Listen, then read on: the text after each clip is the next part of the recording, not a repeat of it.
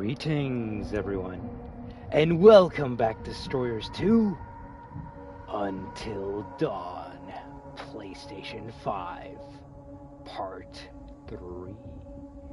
So I would like to thank each and every one of you for stopping by today and or tonight.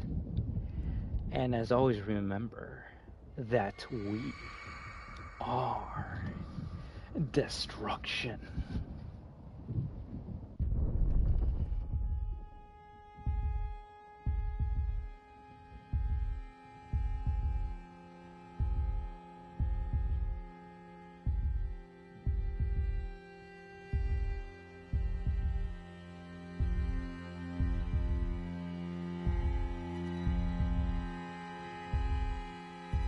Give me a second. Put on the glasses. Put on the glasses. Well, without further ado, I think it's finally time we continue this playthrough with you. Everyone, we're finally back with some Until Dawn. I've been thinking a lot as to how to proceed, especially with what happened on the last stream where we had one of our characters die. And I really want to restart. I really do. But I think for the benefit and the sanity of this playthrough and my audience, we just carry on and finish the game. Afterwards, we do New Game Plus. We try and save Matt and see if we can get the best possible ending. Because, like I said, I've been thinking a lot, and even if I restarted right now, and I did save Matt, who's to say he's not going to die in the next chapter afterwards, right? So, maybe at least a bit of training to finish the game, know what I got to deal with, is going to help me on my second playthrough. And it will make the first playthrough a little bit funnier because we'll see who lives and who dies. So, we're not going to be pulling a Markiplier, sadly, as much as I want to, but I think the alternative, which is being able to finish the game and talk about all of the Easter eggs, secrets, mysteries, lore, spoilers that this game has to offer, is the better route. So let me just make sure we don't have any comments on screen. Cool, amazing. Make sure I tell the Discord we're live. Nice. And then we will survive. At least try to survive until dawn. We'll try to survive. But yeah, after I finish this, probably gonna be watching Markiplier play the original game when it came out. I'm actually surprised he even restarted the whole game just because one person died. But, no. He must have really enjoyed that one person. Uh-oh. There we go.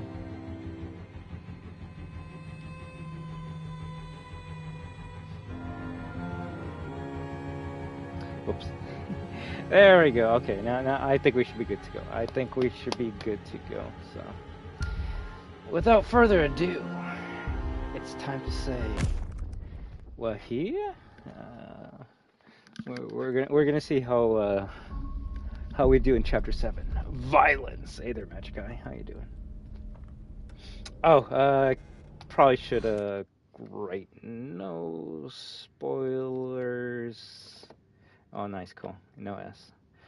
You can tell I suck typing on the tablet. No spoilers or negative comments. There we go. What's a negative comment? If you stop by my stream and you go, Detroit Become Human, it's way better than this. Good for you. Go play Detroit Become Human. Why are you on my stream? I'm not here to fucking hear what's better than what.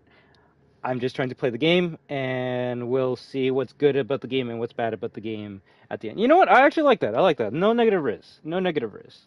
Could I just start shitting on Payday 3 because of a fucking update they did earlier today? Of course. But I don't think anyone that clicks on a fucking Until Dawn Part 3 stream gives a fuck about what's happening in Payday or in other games that I care about right now. So I'm going to try and do my best to focus on this game. So let's just get all these, get the, as Nacho Libre say, get the willies out of us. Get the negative energy out of us. So let's just get all this shit out so I can just focus on surviving Until Dawn. Okay. Hey, Jenny. All right, let's go. Let's go. If anything, you know what? I'll post that. I like that. I like that. It's been a while since I pinned one of your comments. We'll go with that. All right, let's continue. My hope will be trying to finish this game today. Wake up. Mike, is that you? Because even though I know what happens, this is still my first experience, and I don't want it to be ruined. Like, I think at the end of the day, my worst live streaming experience, hands down, will always be ruined. If you watch that stream, you will know exactly why. And I just don't want anything to ever get close to that ruined stream ever again in my life. And call me an asshole, but call me an asshole, but I'm gonna assume that the people that aren't gonna do that is gonna be my community. Now, randoms that stop by, yeah, it's kind of hard for them to be like, oh, yo, you know about like the giant devil god at the end of the game? It's like, bro, why are you spoiling? It's like, yo, I just stopped by. I don't know. So I can't get too mad at the like new viewers, but like, if you're a destroyer, well, why the fuck you destroying my vibe? We'll go with that. All right, let's go. No, okay, so we're not restarting Jadiel. I thought it through. You see, this is why fucking people don't watch VODs, right? Because I say all this shit in the beginning of the stream 6 minutes ago, but obviously we're 6 minutes past that, and new people are gonna stop by and they're like, "Yo, what's happening?" Okay, so I'm gonna do it as quickly as I can. I want to restart. I'm not gonna do a Markiplier. If you know that reference, it's a good reference. We're gonna continue because I want to finish this game. So we can actually talk about the spoilers. If we start from the beginning, there's many things I want to say, but I can't because I gotta hold my tongue until we finish the game. So let's finish the game. We'll probably be able to finish it in the next like 3 hours, hopefully less than that. Then we can start New Game Plus and talk about all the lore, all the secrets, all the cool shit that I love about this game. So that's what we're gonna do. We're just gonna kind of like what was it, Alisa, or it was an RE game where I'm like, yo, I want to restart, and then Van's like, yo, you should live with your choices. And you know what? He's right. You're right too as well, Jadiel. It's as much, I do want to get everyone alive, and you know what? We can do that. We can do that. There's many playthroughs where we can get everyone dead, and there's playthroughs where we can have everyone live. But you know what? Let's see what happens on our first playthrough. Blindish, you know. I can see, but someone put like fucking pepper in my eye, so it's kind of hard. But all right. I like it, and I feel it's gonna be better because then you will know. You'll finally be able to know like the secrets and can actually watch YouTube videos and shit. So, all right, enough yapping. Let's start clapping.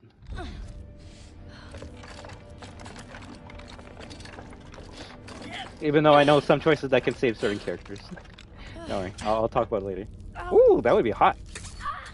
Oh, go.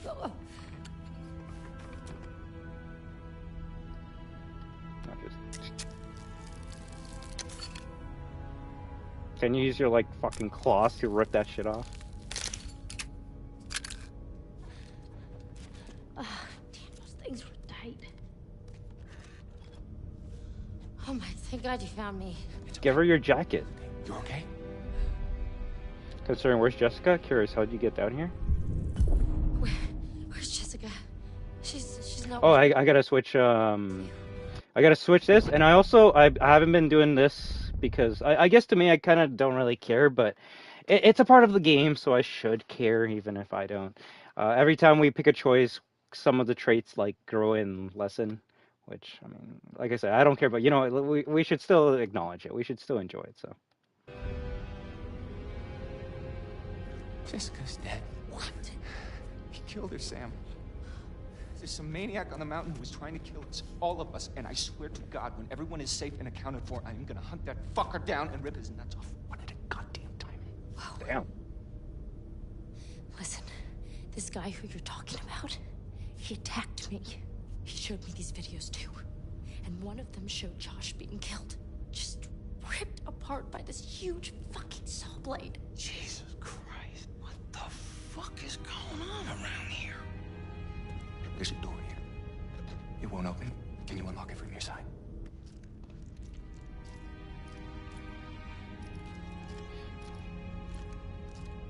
I'll try my best not to yap while they're talking, because, you know, we gotta listen to the story. But that's why New Game Plus will be able to, like, talk over these cutscenes and stuff.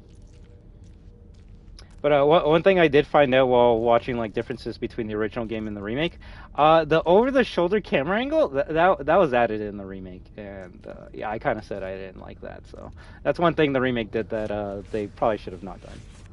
The fixed camera angles were more a thing in the old game, and they're still a thing in this game as you saw there. But when they decide to let you control the character with over the shoulder, it's I don't know, it kind of feels weird. Like that, like that. And I feel the only reason they added this camera angle is because they added some extra areas.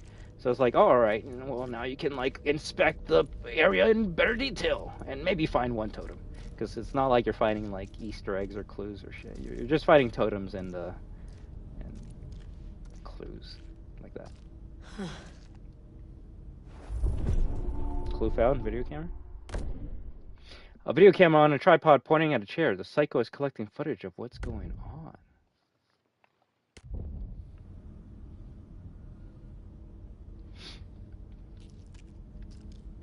And I should say they added more of them. There were a couple of like over-the-shoulder camera angles in the original, but not as much as this game has it. So, is that a good thing or a bad thing? Well, if we're playing an action game, then I would say over-the-shoulder is good. If we're playing like a movie game, then I would say fixed camera angles are a bit better.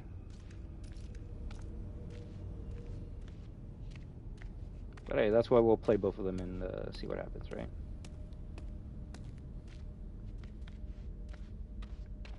Open the door, or open this door.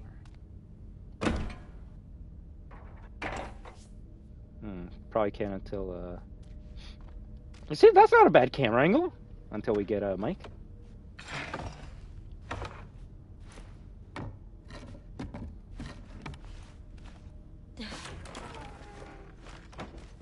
Hey.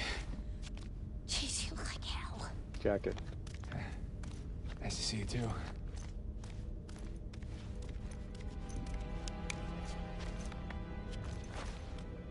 What are you doing? There's clothes in there, Well, right? actually, the towel didn't turn out to be the best outfit for fighting off killer maniacs, you know. Do you mind, Mike? Oh, right. My bad.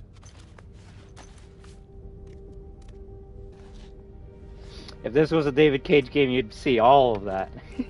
You see her putting on every single fucking piece of clothing individually. Okay. One sock here, one Put this sock in a bag. there. I'm into that. What's that? Ah, shit, it's fucking Zoe. Right? I was gonna say Claire, but no, Zoe's better. Also, not a bad fit.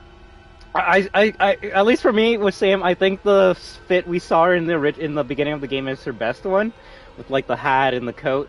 You know, this ain't bad. This ain't bad. Oh no! No, get away! All right, things are gonna get crazy here. Oh, Chris. Oh, Chris. What the fuck? Chris is alive! Blanks before. I mean, really? Okay, I'm not here to be the gun guy, but if someone gives you a gun and says, yo, there's no real bullets, it's just blanks, it's okay to like put it to the side of your head and shoot, fucking just don't listen to them. Blanks will go off, and you will die. So that's the one thing I will say that's kind of off about this game, but alright. So, Jadiel,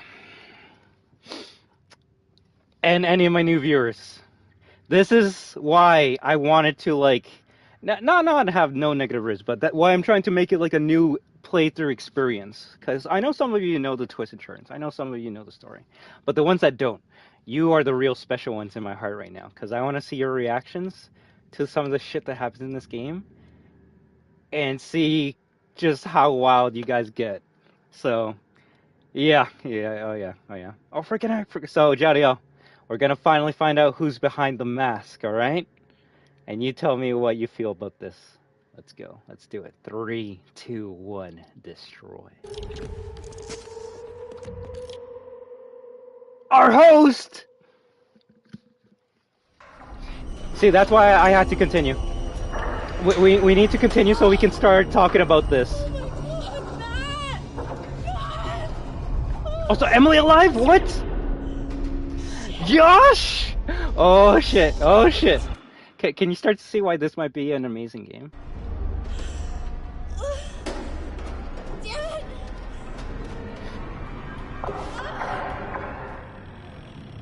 You freaking died, dude? Bro, just because you got, like, your fucking lower half got chopped in half doesn't mean you're dead. Come on. Okay, what is this fucking Uncharted 4 bullshit?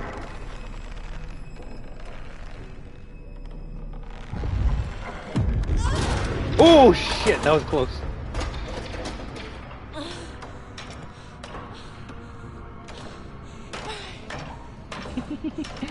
All I'm gonna tell you, Jadiel, before you start going like, yo, what's happening in the story? Everything has an answer, and the answers are really fucking good. They're really good. That to me is how you make a good story game. If you can like make a bullshit, but actually have like a good answer for it, I'm okay with it.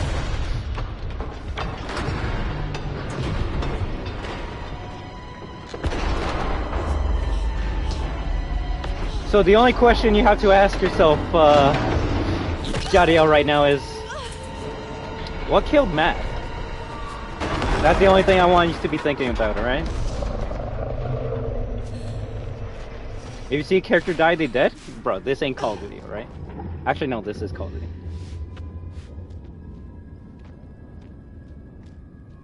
I literally saw his flesh. I don't know what would make sense. God. I'm gonna give you a little hinty, alright, friend? Better be worth it. I look great in that top. Oh, that's cool. Right. She ripped Now we're off talking. some of her clothes to make a torch.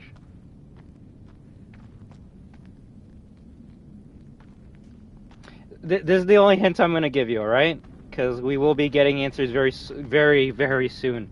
Like, I want to say this is the... If we had not hit the halfway point, this is the halfway point to me, so everything going on from here is just nothing but action, chaos, drama, the good shit. The good shit. You know, I like setup too, but you know, as a horror fan, you know, I don't care about like the fucking guys and the girls being all cutesy and shit. I want to see them fucking get killed by Jason Voorhees. Let's go. But yes, so Jadiel, in the movies, when you see someone die, the actor dies in real life, right? All right, I feel like that's the biggest hint I can give. But let's go. If anything, this actually might be the hardest part of the game, so I'm gonna lock in right now.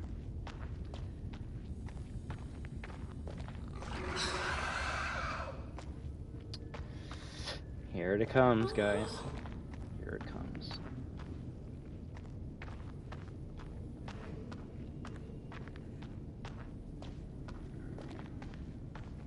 See, I feel like this would have been better with a fixed camera angle. So apparently there's a run button. I have not been able to find said run button.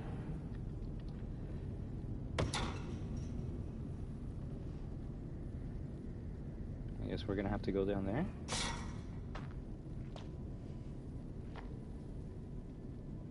Doesn't explain how Chris is living. So it does. So the gun had fake bullets. In real life, fake bullets or bullets that actually don't like actually fire are called blanks, and that's what they use in movies. So when you see like a movie machine gun shooting, they're not actually shooting fucking bullets. They're usually filled with blanks. Now sometimes you might get like a fuck up and they actually put a real bullet in there, and that's how actors have died in real life. The son of Bruce Lee. That's what happened to him. He was filming The Crow. The gun was supposed to have blanks in it, and someone didn't check it, and it actually went off and killed. I think something happened really recently with like a Baldwin on a Western movie. So it does happen, but in the course of this game, blanks.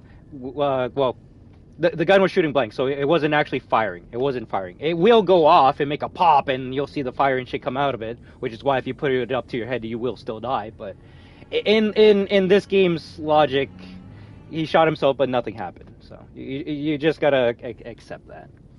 It's one of those if you know about guns, you know that still would kill him. But if you don't know about guns and someone tells you, "Oh, those were fake bullets," you'd be like, "Oh, okay, that makes sense. That makes sense." Uncharted like plot twists in this game. If you know, you know. Well, not Uncharted 4, my friend. Not Uncharted 4. Although, if anything, I would actually say, funny enough, this would be more like Uncharted 1 with its plot twist.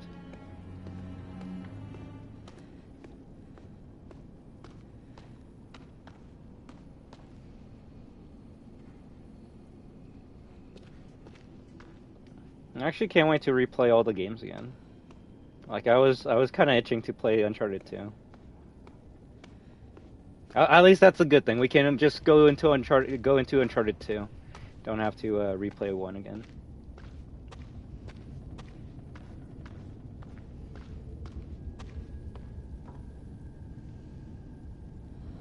Yeah, but if anything, every movie and video game I've seen, like people use blanks in, they're never really like used realistically.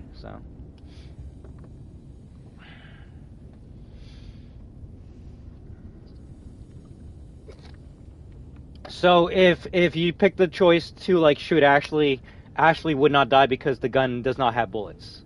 So I don't think either can die, but also I think the saws can actually kill both of them. So you see, that's where I'm like, I don't know. If you pick either or with the gun, I don't think either dies. But if you don't make a choice, then both die. You see, this is why we got to replay. This is why we got to replay. Choose your favorite series. Same here. But that's why replaying games, especially when you're older, like I won't lie, playing a game as a kid and then looking back on it, your experience will mostly be filled with nostalgia and good memories. Oh, this is a good fucking example. When I think about this game, I only think about like the playthroughs I've seen, the conversations I've had with my friends, the spoilers, like just conversations and talking about the game. But have I actually like played the game myself? No, until right now. And now I can be like, okay, here's some things I like, but here's some things I actually don't like. For example, you can sometimes get the same cutscenes over again if you like. For example, the sanatorium, when we like go through the vent, we go in that underground section, then we crawl up, but we can go into that vent and get the same cutscenes again. It's kind of weird. It's like, huh, why would you let me redo this section again? But then again, I doubt the developers thought anyone was gonna re-enter those sections. Okay, so this is something I heard about too. So the run in this game is automatic, and what does that mean? Your character's gonna run whenever they feel like they should run. So in the OG game, I guess your character just walked all throughout this part, but some people were like, "Yo, that's boring," and like, I need to like speedrun this shit. So I guess in the remake, in certain sections, as you see here, the character will run automatically. How does it change the game? Not much at all. But hey. Let's see. It's different from I usually only think of new experiences regardless of the game. Minecraft was literally my first game ever, and I'm currently thinking of my recent world. Do you have any like good memories of the first time you played Minecraft? Also, we should probably not touch this first. We'll go here.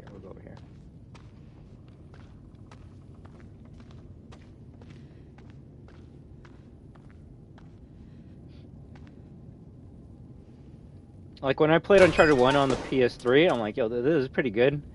But I didn't realize how arcadey and easy that shit was until I played it on PS4 and Magic Guy gave me some tips. Like, I think the biggest one that broke the game for me, Magic Guy, was the one where it's like, oh yeah, you can take cover and shoot at the same time. It's like, oh, well, that kind of defeats the purpose of the whole cover shooting mechanic, no? But it's things like that you won't realize on your first playthrough, because one, you're not good, and two, you don't know all the information. Now, does that ruin Uncharted 1 for me? No, if anything, it makes it funnier. It actually makes me want to play it on a hard difficulty just to see how much I can get away from that. Or get away with that, but... I have great memories, but they just feel complete for real. It's like I did everything I needed with those memories, so I'm not really yearning for more. You know, I like that. I like that. I would say that's how I feel with, like, certain games I talk about but don't play. Like Klaw-Naw. Do I love Klaw-Naw? Fucking course I do, but Is there anything to really do in it once I like finish it or play it on hard or get all the collectibles? Not really, other than just go back on nostalgia. On Reverse, the blasting crew prepare to dynamite the new shafts, Northwest Mines, December 1951. All right. Let's try locking in a bit more. Minecraft is a good game, a good first game at least. Honestly, Minecraft is so good. I feel like if you start with Minecraft, you don't move on from Minecraft. Like my younger brother plays Minecraft all the time. I'm like, you play anything else? He's like, nah. I'm like, well, I guess to be fair, what else could replace Minecraft? I'm not gonna be like, yo, you should play Call of Duty or Battlefield. Because if you play Minecraft for a specific reason, you're not gonna get that from other games.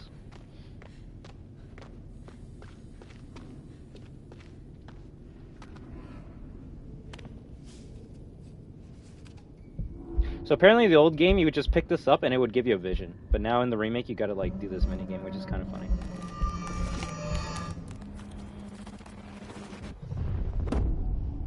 Well, someone died.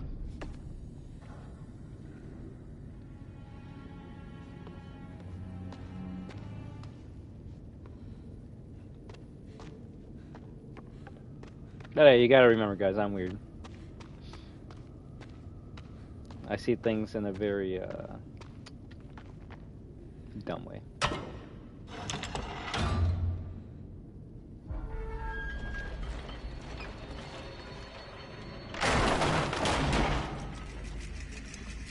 Yo, we poppy playtimed it. Let's go.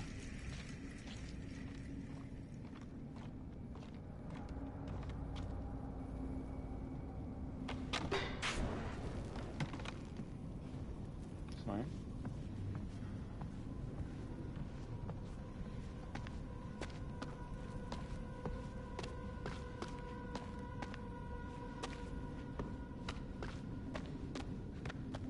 The twists and turns that this game has really makes it feel like a good movie.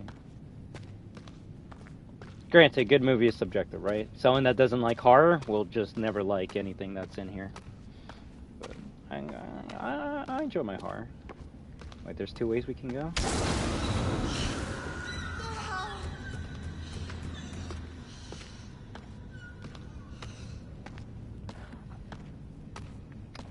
Maybe we don't go that way. Maybe we don't. Also, I should probably put on the flashlight so we can get the spooky lighting on, right?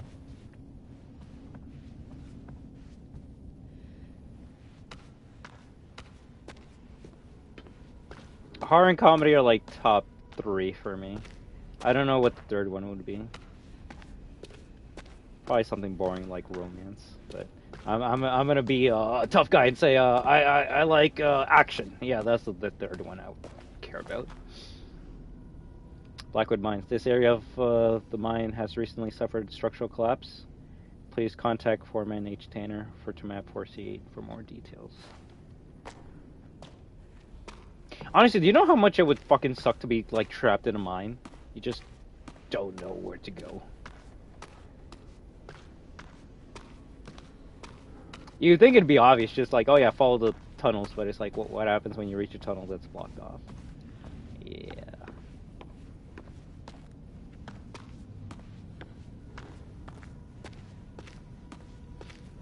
So we got 3 interactables.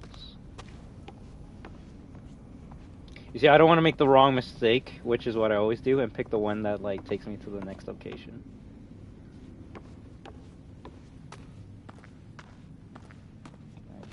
Bitch, you could be in healing Las Plagas right now. Minecraft can be addicting. I would say good video games can be addicting.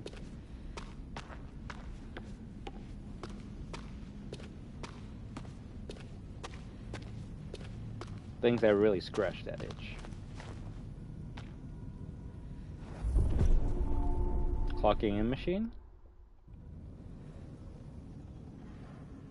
Employees need to clock in and out at the start of each shift.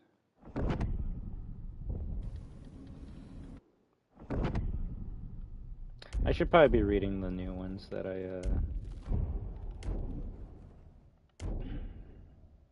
that we unlock. Mine danger map. A map showing structural faults in the mine marked up by a mine engineer. Looks like the owners knew there was a risk of collapse. Update. According to the telegram, the owners were trying to cover this up. Oh, you can actually get updates for clues? Okay, we actually might need to look at some. Old mask. An old mining gas mask. The name inside says it belongs to a miner called Billy Bates. Okay, we'll see if we can find Billy Bates. A note asking staff to prepare beds for miners who were rescued after an incident at the mine. The miners were brought to the sanatorium to recover.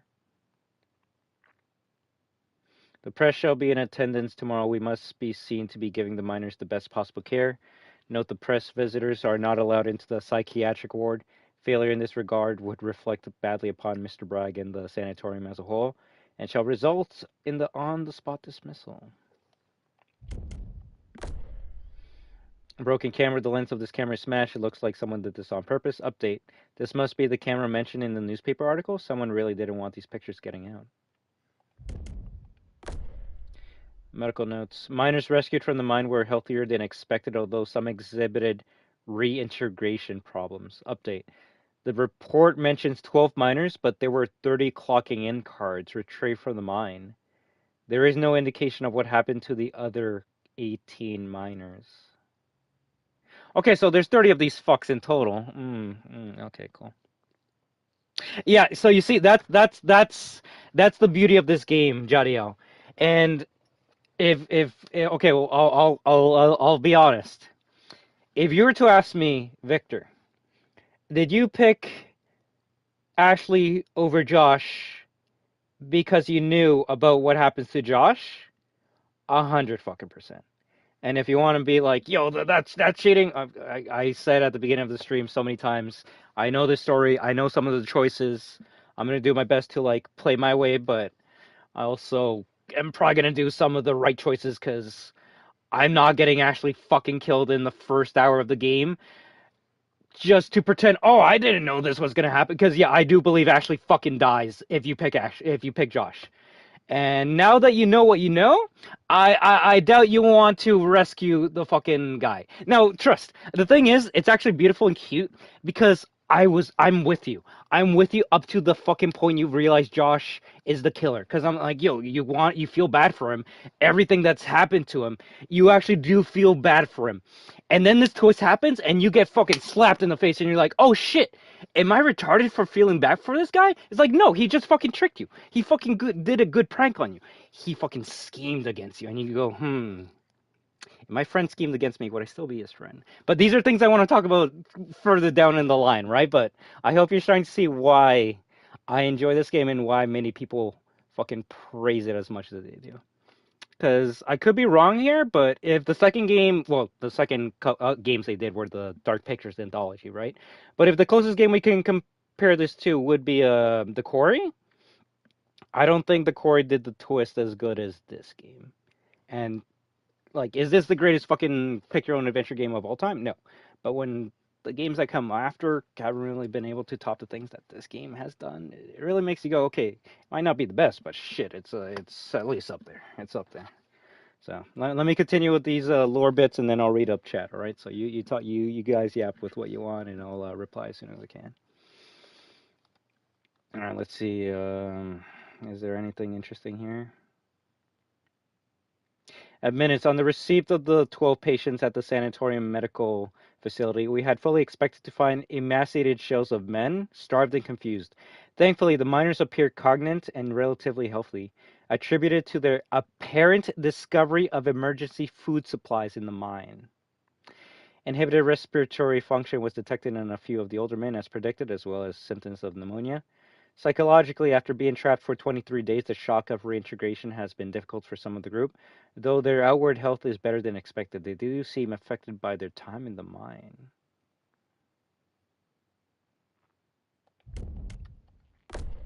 Clocking in cards. A batch of 30 clocking in cards from the mine locked away in a safe. This means that there were 30 miners trapped in the mine. Update. The photograph only shows 12 survivors. 30 people in the mines, only 12 survivors. What happened to the others? Mine rescue photo. Found sanatorium. A frame photo in the group of miners rescued after a cave-in, dated 1952. The plaque says that all 12 miners survived. Update. There were 30 clocking in cards from the mine. So they were lying to people saying, oh, only 12 people went down in there and all 12 survived. 30 people went down there. Only 12 came back. A newspaper dated 1952 with a story about a reporter being banned from visiting a group of rescued miners. The reporter had his camera confiscated. So that's the camera we found.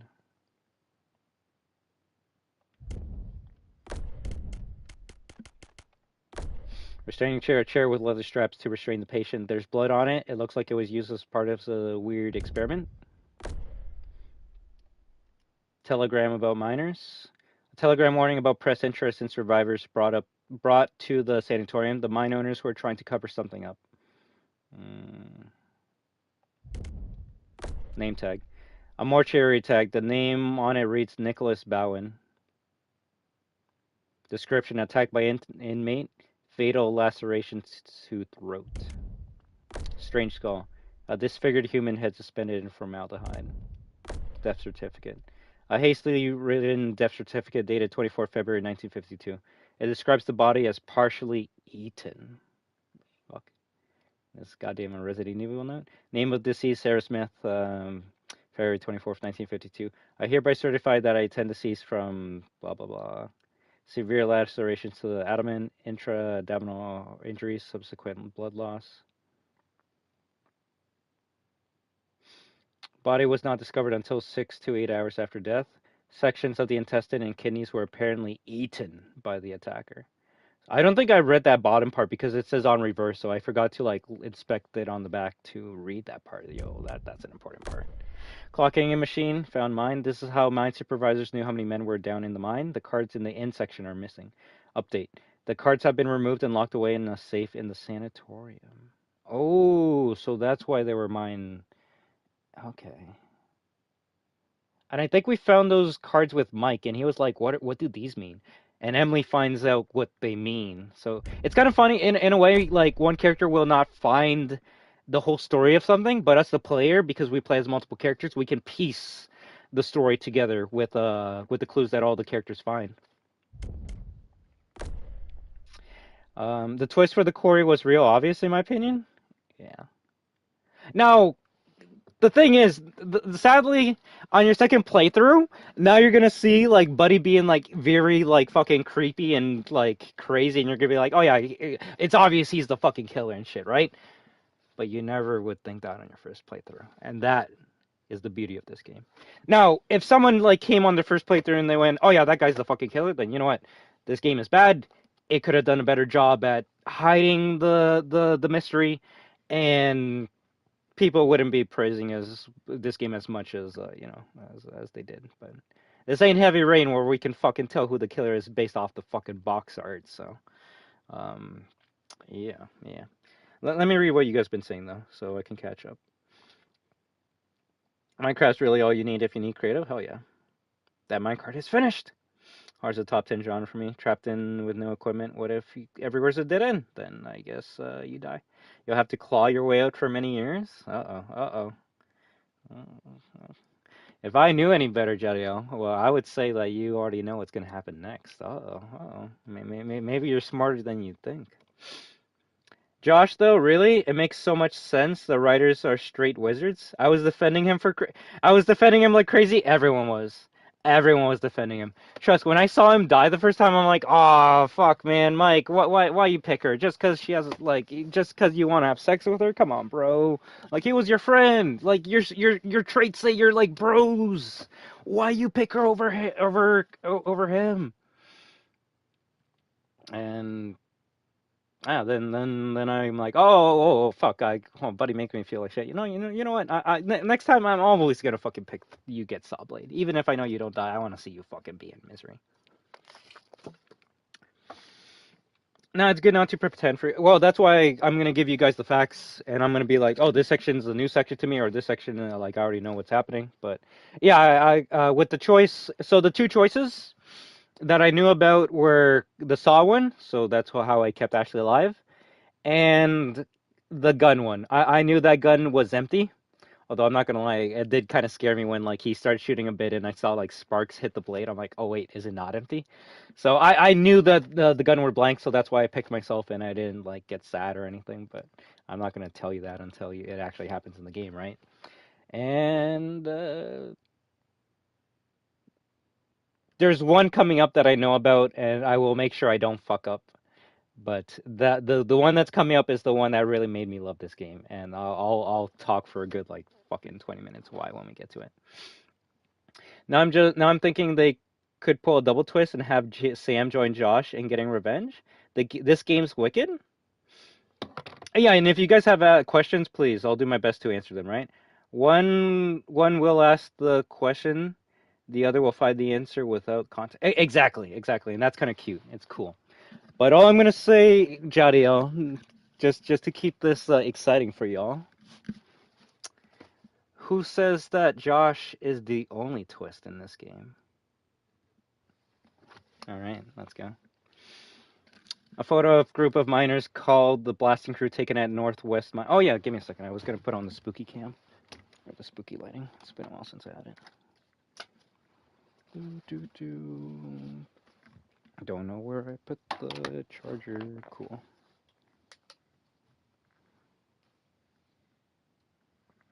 Damn it.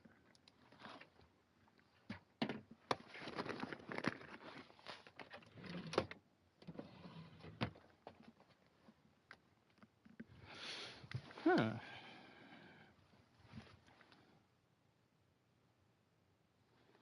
Well, I guess we'll have spooky lighting until the fucking battery dies because I don't know where I put the charger. So, oh, there it is. Cool. There we go.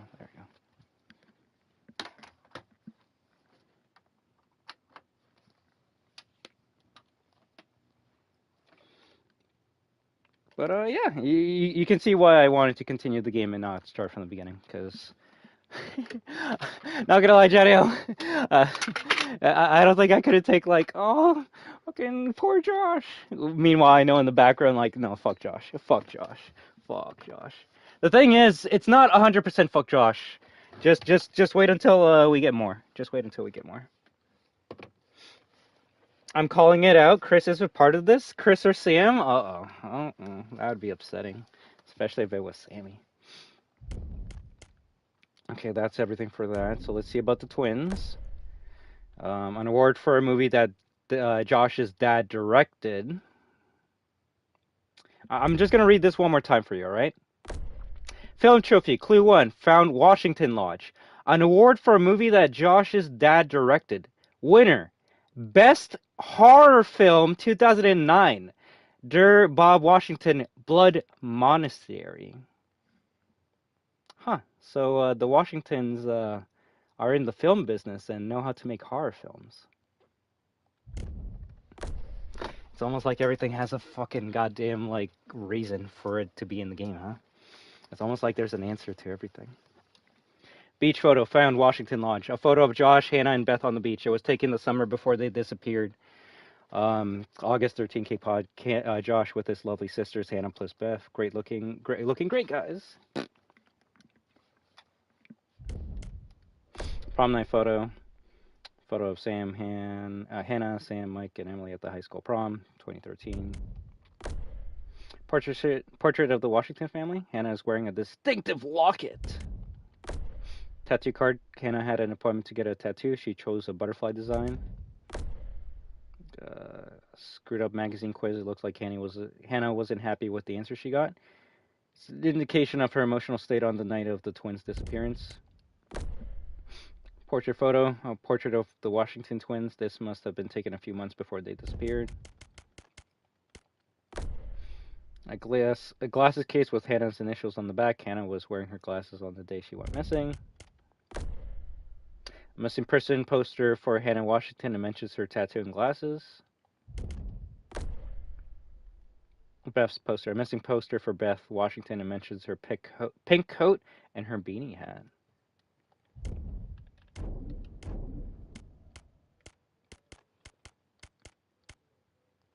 So there's 3 stories being told as well as the one that we're having.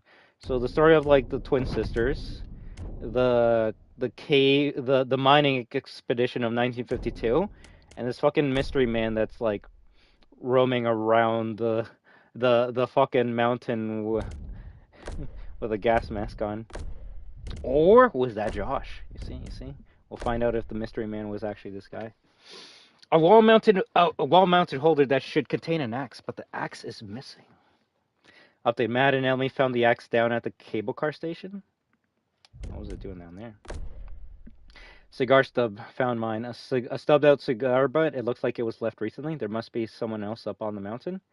Update: the label is the same as the cigar box found in the sanatorium. Mystical symbol, found mine. Strange symbols painted onto the wall of the mine. It's not clear what they mean. Update: according to book in the cabin, the symbol are to ward off evil spirits.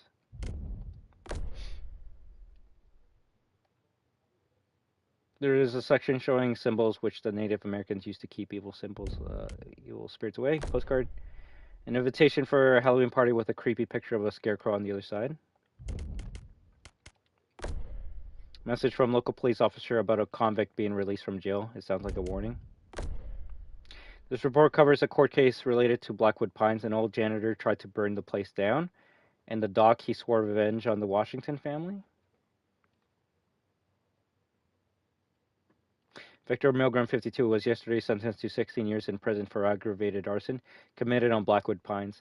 Milgram was employed as a janitor of the Mountains Old Hotel for 28 years. However, when Hollywood producer Bob Washington acquired the property, Milgram was fired. In a sensational twist, the sentencing ended with an enraged Milgram screaming obscenities at the Washington heavily pregnant wife, Melinda, calling her a fucking whore. He vowed to get all of your fucking husband and kids. He said that he would make them suffer. Melinda had visibly struggled to maintain her composure throughout the case, and later claimed that though she was upset by Milgram's threats, she had full faith in the legal system to keep her and her family safe. So this is actually interesting because we did go, when we go into the basement of the lodge, we find like an old hotel used to be there. So they like built a lodge on top of an old hotel. So it's actually kind of cool that this paper here that we found in like chapter 2 actually teased us going into that old hotel section. But also makes me wonder, like, okay, like, was that hotel still operational? Victor was like the janitor there. Why was he still there working if it was like not running? Was he like protecting something, secrets? You see, many clues, many secrets. A torn up wanted poster about a fugitive on the mountain dated 1998. Someone didn't want people to see this.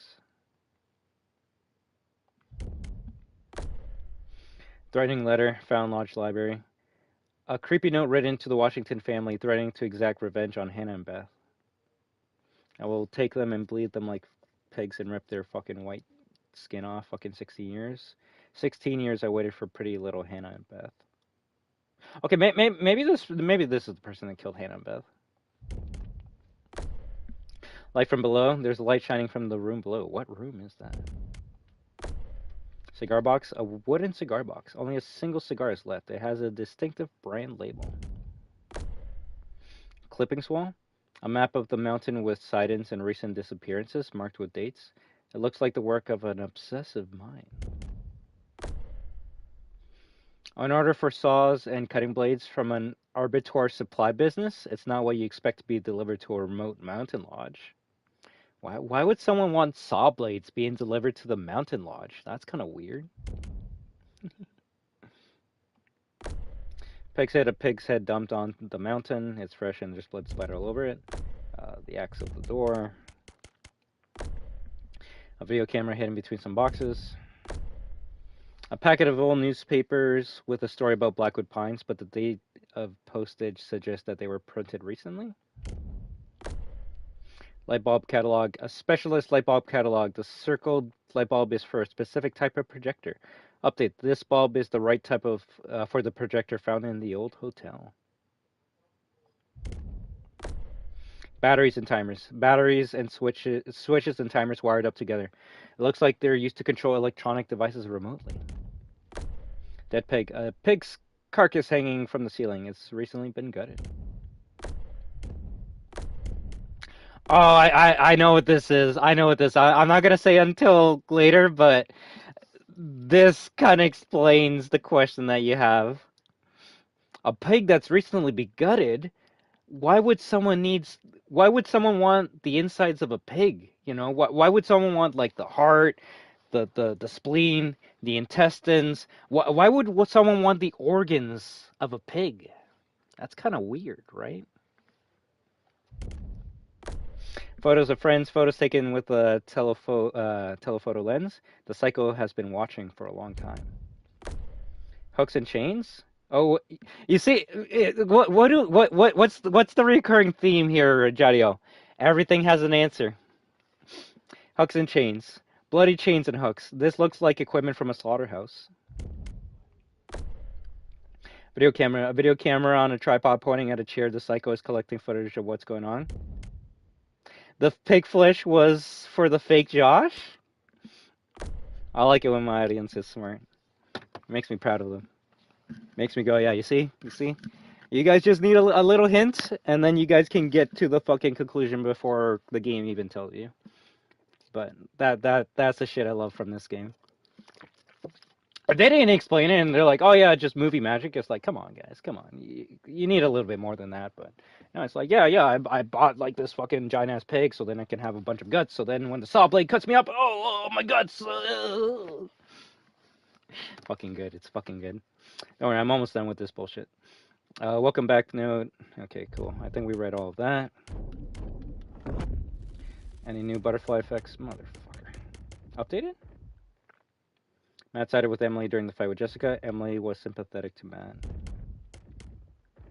Matt freed himself from the bear trap. Mike no longer has a usable... Oh, shit. So we cut off our fingers, we keep a machete. We might need that. And which one will die? Chris said that he would save Ashley. Mike successfully chased after Jessica. Mike came to Jessica's aid reluctantly. Jessica didn't appreciate Mike's reluctance to help. Mike failed to impress under pressure. Jessica resisted Mike's advances. Oh, shit! Okay, so I had to be a better hero if I wanted to get into her pants, huh? Okay, next time. Man's best friend. Mike didn't kick the wolf. What the fuck?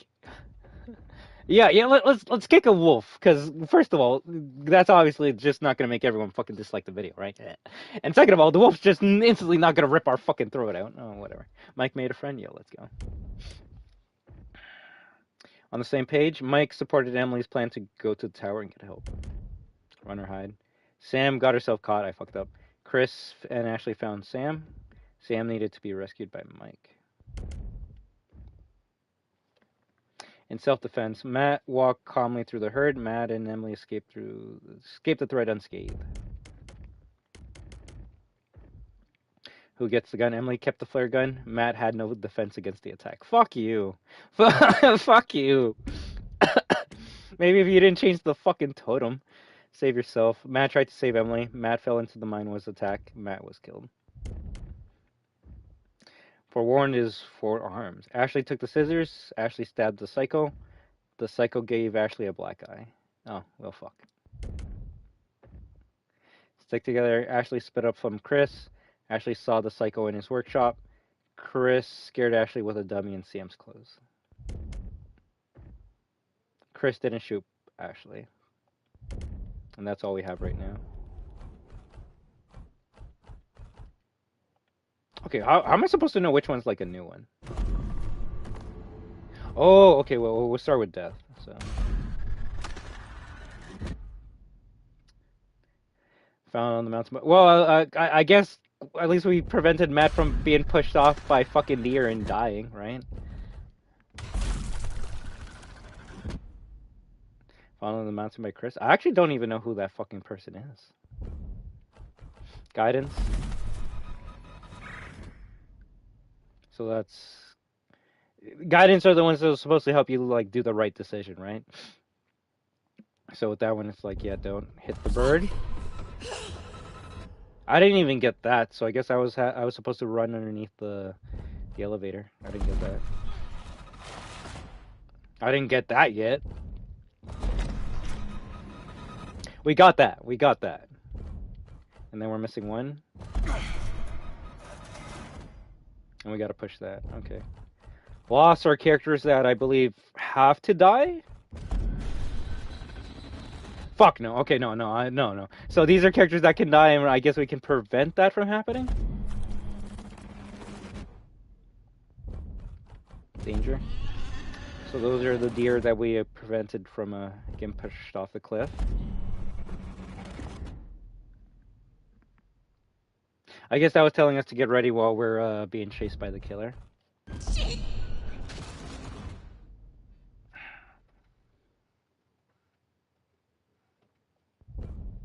Yeah, that one fucked me up.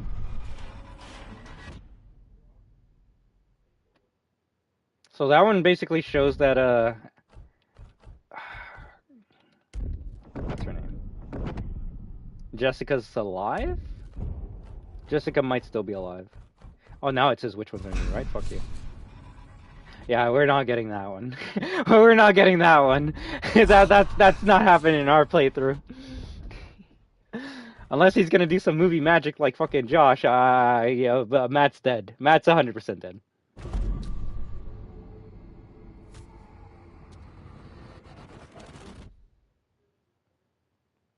So apparently the hunger totems are new to this game.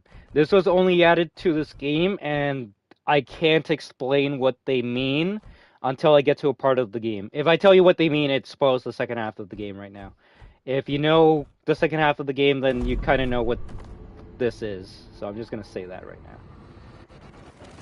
But it's actually kind of cool, and not gonna lie, it actually scratches an itch that I like in these type of horror games. The how did this happen itch. So the fact that they added that to this game is pretty fucking cool. So I'll talk about that in a little bit. All right, cool. After fucking so much yapping and shit, now I think we can continue the game, right?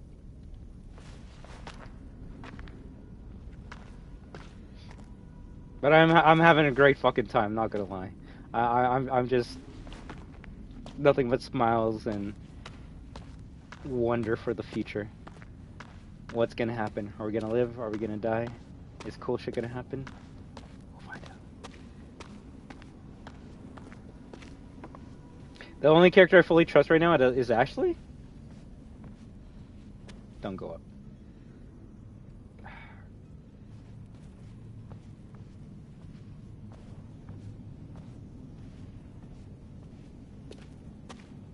Let's see if this door opens up. If not, then we go to the ladder, and then we use the elevator.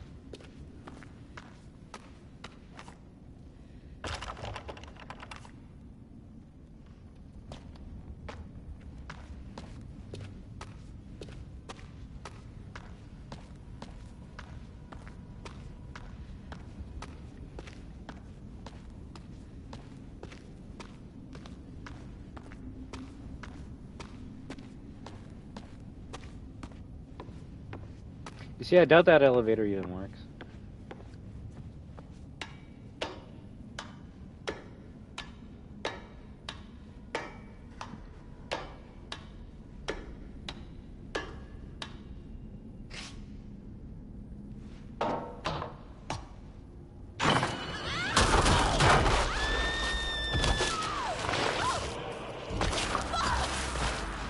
Maybe I should have picked the fucking elevator. You see, that's one of those, like, I did not see that coming. Yeah, I fucking forgot about that shit fucking years ago. God damn it. The thing is, that probably always happens, but, that got me. That got me. Yeah, big goof.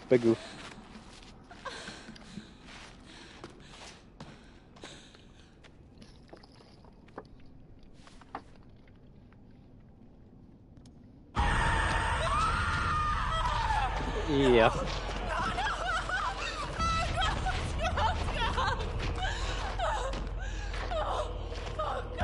I guess we found the bodies of the other miners.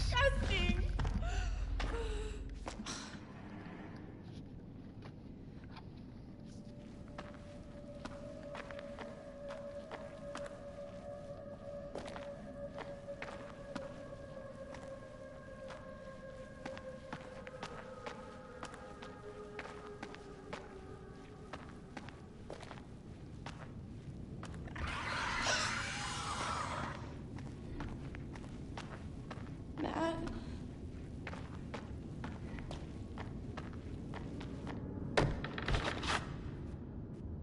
Oh, really? Damn, okay.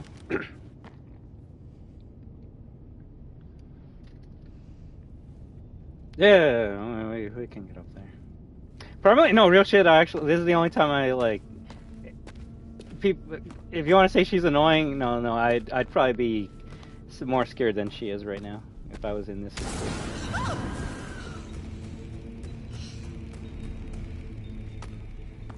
Okay, someone has a fucking flamethrower now. Grab the stick.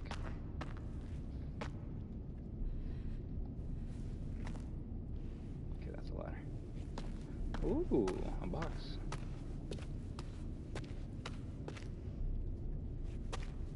Weird. Really weird. Just a miner's helmet.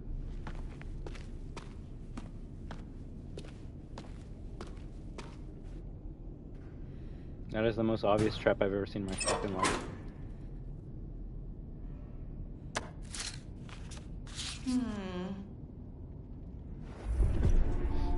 Hurry home safely, Daddy. Love, Agnes and Luis.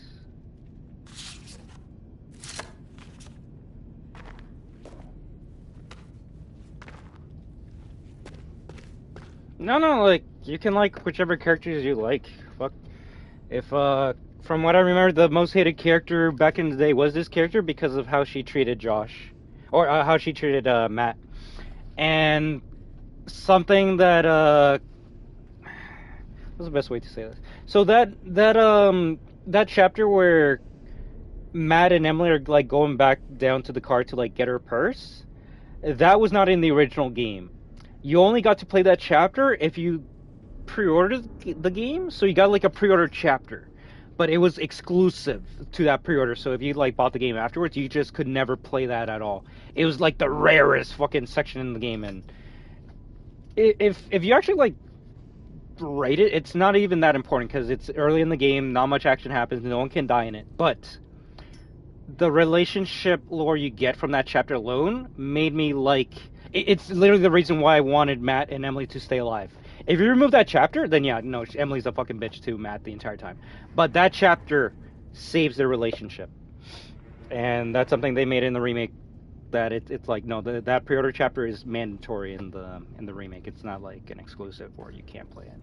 So that's cool, but yeah, I feel because removing that chapter in the original game, it probably made people not like Emily as much.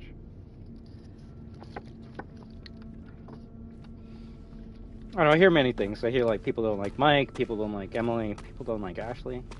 The only person I don't like, but for specific reasons, would be Josh. But even he is a very complex character, and I'll say why when we get near the end of the game. It's one of those, oh, you hate him because he's a villain, but when you start to like try and understand him, you go, oh, I see why you're the villain, though. Leap? Climb? No, we're gonna climb this shit.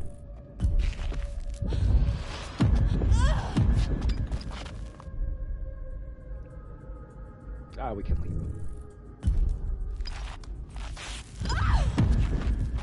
Damn.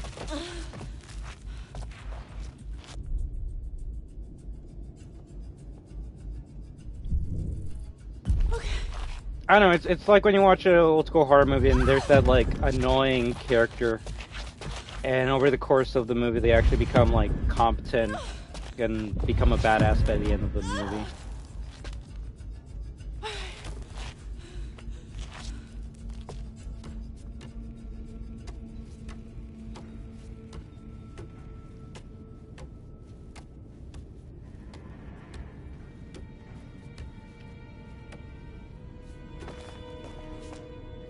I would say Ash Williams is a good like archetype for that. He's just your like average everyday guy trying to like hit it off with his girlfriend and shit. And then the fucking Evil Dead come out and he's like, yo, I'm fucking scared of shit, but I gotta like protect my girl and save my friends. And when everyone's dead, you know what? Fuck it, I just gotta save myself at this point. If anything, those interactions do add to the replayability as much as you can get from a game like this. Hell yeah, hell yeah. It's when a game's choices don't really matter that it makes you go, okay, what's the purpose of replaying this, right? If you have all these choices, but they just culminate in red ending, green ending, and blue ending, it's like, what's the purpose of this, right? But when you have like what is it, 8 characters, and like all of them can fucking die. 7. It does make you at least try to keep them all alive, or at least the ones you care about. I can guarantee first playthrough people were like, yeah, let's just kill Emily and shit, but.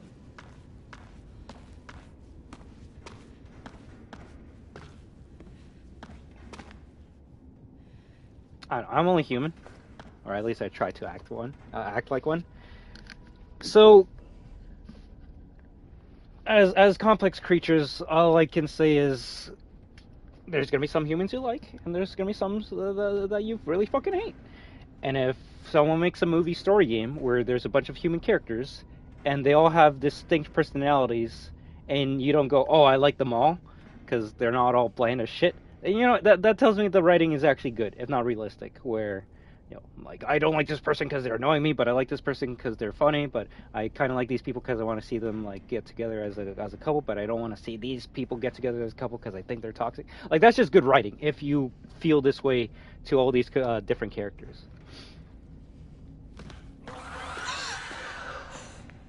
Also, that noise is getting closer. That's all I can say about that. That's all I can say about that. Whee.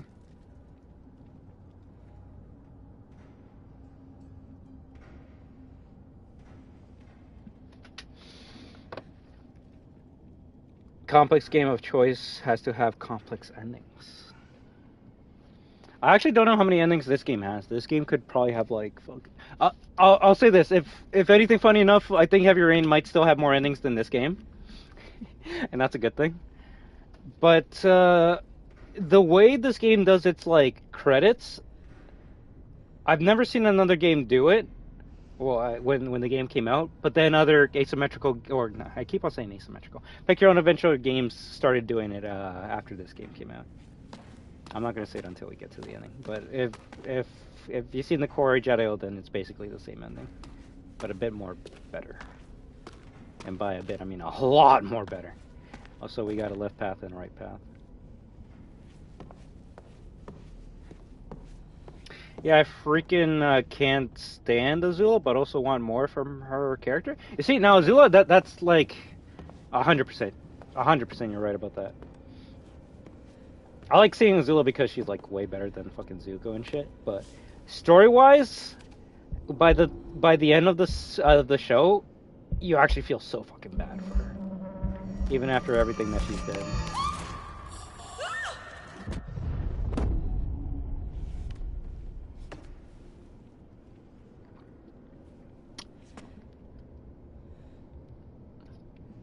What needs to be said?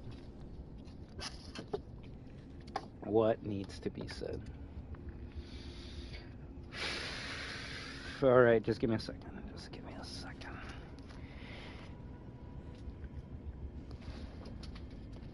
Taking off the sweater and putting on the jacket, because it's gonna get sweaty in here.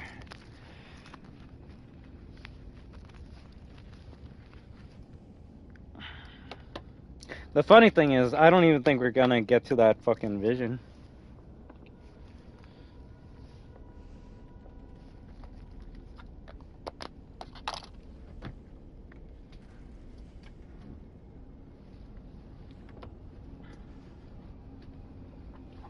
Play as a character to see them die in that vision? Yeah, you see that? That's what we do. That's what we don't want. Fuck, I gotta get ready, Oh, don't let that happen? I'll do my best. I'll do my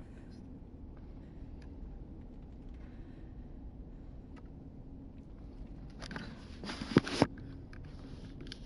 Okay, cool. Alright. Second half of the game, let's go. Many things might start happening, Jediel, that might make you go, what the fuck? Just accept them, and remember there's an answer to everything. The real question is it gonna get me? For fuck's sake. Son of a bitch.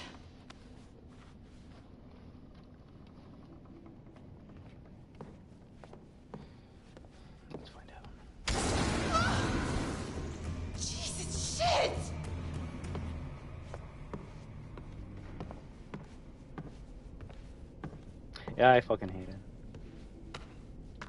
There's a reason why I have short hair all the time.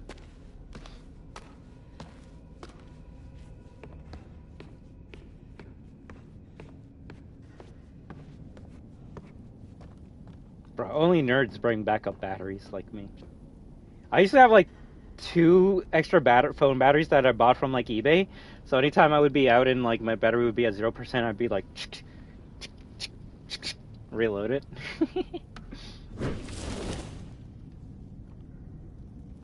Oh yeah, we made our way back up here.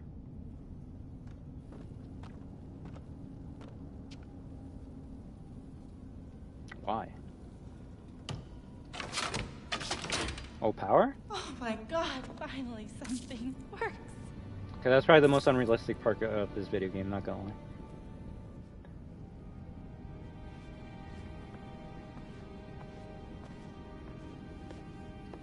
Well, it's just I've never really had long hair before. This is probably the longest my hair has ever been. So at this point, let's just keep on going. Well, let's see how long it can go. We don't get a haircut until the day we die at this point.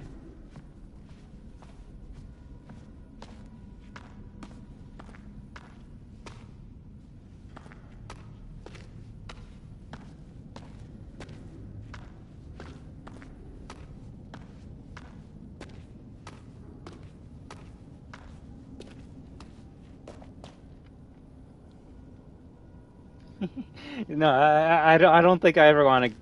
Well, if it does get long, I don't want to take other people's looks. So, my dumbass would probably make it like a ponytail and make it look like Dan Hibiki from Street Fighter. Lock it?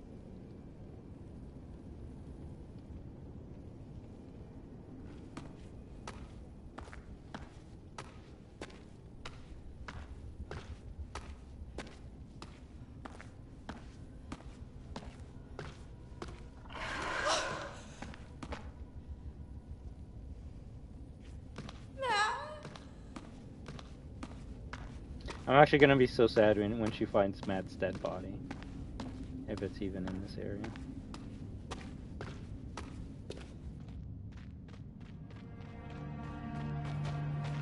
Yes. Yes.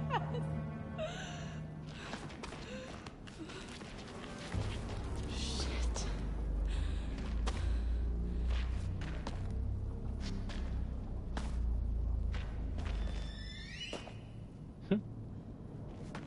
If you don't have those strings in your horror movie, are you making a horror movie?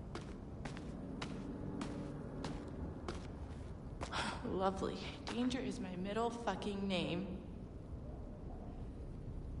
A real... A what? Poopy MC Chungus haircut for real? What the fuck does that mean? Emily, you can climb though? Thought so? Well, I mean... You kind of need the right shoes and the right gloves to climb that shit. You can't just grab a rock, because it might come off, or whatever.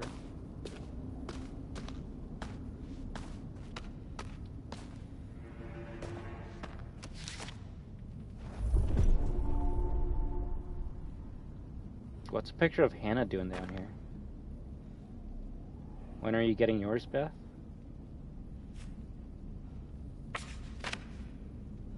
Yo, imagine these characters are still alive. I mean, the thing, it's only been 1 year. It's not like we're coming back after like 30 years or some shit. Yeah, no, like there's a clue we find saying that, well, I mentioned this on part 1, I want to say, but you find the tattoo shop card in her room, and then the 2 pictures of her at the prom night. She has that butterfly tattoo on her shoulder. So I guess this is her right after she got that tattoo.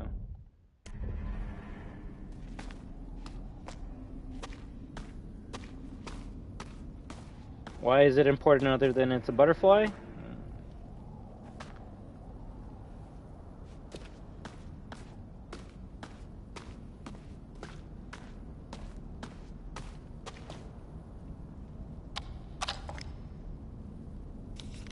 Yeah, no. Hannah's glasses? Hannah's broken glasses found near a sheer drop into the mine. She must have fallen near here. The butterfly effect. What, I got a new one? No, not yet.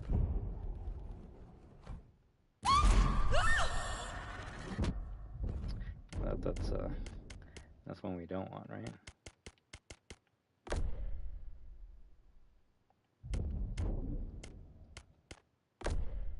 Hannah's glasses were found in the mine.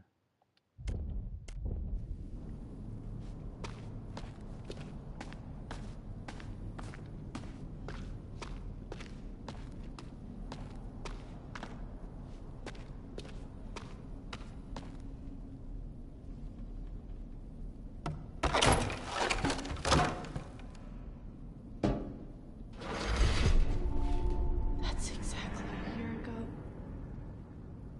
What does this mean?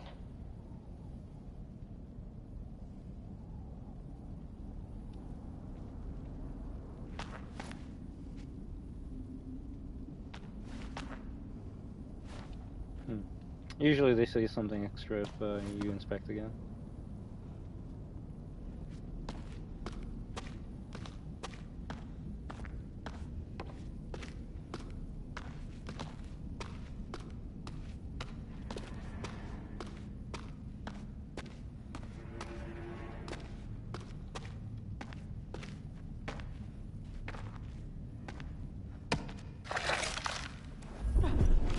Beth's cross. Oh, Jesus.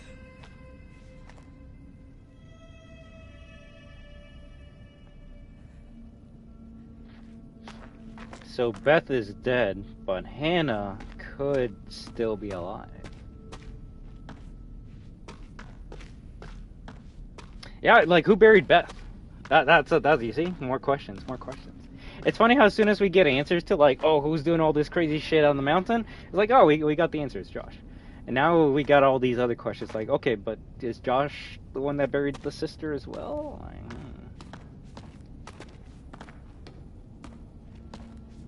I saw Hannah, her neck split. I think that was Beth. Oh my God. Oh, shit.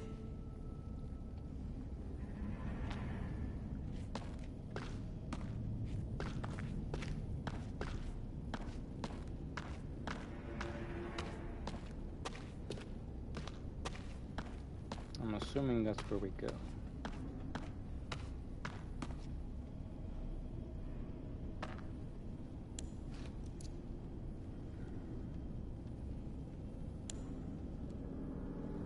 Oh, she was down here. To Hannah with love.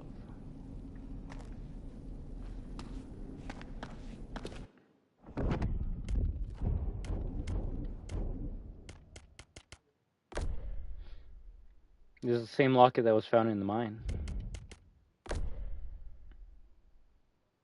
It can't have fallen here. Someone must have moved it further into the mine.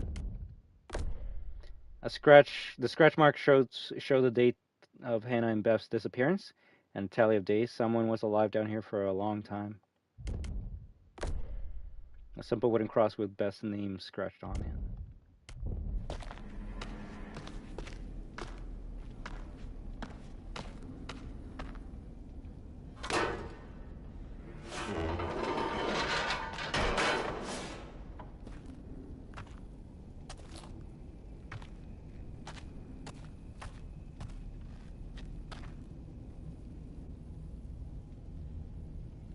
I would not. Oh, God. Oh, God. Beth, no. Oh, God, Beth, no. Well, we found Beth.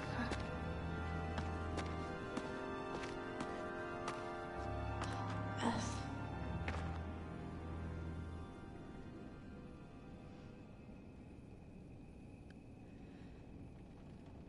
I'm just thinking, would it be a bit more decomposed at this point in time? And you know what? We are like in a snowy, cold area.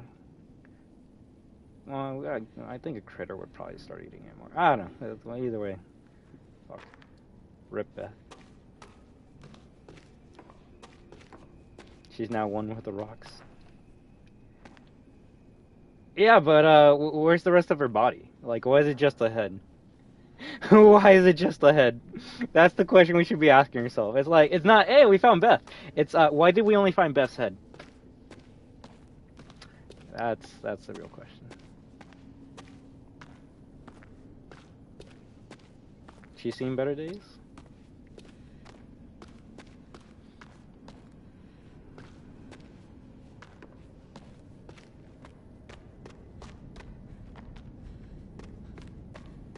I'm trying to think of a good pun, but I can't. I can't. I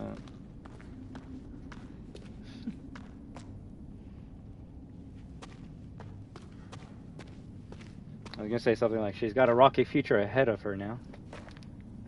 I tried.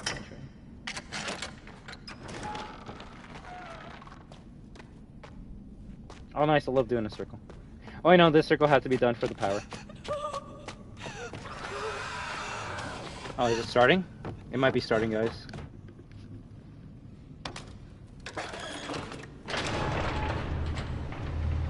I try to be funny. Usually at the expense of my intelligence. No. Insanity. Woo! Okay, you should have saw me. Oh no! God, please don't come this way.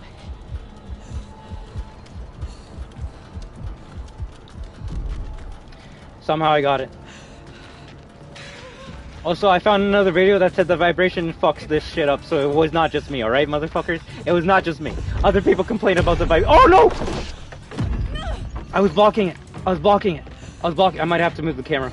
If the camera's in the way of QTs, I have to change it. And that, I'm actually surprised I did not die here. Sometimes doing nothing is better.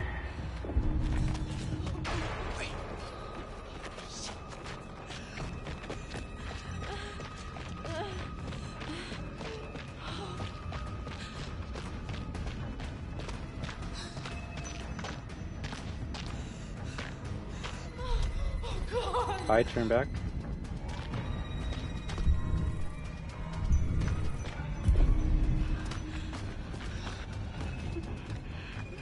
Hide with a fucking open flame. 2 frames a second.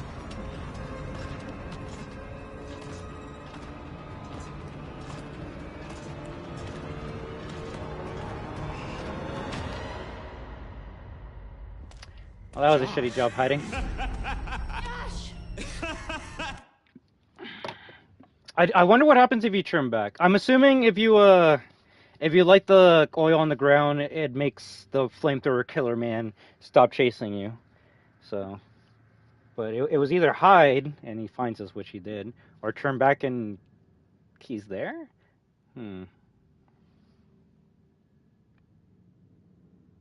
Yeah, no, she kind of picked the, yeah, Josh. All right, Josh, you sucker. All right, so let's see Josh's explanation for all this. And Jadiel, you let me know if you could forgive him. All right. All right, hell, you too, Magic Guy. We'll see what everyone's feelings towards these characters are. It's a group effort. That's why we're talking as a community, right? Josh. Oh, very good. Every one of you got my name. And after all you've been through, good.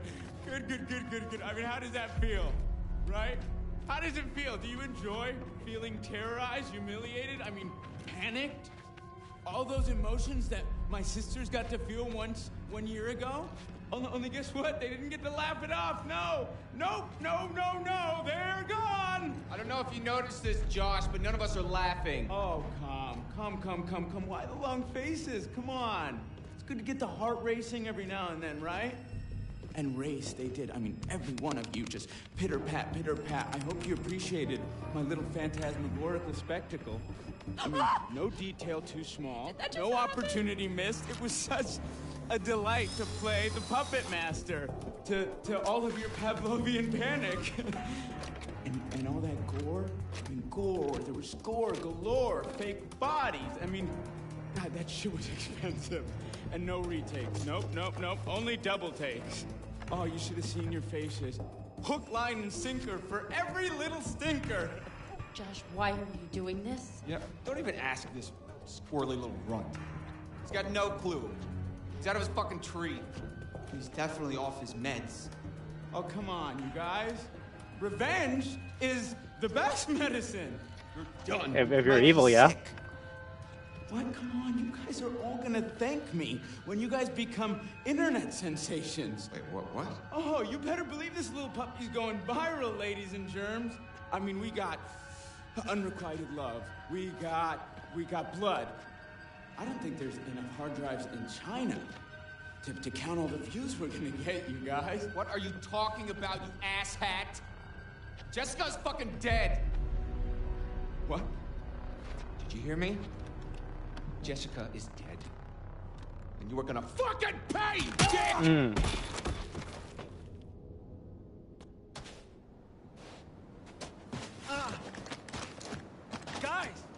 Guys, come on. Seriously, this is crazy, you know? Shut up. Why'd you hit her, man? Huh? Why'd you have to fucking hit her? Yeah. Ooh. What are you Punched talking Ashley. about? Ashley, you piece of shit.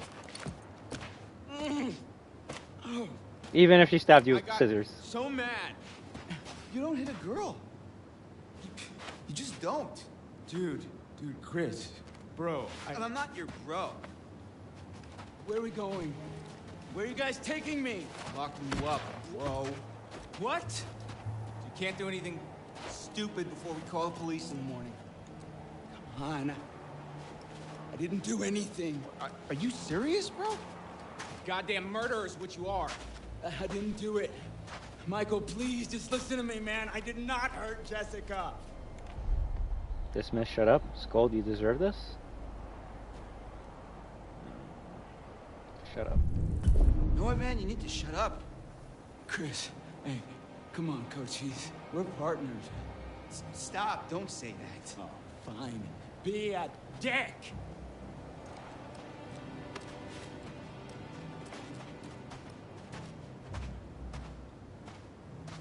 You only see what you want to see. You're Stop lying. talking. You're Dude. it's not my fault. You suckers can't take a joke. Oh, wait. Did I hurt you?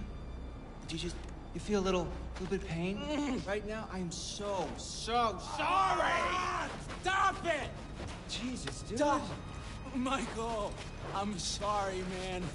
I can't tell you how sorry I am that something happened to Jessica, but I swear to you, I have no idea what happened to her. We can't trust you. Shut the fuck up.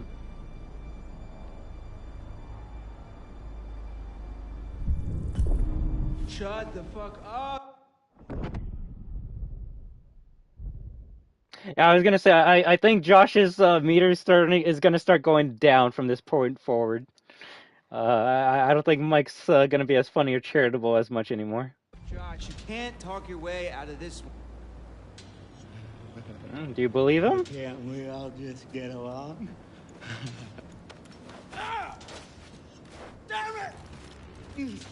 Not dicking around. No. This is not how it's supposed to go down. You're just a bunch of bullies. You can't hang out a guy just to dry like this, guys. Huh? Not like you got the guts to Yeah, really do he's out of his anything mind about at it this point anyways. forward, Ah! which makes it harder to trust them.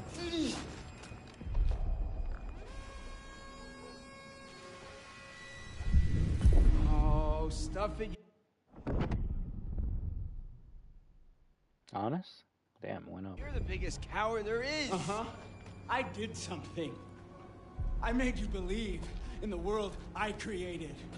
And I showed you parts of yourself you were too afraid to visit. You manipulated us. You tricked us. You hurt your friends, and you did it all while you hid in the shadows. You're a coward, Josh. That's all you are.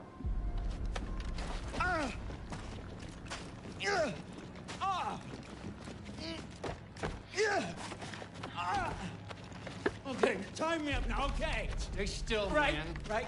Right, still. Okay. tie him up if they just wiggle around. Gosh, dude. I need me a little wiggle room, huh? What does it take to shut you up? Oh, not so tight, okay? Not so tight, okay? Okay, wait. Plastic ties, that's where it's... What? In God's name, is he talking about? This is hard to watch. For hostage type scenario. You ever say this kind of shit Guaranteed before? for at least 3 hostages or your money back. Stupid. Chris and Ash. Chris is an ass. Ashley's a dum-dum. I'm sorry, what did you say? Well, I said you're a dummy. What is wrong with you? Oh, Ashley. Ashley, I'll get you out of this. I won't let you die. Oh, I never imagined in my wildest dreams that you liked me. Stop. You know what that sound is? It's the sound of never kissing Ashley, you pussy! Stop. Yeah, you know, you might as well let Ashley sleep with Mike. I mean, at least he's got some notches in his belt, you know? He'll treat her right! You're fucking pathetic, Christopher! I'm gonna beat his head off. Don't listen to him. Not worth it. Hey, Mike. Mike. What? What happened? Ooh, yeah. You see, I didn't want to pause it, but to me, good writing is when you see a character and they keep on talking, and me as a human, I'm just like, yo, I want to punch this guy so fucking hard. It's building up, but I'm trying to keep my composure, and I kept my composure with Mike. But as soon as he talked about Jessica, no, that's where I would. Oof, yeah, no. This is good. No, I don't. I got a problem, Mike. I don't remember killing Tess. Christ. No, I mean, like, I feel like I would remember killing her, you know? She's so soft. And she's probably got, like, a really tight bod. Shut your fucking mouth!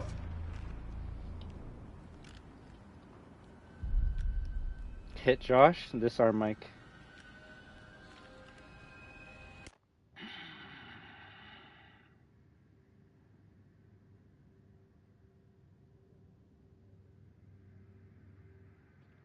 I want to hit Josh, but we need to be rational.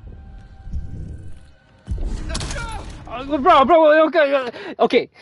They need to, like, give better fucking oh my god, it did the classic fucking pick your own goddamn story adventure bullshit, where it's like, option A, make person happy, option B, make person sad, and you go with option A and you're like, how the fuck are you doing, you motherfucker? It's like, yo, I guess that's kind of happy or some shit. I'm like, disarm Mike. You'd be like, hey man, it's all cool. We can just leave him be.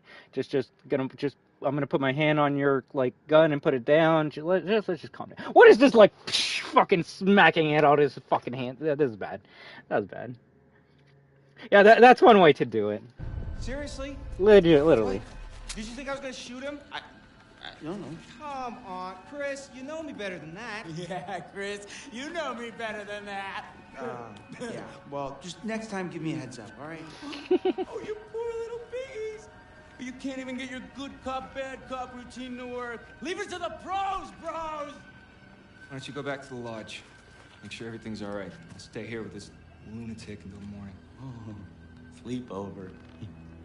Can we order pizza? You sure you're okay? Yeah. I want to know everything's fine back there. Yeah, you're right. See you in the morning. Master Rage Baiter here? Oh, fuck yeah. He's the best.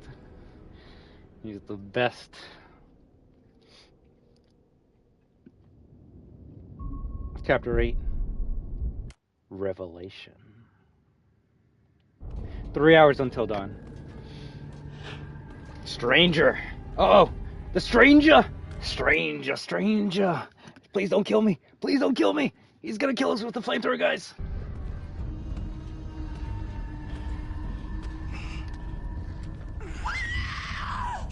No, stay away! Use these and get the hell out of here. Now! Now that's a weapon. No real shit. All right. Oh, shit. Oh, shit. Oh, boy. Watch him be chill? Well, he didn't burn us, so I guess he's pretty chill. I knew it! All right, let's go. You're telling me the mysterious evil stranger that's been roaming around the camp is not evil? I hope they don't do that when they make the quarry. Yeah. If anything, funny enough, you can see what they like, basically, just redid in the quarry, but started it in this game.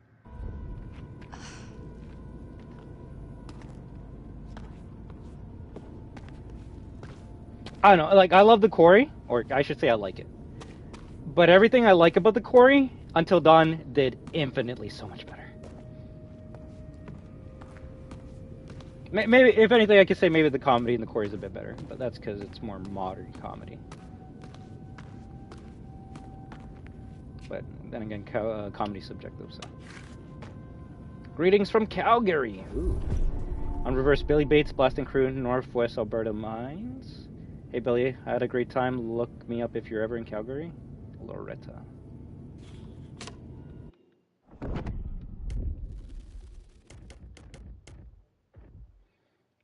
Chris considered violence.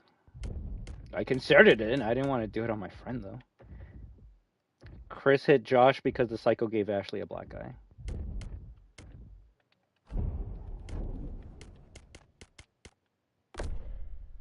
Update. Josh made this to set up his psycho story. So this Victor Milgram shit about like some killer roaming around the area with a mask, it was all bullshit. If anything, a lot of these got updated now. Update, the newspaper is a fake. Josh had it printed to set up the idea that there was a psycho on the mountain. See, this is a good thing why we got the as many clues as we did. I know we missed a bunch, but it's giving us even more revelations and shit. Update, it was Josh's voice. There was never an escaped convict. Okay, I actually did not know that one. That's new information to me. Probably used like a voice changer or some shit. It was another one of Josh's setup traps. There was no psych. Okay, this one I actually believed. I actually was like, okay, so like, is there something actually going on here? Okay, so Josh got me. The light came from Josh's lair in the cellar.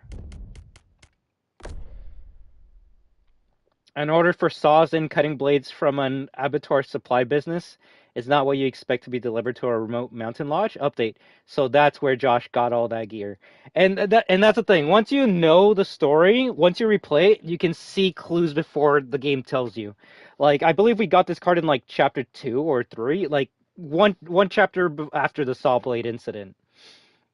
Or even before. I can't remember, but it once you see that saw blade part, and you're like, oh shit, someone died, and then you find a card for saw blades, it makes you think, huh, why would someone want saw blades delivered here unless they were living here? Is the killer living up here? Or was it Josh ordering these parts? It was Josh ordering these parts. I love that shit. Update, how many pigs died so that Josh could punk his friends? I would say at this point, like 3. Josh put that axe here as part of his plan to freak out his friends. Josh had a plan to upload all this to the internet. Josh had the newspapers faked to back up his psycho story. This is how Josh controlled the TV, doors, and lights in the lodge on timers. Josh needed the guts for his death machine. That's some commitment to realism. I'm glad that I saw this picture. I'm like, oh, that's what it was. Although my dumbass didn't like put 2 and 2 together as soon as we got to this pig carcass. I thought it was just like, oh yeah, this is where he's getting the pig heads, but no. Specifically, all the intestines and shit were missing, so. Josh had plenty of opportunity to take these over the last year. Josh was going to upload all this to the internet, and Josh was behind this whole macabre setup. We'll go with that. Anything new here?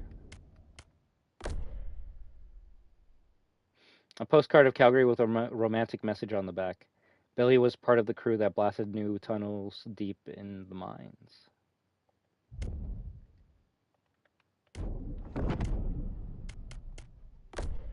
The remains of Beth Washington's head resting on her jacket in the mine. There is no sign of the body.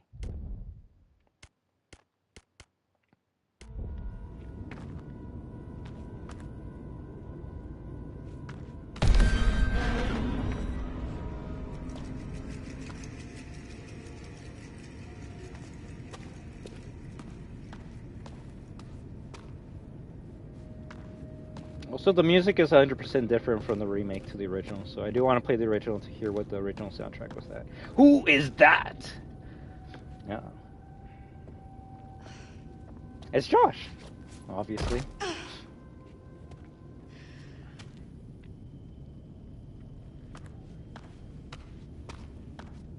What I'm wondering right now, and we're gonna get so close to it that it's not even gonna be a spoiler at this point, but the only thing I'm wondering is how it starts. I see the setup. I'm just wondering what's the initial, like, oh shit, this is where the game begins, and we're not letting go until the game ends. It has to be this chapter. Because funny enough, in any normal movie, the chapter we just finished would be the end of the game. We found the killer. We got all the answers we needed. Like, the main story of Until Dawn is done. So it's like, what else is there left in Until Dawn then?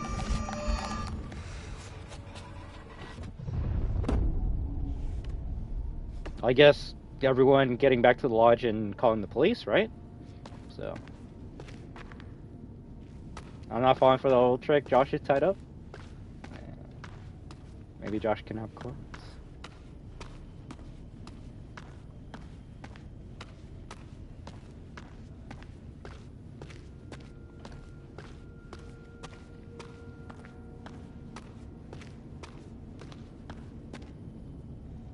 Oh, there's flares in that bag? Nice.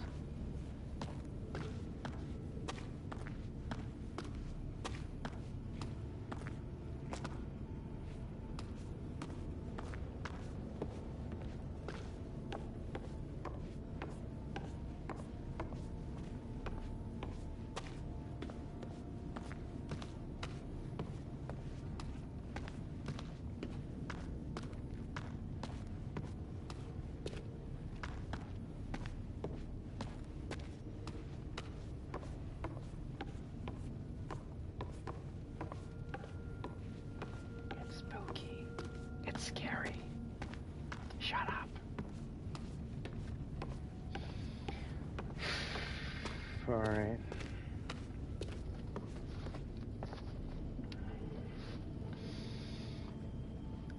You know, what's that Lion King song? Be prepared? Be prepared. Alright, let's go. We got this. We got this. We got this.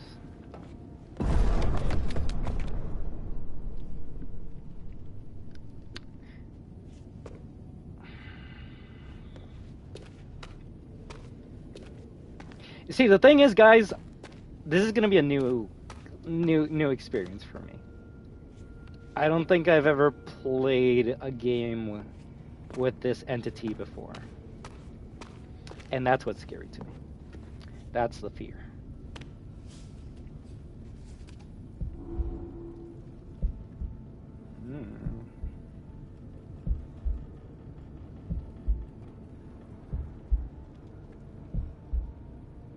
And I'm surprised they never had like a collector's edition that comes with like totems or something. This totem actually kind of looks nice. Dragonfly totem?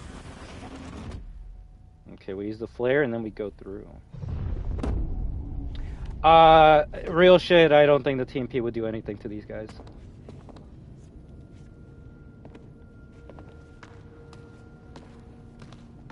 Okay, this is gonna be the way. Oh!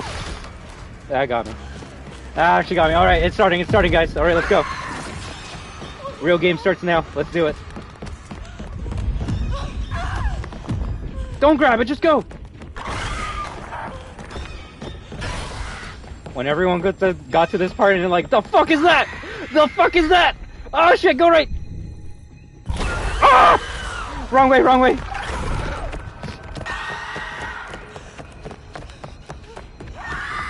Lock in. Did that even work? Oh fuck me, we're dead. God. Oh God. So meet twist number 2. Or number fucking 3 at this point. I don't know. There's so many twists in this game. This is probably the biggest one in the game.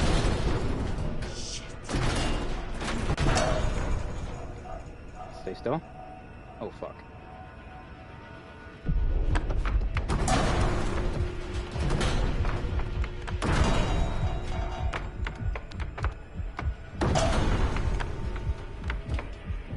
Oh fuck yes. Oh fuck yes.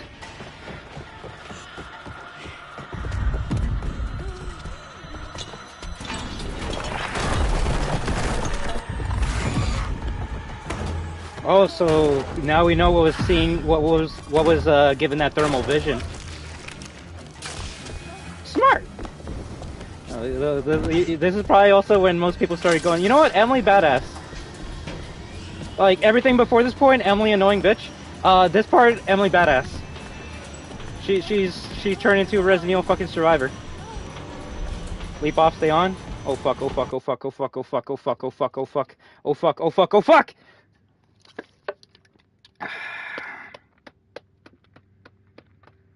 Oh no, the Spaniards, right?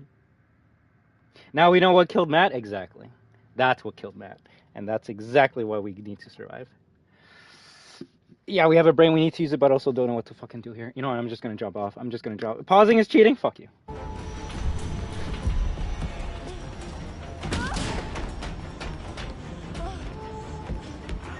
Oh nice, another one.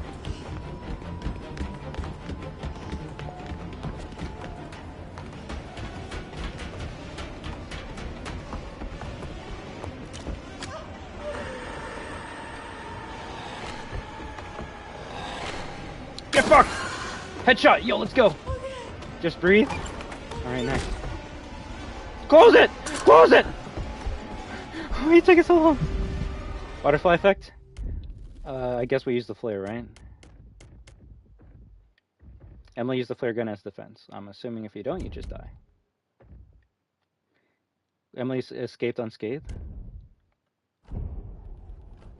Okay, we actually might skip a big section if that's true. The flare scared it off because it had fire. So I didn't want to say it earlier, but the TMP would do nothing to these fucks. Fire shotgun would.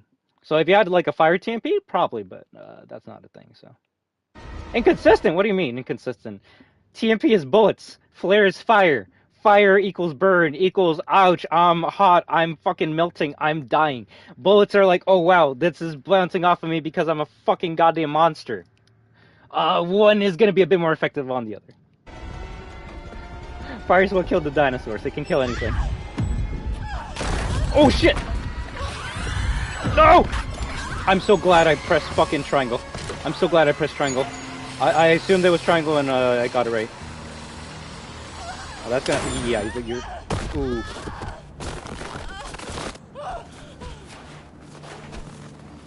Bullets equals ouch, but when you're one of those fucking things, I don't think you feel ouch. I think you only feel fire.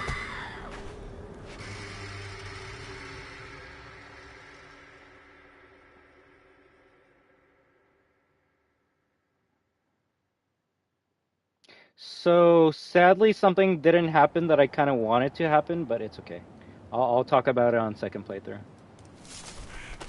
We actually might miss the entire reason why I love this game, but that's okay. Like, one of the reasons.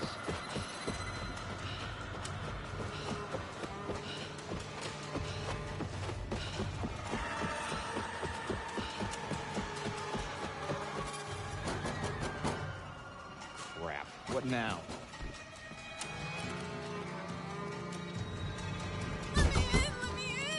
Let her in, quick! Is that? It's Em. Shut the door! Oh my god, shut the door! Emily, are you alright? I didn't think that I'd make it. You were screaming bloody Are murder. you okay? You look totally was. There was something. Where's Matt? Come sit down, sit down. Something's out Did you guys there. split up? A monster, it's a Wait. monster. Concerned UK, confused? What? Wait, a monster? What are you talking about? I said there's something Curious. Josh. out there. Ash, relax, it was Josh. It was... If the TMP can kill lickers, it can kill that thing? Which Resident Evil game can use a TMP to kill a licker? What the fuck? TMP's only in like one fucking game. All Josh. No, listen to me. We got him tied up. He can't hurt you. No, it was after me, and it wasn't human. Hold on. Em, can you tell us exactly what happened? I am trying to tell you. We were climbing up the tower, and it fell. The whole tower just fell right into the mines. Whoa. What mines? There are these mine shafts all over, running under everything. When the tower fell, we ended up down there. I don't understand. The tower fell? How'd it fall? I was walking down there in the mines, and it was dark, and I found this pile, and there was Beth's head. Wait, what? Beth's head, I found it. Oh my god. What the fuck? Are you serious? Yes, I'm serious. I think they fell down there.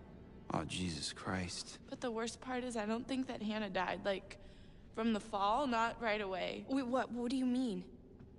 I don't know, I feel like she was down there, like, starving to death for weeks. When we were all up here looking for her, and we had no idea. Jeez, that's horrible. Listen, in the tower, there was a radio, and I got through to someone, but then that was right when the tower collapsed. You made it. Oh, God, Yeah, Mike. barely. What about Matt? We're trying to figure that out. Yeah, and then there was this monster that was chasing her. She's all messed up, guys. Emily? Hey, Em? Whoa. Who's knocking? Fucking happening. Josh. Jess? It's not Jess. Sorry, man, but who is it? I don't know. We should check it out. I got your back. Good. Oh, it's Buddy.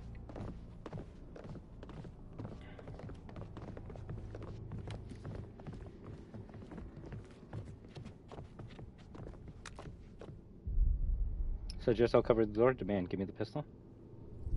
Okay. I'm gonna open the door. Ready? Mm-hmm. You ready? Just do it already. Whoever it is probably gone by now. Unless you want me to take the gun. No.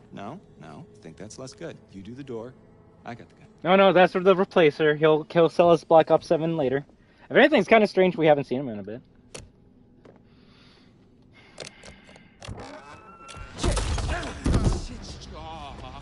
Hold on there.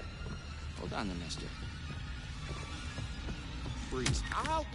All right. Give me my gun back. Take it easy, Grandpa. Okay, everybody, just calm down.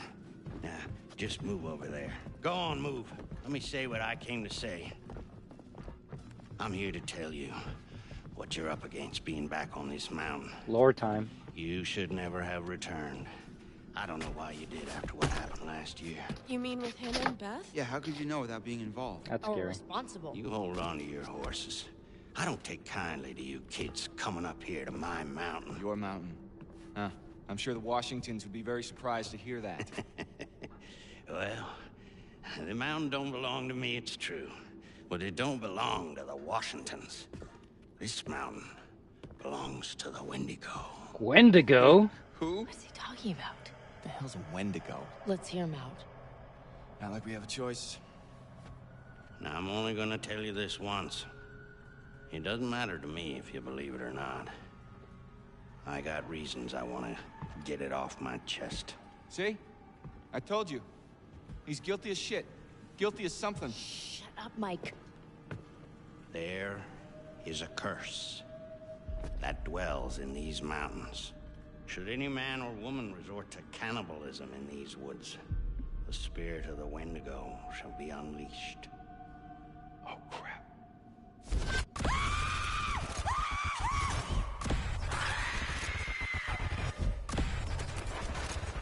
All the teases.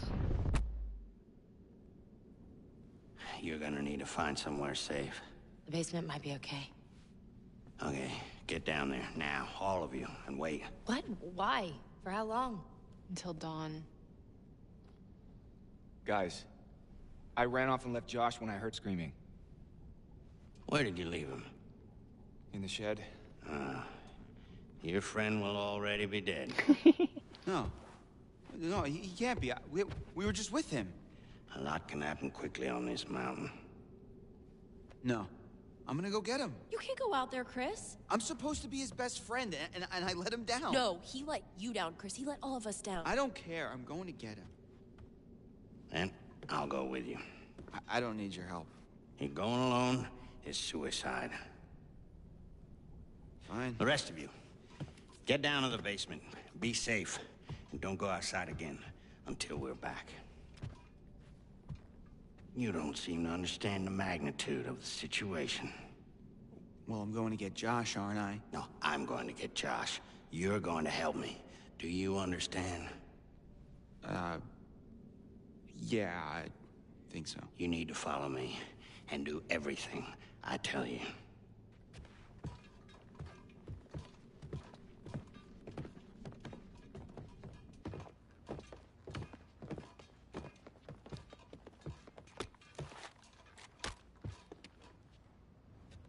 Oh, hell This yeah. is the end. You point towards the thing you want to kill. I know how to use a shotgun, man. No, you don't. What? How do you know? Trust me, I know. Hey. Come back safe. We need to hurry, son. See you soon.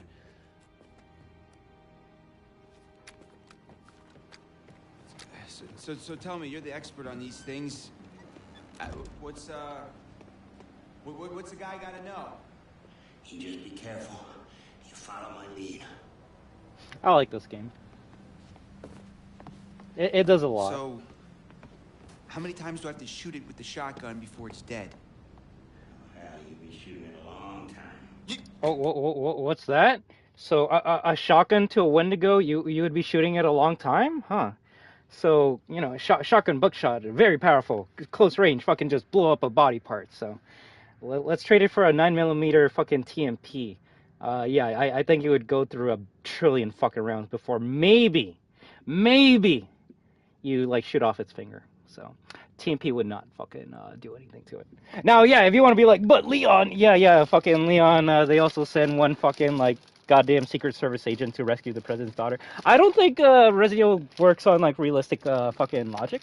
So trying to equate like a game that's trying to go for realism towards you know, the most unrealistic fucking Resident Evil in the goddamn series is it's you know, it is a comparison. It is a comparison, but I don't know. To me, I will say the story of this game is more realistic than RE4. Now, someone's gonna be like, the game with the monster, the one where you turn into a monster when you fucking eat people. Yo, I want to like talk so much, but I gotta wait until the end of the game. But all I'm gonna say is this: when you live in Canada, you hear a lot of fucking myths. Fucking weird, like cryptids in the fucking woods. Lots of ghost stories to like get you little kids to be scared and not go out at late at night. The Wendigo is a big one over here. I would say he is the one. If Canada's known for like any type of fucking like mythological creatures, I would say Wendigo and Skinwalkers. They can kind of go hand in hand, but yeah, I've never played a video game. Maybe I need to play more that have used Wendigos as a main antagonist or enemy, and that's really fucking cool. That this game, when you know, we're gonna go to Canada and we're gonna fucking just talk about these goddamn crazy ass fucking creatures, because Wendigos are really fucked. They're I would say they're on another level compared to like, I don't know, obviously something like zombies or mummies. They're almost indestructible. There was a movie that came out less than 4 years ago. I believe it was called Antlers. It's about Wendigos, and that one was a fucking good movie. I actually love Wendigos. So when I heard a rumor/leak that Resident Evil 9 was going to be about like Leon fighting Wendigos in Canada or some shit, first of all, I honestly at this point I feel like they just fucking baited me with Until Dawn. They just looked at Until Dawn and said, okay, let's just make a bullshit ass rumor where Leon's fucking in that location. I was actually getting excited for the Wendigo Resident Evil game, because I'm like, they could actually do something good with it. And well, with the Resident Evil, it would probably be like some virus that makes them look like a Wendigo. It's not like an actual like spirit that's inhabiting people and shit. But true Wendigos is like some like Silent Hill shit where it's almost like a cult, a ritual. Not a real explanation for it. And before someone says, I thought there was an explanation for everything, yo, everything has an explanation in this game. But when you're talking about like mythological creatures that were like, I don't know, told, that were like born from native stories, you know, you can only get so much fucking realism from that. But hey, that's okay. That's just not gonna stay up there. That's just not gonna stay up there. Yeah, I'd rather take on a zombie that. Yeah, fuck yeah. Zombies are way easier to kill than Wendigos. I've never played a video game. Well, honestly, I've never have. If anything, you could say I've only watched people play video games. Let's see. TM, he wins it enhanced Leon. Well, obviously Leon would win, but yeah. Shoots 100 times, all that for a drop of blood. I remember the Wendigo stories. Sounds freaky as shit, not gonna lie. And the thing is, there's always different versions of the Wendigo story, but the main one that is told is if you're in a native area that's been cursed and you do anything to disturb Mother Nature and you start resorting to cannibalism, you kind of lose your humanity at that point and you start like transforming, mutating into a Wendigo. Now, what a Wendigo looks and acts and does varies from like story to story. Kind of like werewolves. You might get like the werewolves that's like standing on two legs, like half man, half monster, or like half man, half wolf. Then you'll have the other werewolves where like it's kind of like Twilight where they turn into a wolf. Then you have like the werewolves where they kind of look like that Harry Potter movie where it's like almost like a dog-like type of thing. So Wendigos, they can either be like strong, bulking monsters, but the Wendigos that I know, they're like very tall, very lanky, very skinny. Like they almost look like it's almost if you took Gollum and just make him taller. Just get a taller Gollum, and it's like, well, what's scary about that? Well, it's kind of like they're indestructible. Their nails are basically fucking like claws and shit. They fucking just they're almost like Nosferatu vampires. But yeah, I definitely would rather take on a zombie over a Wendigo. Yeah. So we are now at the end game points for this game. I believe there's only like 2 more chapters, so we're gonna keep on going until we finish it. Also, can you just stay on the wall? There's not enough sticky tack to keep this shit up. I don't think Bigfoot's a Canadian monster. You would think so, but no. So that is why I will never be camping in a fucking goddamn woods. The last thing I want is to be eaten by a goddamn Wendigo. Wendigos over here are real. Alright? Alright? It's not a fucking myth. They are goddamn real. This movie game is actually a fucking documentary. Alright, let's continue. You mean this thing won't even kill it? No, it'll slow it down. Well, how do you kill it? They don't like fire. I don't like fire. They fear it. And it can kill them if you have to. See, their skin is like... it's like tough armor. Unless you burn it off first. So the only way Leon would kill a Wendigo is if he like threw a fire grenade at it and then used the TNT on it. What are these things like? I mean, are they just... So just imagine every Wendigo is basically a bloater from Last of Us, except you can only kill it by burning it first. Is it unpredictable, or... I mean, can you figure out what they're gonna do? Well, they adhere to some pattern. Like any animal. Or human. Yeah, USA is Like okay how? against Wendigos They've because got like schedules? they barely have it. Well, they only hunt at night. Oh. Why? I didn't ask.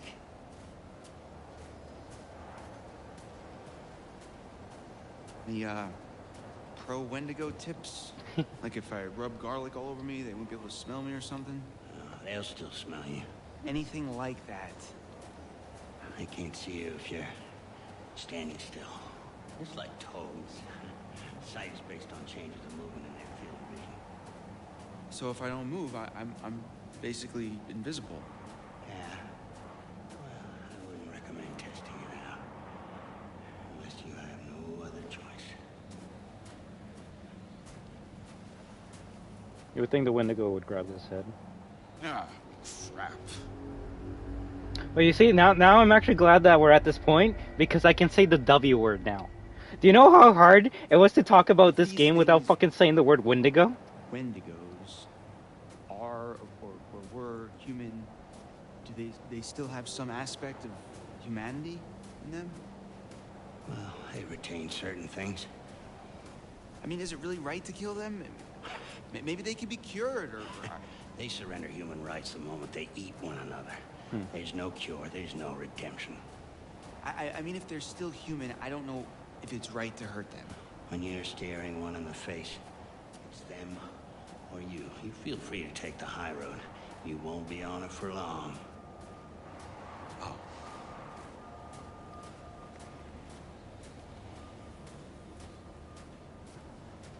What you eating there, bud?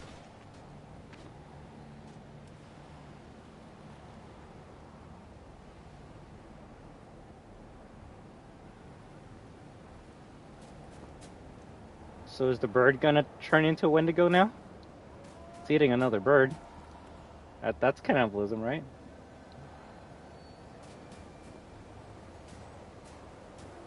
Someone's gonna be like, so where do these native curses come from? Usually from, like, you know, people being like, hello, fellow natives, can you, like, nicely leave the land? Or we're gonna just slaughter all of you? And then they're like, no. Alright, we're just gonna slaughter all of you. And then the natives are like, cool, but your children and their children's children are gonna get fucked by our curses on this land forever. So, you know, at the end of the day, who really won?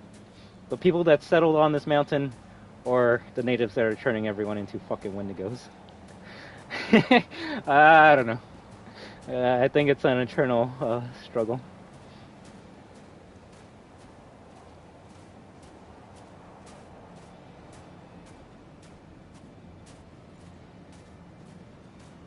Also, real shit, this guy should have probably grabbed fire shells at this point in time. Damn it! Shoot it.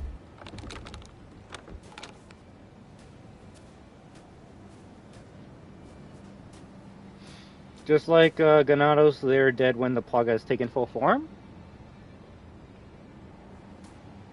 Yeah, like the human is completely gone. They might retain some bits of their, like, memories, but they're completely gone. They can't be cured.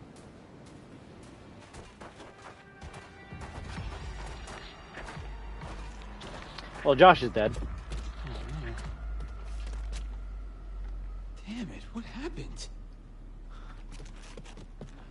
Oh, he's gone. We're too late. Quiet. We gotta go. Right If now. I fuck this up, We Chris gotta find dies. Josh, he could still be out there. First, a Wendigo. He'll render you immobile. And then he strips I'm outta the here. skin off of your entire body, piece by piece. And then he keeps you alive and aware and feasts on your organs, one piece at a time. So the lodge then. Let's go now. It might still be near.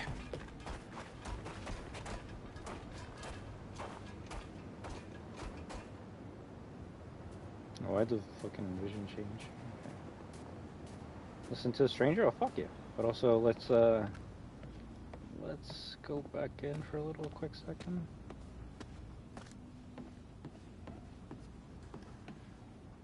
Forget it.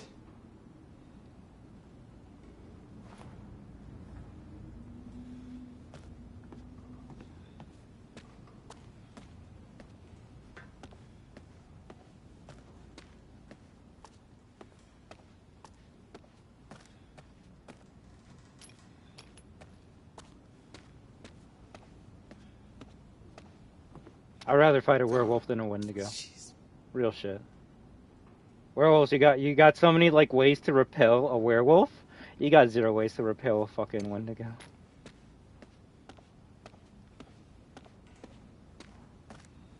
Now TMP with silver bullets would take out a fucking werewolf.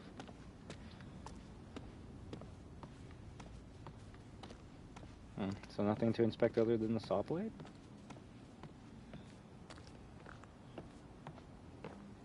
You know, funny enough, I would say vampires are actually easier to kill than Wendigos as well. Because at least with vampires, it's just like... Why the fuck is he walking there? You also have different, like, ways to fight against vampires. I think he's glitching. That's right. That's right. We'll just walk where we gotta go and he'll teleport.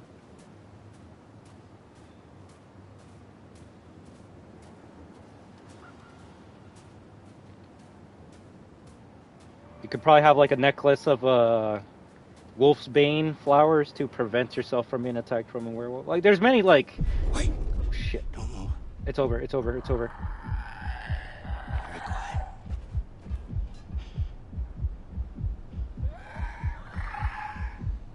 Oh fuck yeah! All right, locking in, guys. Predator vision. Go now! Back!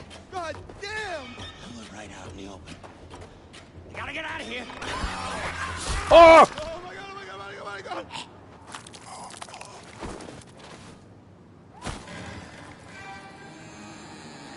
So anyone that says, "Oh, I could take out a Wendigo," unless you're fast, like real shit. Imagine you're playing Marvel Rivals and you're playing who's the slowest character? I don't fucking know. Pretend you're playing Loki.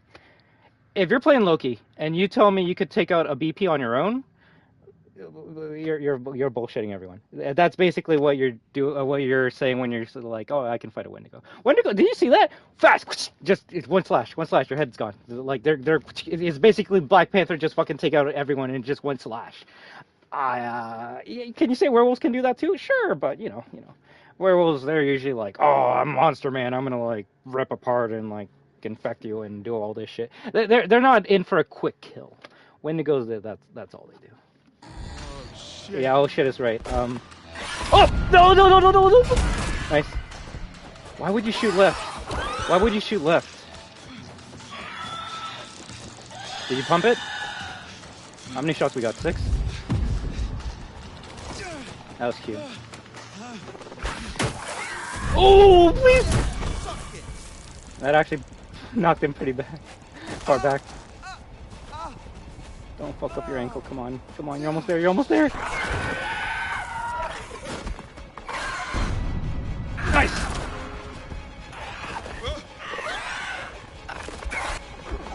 Red barrel! Yeah! Maybe that was bad. I don't know.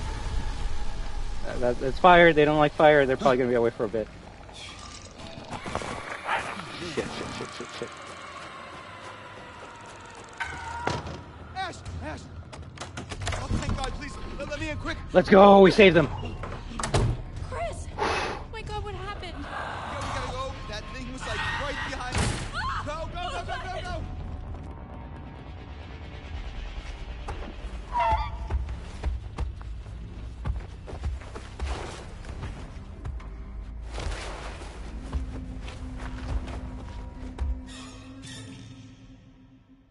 It's always the guys that know that we're gonna die that always die first, right? What took you so long? It's not so good up there right now. Understatement of the night. Chris, where's the flamethrower guy? Yeah, He didn't make it? What happened? the thing, it tore him apart. Right in front of me. Oh, God. All right. These all the doors? Yeah. Are you sure? What are you looking for? Another way out. Mike, look, I really don't think that's a good idea. We should stay put right here until dawn. At least we're safe down here. Oh, yeah? All wrapped up like a little present with a bow on top for that thing to tear us apart on Christmas morning? People will come for us in the morning. You don't sound so sure. That is what'll happen, right, Em? Yeah, I mean, right? Well, you can wait. I'm leaving. Mike, there's no key for the cable car. Josh. He's gotta have it. Josh? One of his dirty little tricks. Great. That fucking thing got a hold of Josh. Then we're shit out of luck. Yeah, no shit. I don't know, Mike. It's possible. What's possible? It may have taken him down to the mine. What? I saw some horrible stuff down there. I think it's where that thing lives, and... Huh. Em? The book. What? Fuck it. I'm gonna get that key right from that thing's goddamn bedroom, and then I'm gonna get us all the hell out of here. And what is all that? It's that old guy's bag. Is that a map? That guy was prepared for anything. Not quite. What is this place? Oh my God. Wait. What is that? I was down there. It was horrible. You were? There'd been a cave-in in the 50s, I guess, and these miners got trapped down there. Oh my God. Some of them survived, but like 15 of them didn't make it. There was this reporter, and I think he figured out there'd been some like big cover-up going on. I found these plans. They knew the mine was a death trap, but they let the miners keep working anyway. And I'm not sure what it means, but I found this chair. Dried blood all over the place, like somebody'd been tortured. Michael, I'd like to maybe focus on how we're gonna get the fuck out of here, please. I'm just saying, it's weird how much crazy shit's gone on up here. What's weird is that there's a tunnel leading from the lodge to the sanatorium, see? That's how I got back here. I saw this when I was down there. That's where it lives. Nest? Yeah, okay. Shit. Fuck. You guys know what to do. Yeah. No one leave. Okay? It's not safe out there. I'll be back soon.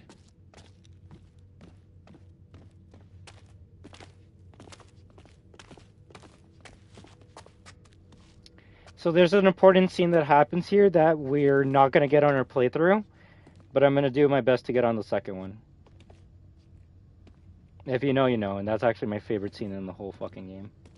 It's the one that shocked me. That he was gonna help us. The flamethrower dude? Now we don't have a chance. No, guys, it just means we've got to be tough. We've got to do this on our own. I don't know if I can. Yeah, but because something didn't happen, it's not going to happen now. Only a few men have dared to hunt the Wendigo. I am the only man who has ever kept... This guy's a little OCD. Bro, I was fucking reading that. Okay. Heed these words, or it shall be your death, and your death will not be the last. The Wendigo must be contained. The Wendigo grows out of cannibalism. When a human is desperate and craves food, trapped on the mountain in the fierce winter storms. When he has eaten nothing for many days, the Wendigo spirit will begin to possess him. Even the strongest man is weak to it. He will kill without remorse, often those companions who have traveled with him. He will eat the flesh raw from the corpses. I have seen this happen many years ago. A craving for flesh that cannot be sated.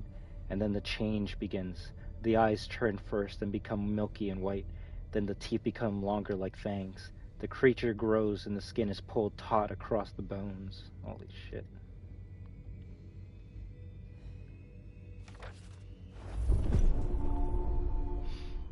Oh, this journal is an account of the Wendigo. This creature is real and dangerous.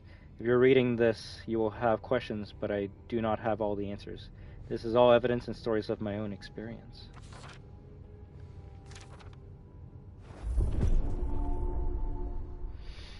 There was a tribe that lived in these mountains, the Cree. Their shamans tell stories of a tall... There's a lot of history to this. Yes, let me read it. Of a tall creature born in ice. The tribe respected the mountain and all the animals which live on it. The mountain became sacred to the Cree. Every animal also became sacred also. The Cree believed it was bad luck to harm an animal on the mountain. It would hunt elsewhere. In 1893, the miners arrived. They found tin and later traces of radium. They mined deep into the sacred mountain. The Cree say that the mountain cried out and the spirit was released.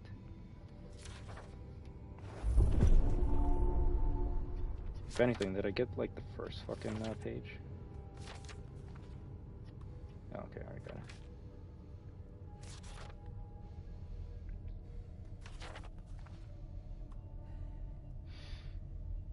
The Wendigo's eyes change. They become both sharper and more dim.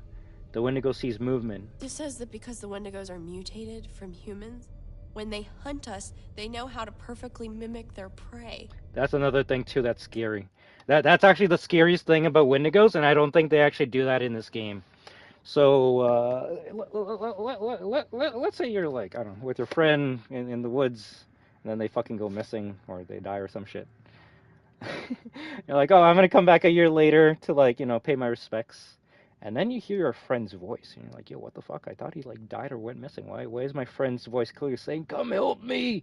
Come help me! So then you're like, oh shit, I heard my friend, what is it? What is it? And then the fucking Wendigo just fucking eats you and shit, because they can mimic. voices of loved ones and shit. So that's another thing that mimics that the Wendigos do. They fuck with you. They fuck. To tell me a fucking werewolf that's gonna be like, oh help me, and then fucking eats you and shit. No. Wendigos, they're fucked. But yeah, I don't think they do that in this game. But that is a part of the Wendigo lore. The Wendigo sees movement. It is a hunter like a hawk, but it cannot see stillness. If you are to keep totally still, then the Wendigo will not be able to see you. The skin and flesh of the Wendigo are hard like armor. They seem to feel no pain. They cannot be cut or stabbed.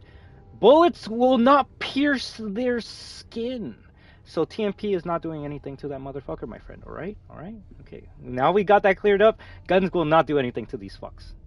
Though a shotgun will keep them at bay. It's like, ooh, it's just a big punch to them. Oh, fuck. Because the Wendigo is mutated from a human, it knows how to hunt us. It can perfectly mimic its prey. You must remain sharp and disciplined. I have killed 6 Wendigos. Knives or bullets will not harm them. Use a flamethrower. It is the best weapon. Fire envelops them, burns away their skin, and makes them weak. But try not to kill them. Okay. Guns will kill them? Yes. And I last time I read this journal was like 10 years ago, so I'm reading this for the first time in a good time. I hope they actually go to the second part of, like, there's many reasons why Wendigos are fucked. It's not like, oh wow, just skinny monkey man. What's scary about that, bro? Even if you kill one of them, they're basically like a suicide bomber. You both die. It's like using a shotgun on a xenomorph. Will you kill the xenomorph? Yes, but the fucking splash of the acid will get you, and you're dead. It's basically a suicide pact. So what is the fuck you the Wendigo does if you kill it? Well, but try not to kill them. Killing a Wendigo should be the last resort. Death releases the Wendigo spirit into the air. And the movie that I watched a couple years ago, Antlers, well, it's in the beginning, so it's not too spoilers. But in that movie, they actually do touch upon this part of the Wendigo. And yeah, when Buddy like kills the fucking Wendigo and the Wendigo's dying, you see like this like black spirit like coming out of the Wendigo, and well, the spirit goes to the closest human. So 100% of the time, the closest human is the human that killed the Wendigo. So it's like, yeah, I killed the Wendigo. I defeated this fucking monster. It's never gonna come back, right? The spirit comes out and it's like, oh shit, well you killed me, but you're right here, so. And now you're the fucking Wendigo. Yeah, if you kill vampires are dead. You kill werewolves are dead. Name me something that you kill, and it's like, well, you killed me, but I'm just now going to possess your body and turn you into the monster that you were hunting. No, to me, Wendigos are like top 3 like fucking monsters of all time. I love like other monsters like zombies, mummies, fucking, you know, you got your werewolves, vampires, fucking even Swamp Thing and shit. Wendigos are on another fucking level. I'm not actually scared of them. So that's why I'm like, I kind of wanted to see how Capcom would like take the Wendigo story and try to make it realistic.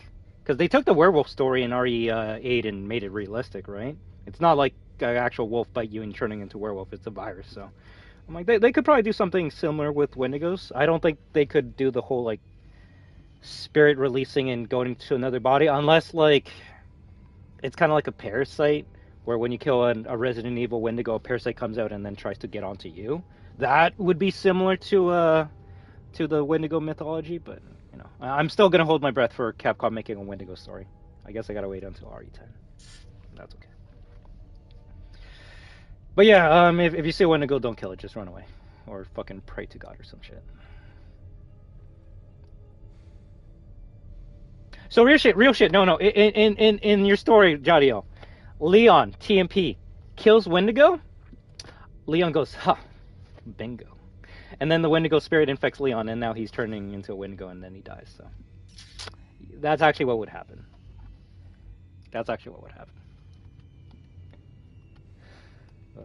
Unless Ashley was beside him, then I guess they would go after Ashley or some shit. But either way, you just never win against that fight. I have contained them. I have used traps to catch them and fire to drive them into cages. The traps were baited with human limbs from those who had no further use for them. One by one, I caught those who had infested the mountain.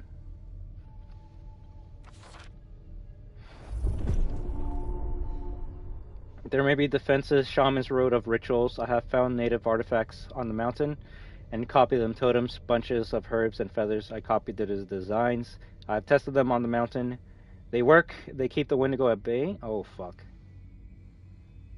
Not entirely, but enough. But inside buildings, they do not work. Have we been fucking... We've been grabbing totems. Tell me where the reasons why... oh, that actually could be deep.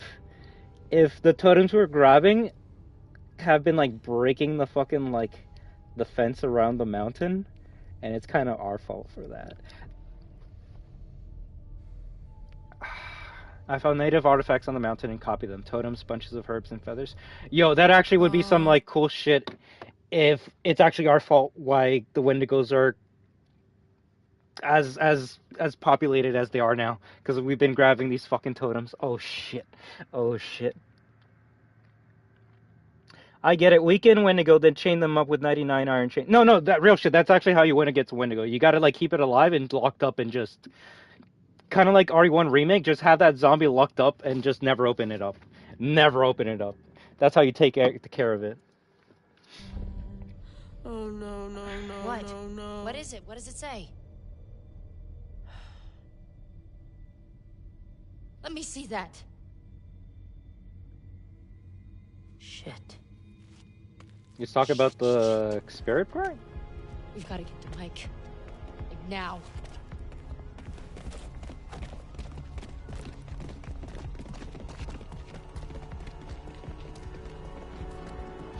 Don't worry. We'll go deeper into that scene later, alright guys? There's a special scene that I want to happen, and it's more than likely gonna happen on the second playthrough, so I wanna get that scene. I don't wanna talk about it right now, because it's a fucking masterful scene. Sure, you should have listened. Also, who's Dr. Hill talking to? To me. Because of your choices, people have died. I don't know which is worse, actively triggering events that lead to someone's death, or passively allowing a tragedy to occur. Because you couldn't lift a goddamn finger to help someone else. Remember last year, huh? How you left your poor sisters to die? You did nothing to help them. Paralyzed by your own self-centered fear, while a real threat was closing in. Now it's all about you, Josh. It's always all about you. See, now I know what this means. Before I'm like, why is Dr. Hill talking to, like, me, the player? Now I know Dr. Hill was always talking to Josh. Your game has gone terribly wrong. And your friends, like your sisters, have deserted you.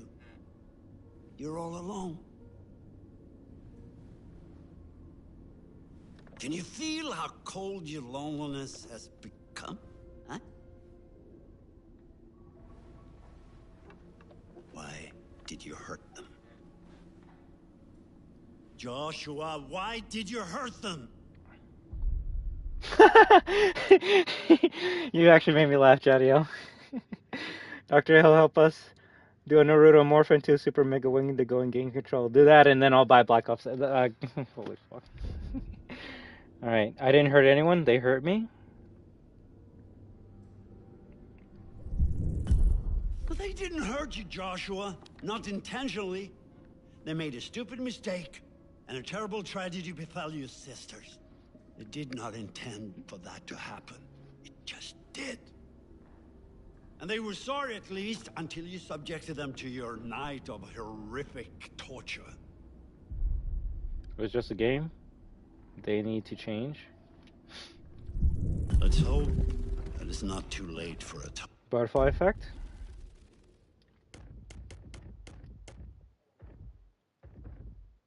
Ashley opened the door, saving Chris's life. Are you saying that she could have, like, not opened the door?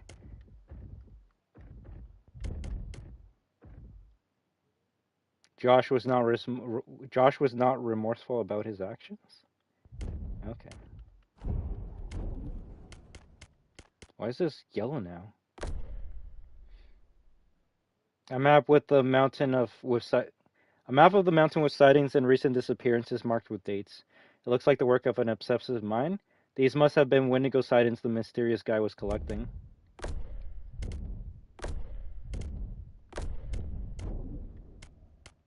Yeah, 1952 is gonna give us a lot of more fucking answers now, right? Wait. Oh yeah, we already read that book. Oh, these are the pages of the books. No, do that, Dr. Hill, and maybe I'll watch Until Dawn, the movie.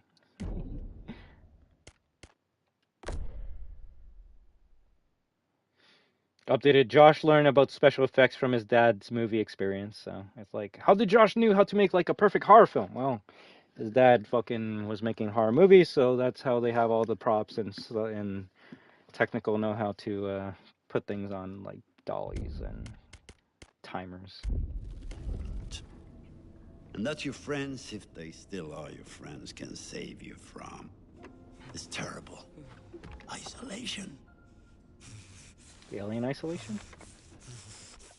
I actually can't wait for the PS5 version of that game too. That's gonna be a fun playthrough. Chapter 9?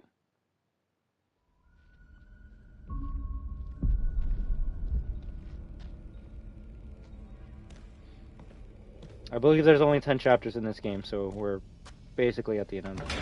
If anything, I think the scariest thing to me is realizing that the Wendigos are only like in 3 fucking chapters. I thought it was like Wendigos show up at the halfway point and then it's just nothing but Wendigos until the end of the game, but it almost feels funny enough that like the movie this game's trying to tell ends with like the discovery of like Josh being the killer and all that shit. And then this is just like an extra bonus movie on top of that. It's like the alternate ending. It's like, yo, there's more?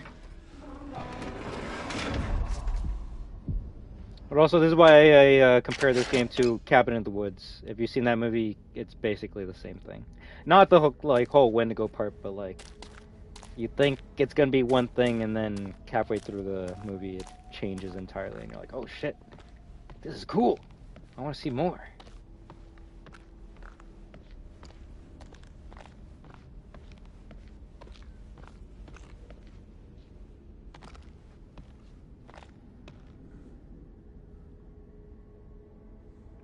Josh is taken down, then the Wendigo takes his place?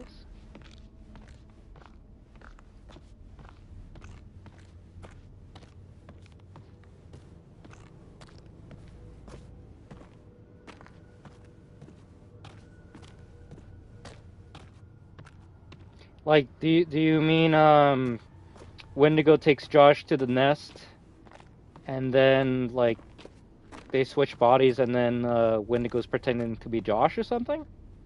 So let me explain how the possession of Wendigos makes sense. So, human goes to do cannibalism, starts turning into Wendigo, milky eyes, sharp teeth, fucking long nails and shit.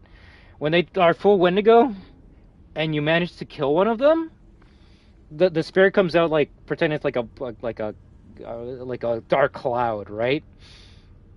And then that dark cloud goes into the person that killed the Wendigo's body, right? Like through the mouth or the nose or any of that shit.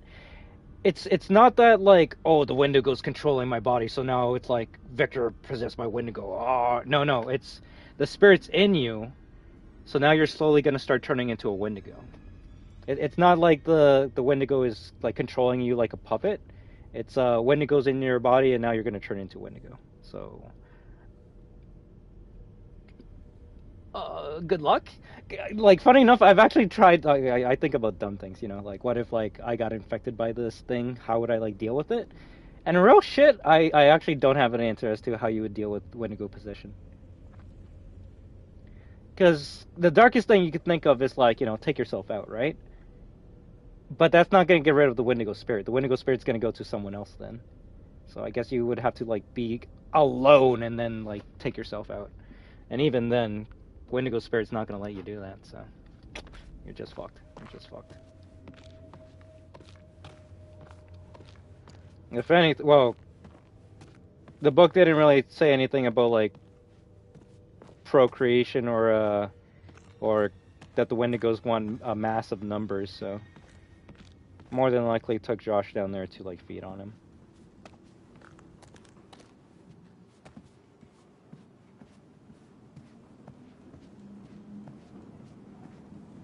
Honestly, this game's gonna make me watch Antlers again. Or just any Wendigo movie I haven't seen before. If someone were to ask me what Wendigo movie is the best one you've seen, I would say Antlers.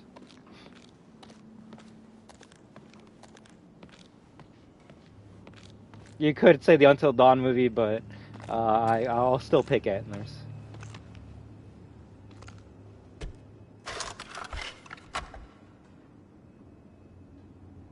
A miracle, man.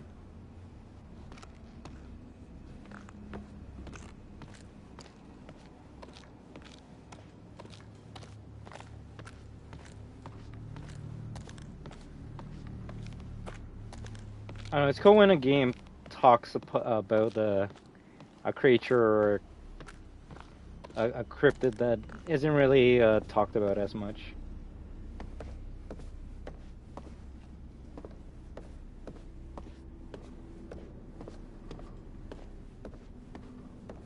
Holy shit.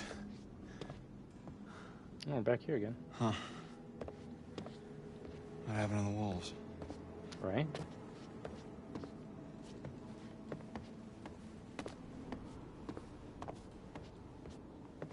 How do we get there?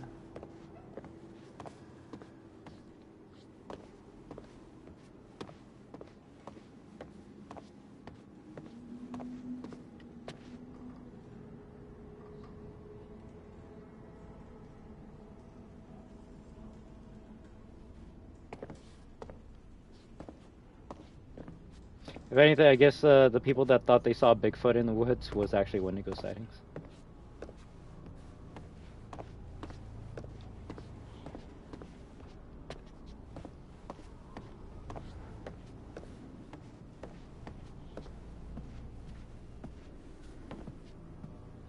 I'm guessing I gotta go up there.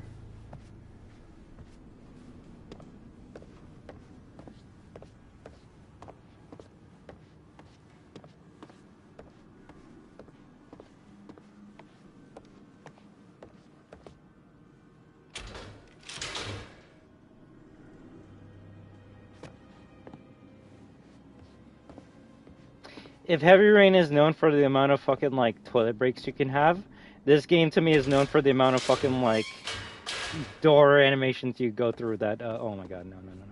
That don't equate to anything. Just shaking it and shit.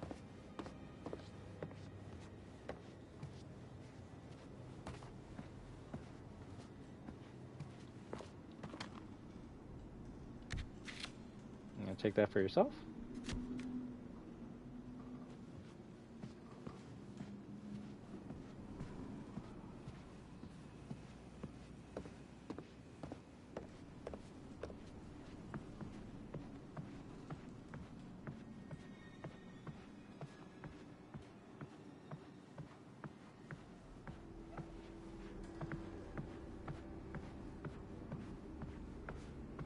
I think at least a saber could do something. I'm not sure about Mara's pistol.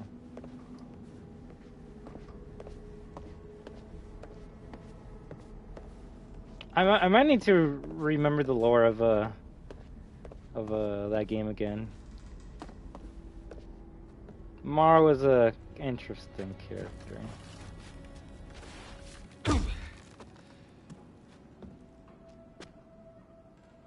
That's a game that had a twist that I'm like, I don't think this really works, but hey, whatever.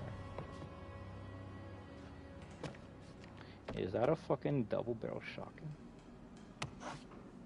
Oh, you I grab just need a pitchfork and a mob. Ah. Maybe later. Yeah.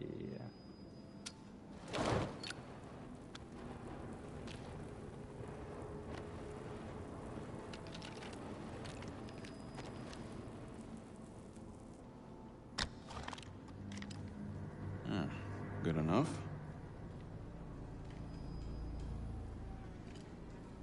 You see why I couldn't do that with the rifle? Don't put your fucking finger in the goddamn trigger. So this is an optional thing we could have grabbed. Nice.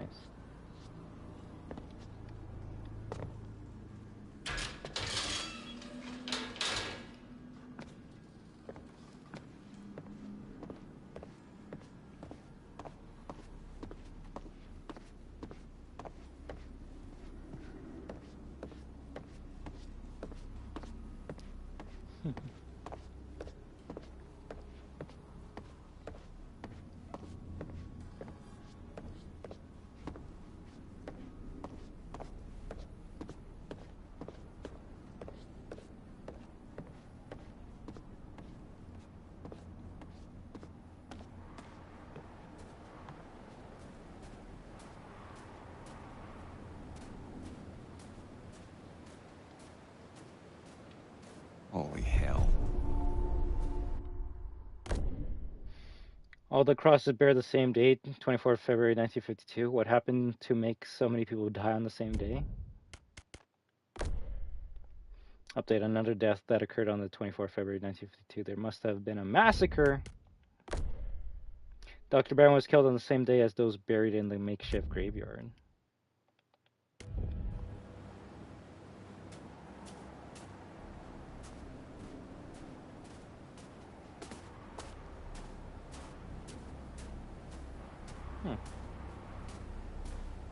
Just going through a normal graveyard. It's a rock. Oh, okay.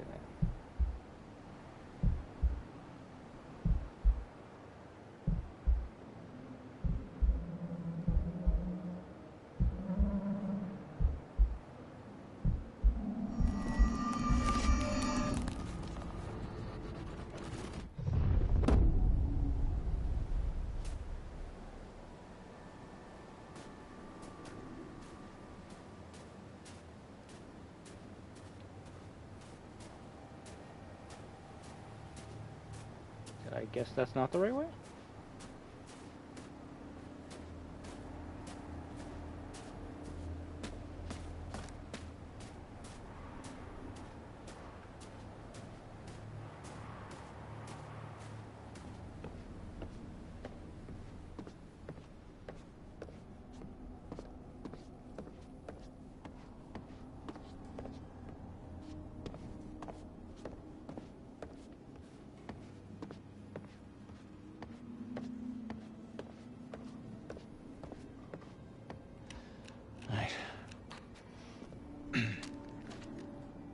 Okay, you need the shotgun to pull it.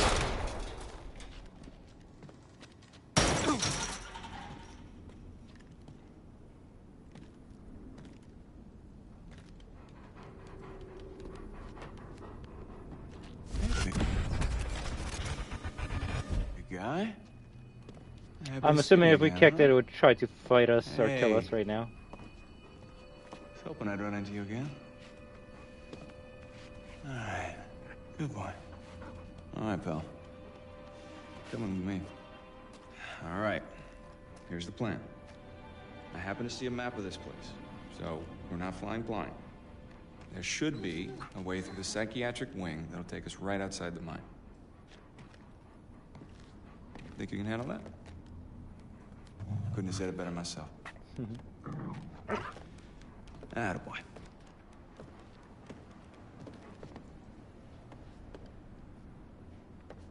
Sure, werewolf versus Wendigo. Let's see what happens.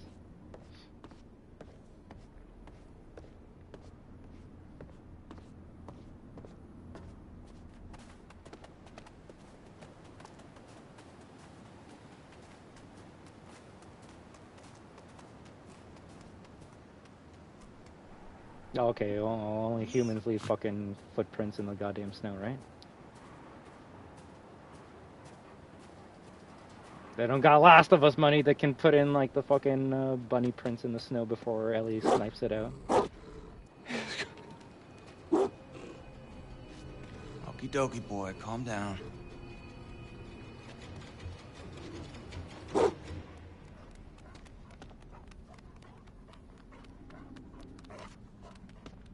Wish I could move like you, Wolfie. I'm stuck on this side.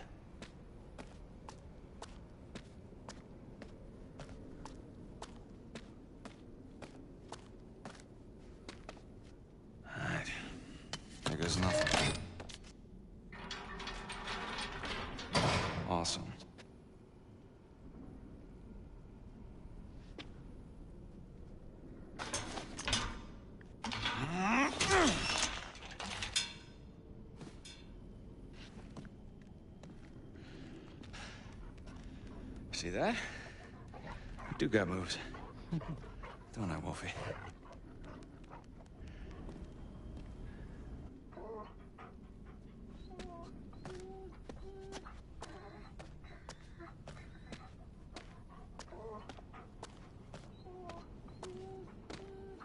No, what is it seeing down there?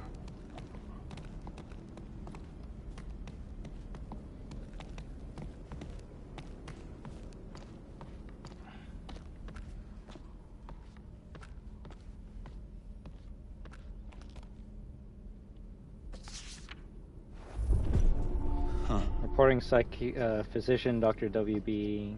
Cathcart. Initial report. The patients were first admitted to Blackwood's medical facility 5 days ago. During this time, we have run a number of tests, both psychological and physiological. Psychological, we'll go with that. The results have been extraordinary in conventions of common medicine expectations. Symptoms observed: pallor, skin dyspigmentation, severe vitamin D deficiency, social dysfunction, longer than average readaptation, there we go, period, post-traumatic event, interpersonal behavior, erratic, violence towards orderlies, 3 attempted assaults, 1 attempted scratching, symptoms expected but not observed, malnutrition, scurvy, average Quetelet index was only within 3% of normal expected values. They should be dead. Frostbite, patient's stimulus response within acceptable bounds. On reverse. Frailty, weakness, distension of tibia, fibia, and humerus. Observe unusual growth in strength. 1 patient lifted 725 pounds in weight. Suggested action: place under strict observation. Restrain strongly recommended. Change from 1 orderly to 3 orderlies. 24-hour-a-day observation.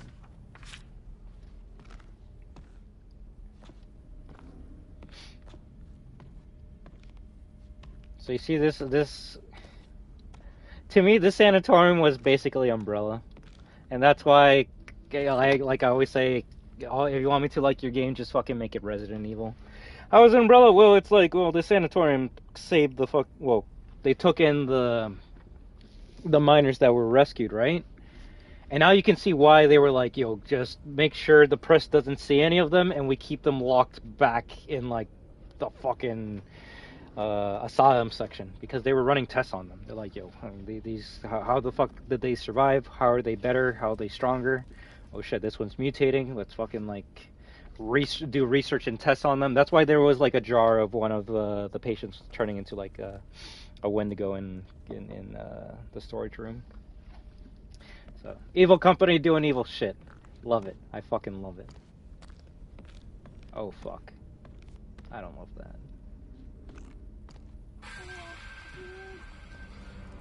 So Wendigo attack animals as well? Oh, son of a bitch.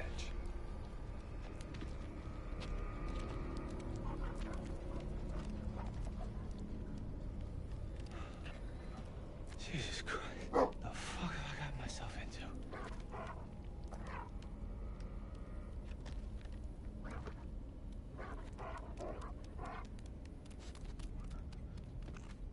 Fuck, man. This is truly disgusting. Gross. Huh. These doors were built like tanks. How crazy were these inmates? Well, these inmates were turning into Wendigo, so. Oh, please give me an itchy. Oh, fuck. I'll just explode over the stream if we get an itchy tasty. Please give it to me. What went on here? Let us out. We are starving, freezing. I will make you pay. Stop testing us now.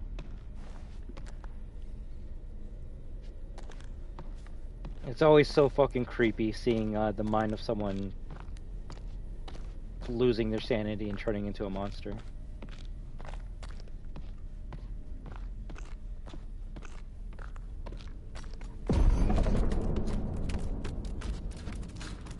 I'm guessing they're here too.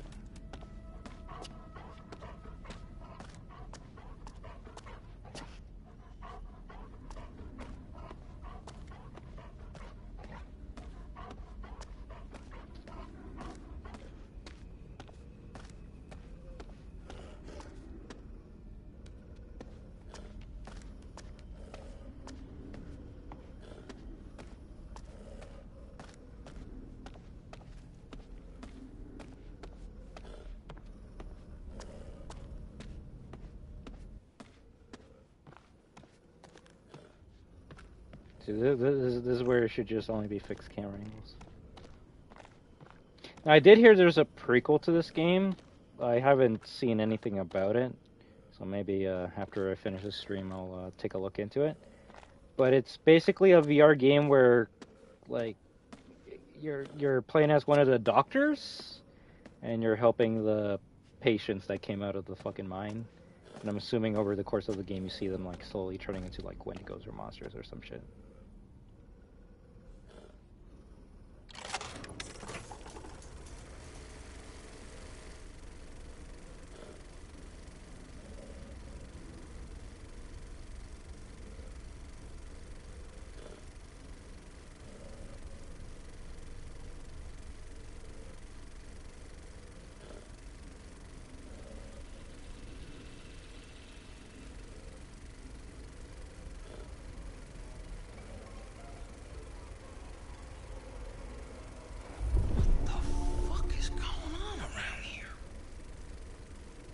That was cool. I actually like that. The fact that it was in black and white, that's pretty unique.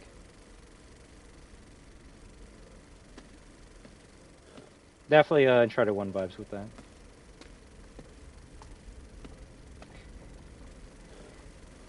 They do. Although, both games, they make sense. They make sense. Fucking... This asylum was like in the 50s, and so was that like goddamn Nazi sub in Uncharted 1. But yeah, that's why I also said like Uncharted 1 would probably be the closest to this game, because they have like I just call them Nazi zombies because that's what they are. But they are Wendigo-like, but I would say they're more like ghouls than Wendigos. Plus, you can kill them with an MP40, so that's weak ass shit.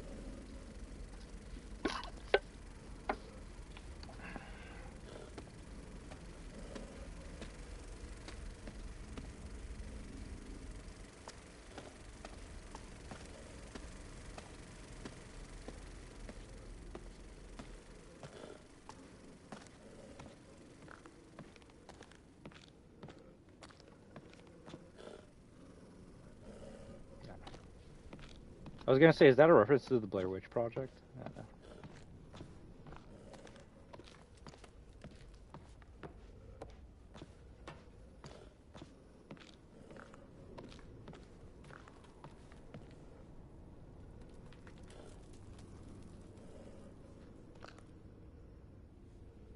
And hands turning into like claws.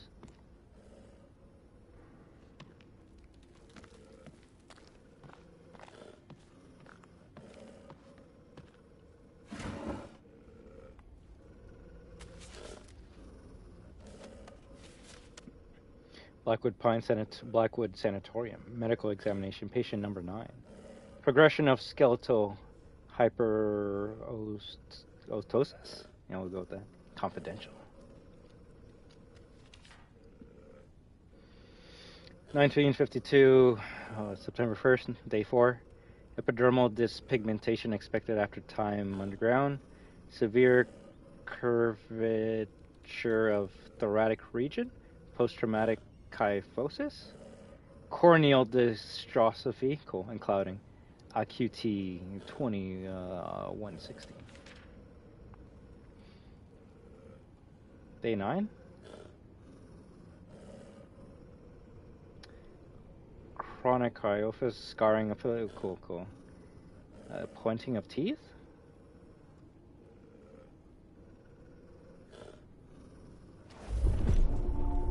Jesus, hot sauce Christmas cake. This is fucking unbelievable. Day 12. Intelligent. Okay, whatever. She's turning into a fucking monster. That's all you need to fucking know. 12 days to turn into a Wendigo?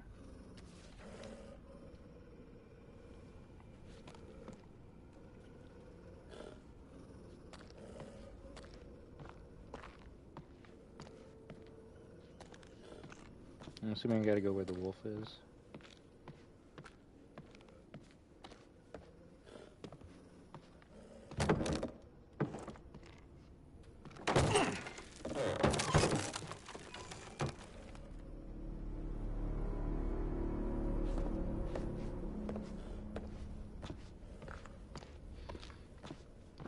Let's check out how Wolfie's doing.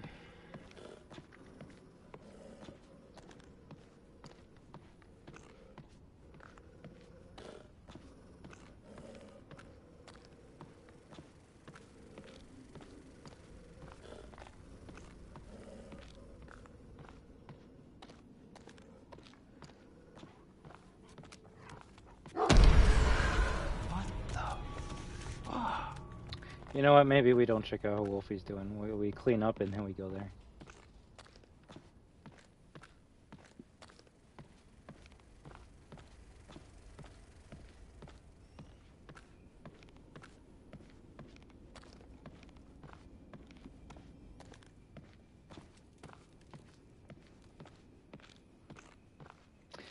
I'll say with Uncharted that definitely wasn't expected as well. I mean, for the like Sony action game that's supposed to be like, well, I guess if you play Tomb Raider, you kind of were expecting something like it. But if it's like your first like adventure, like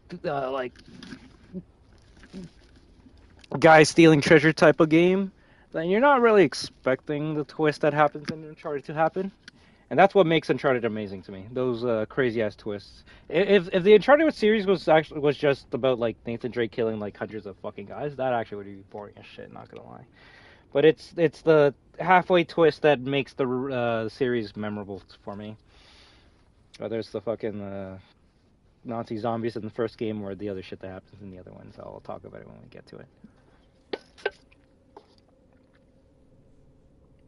Just have the dog deal with it? Sure. I mean, the other dog did okay, right?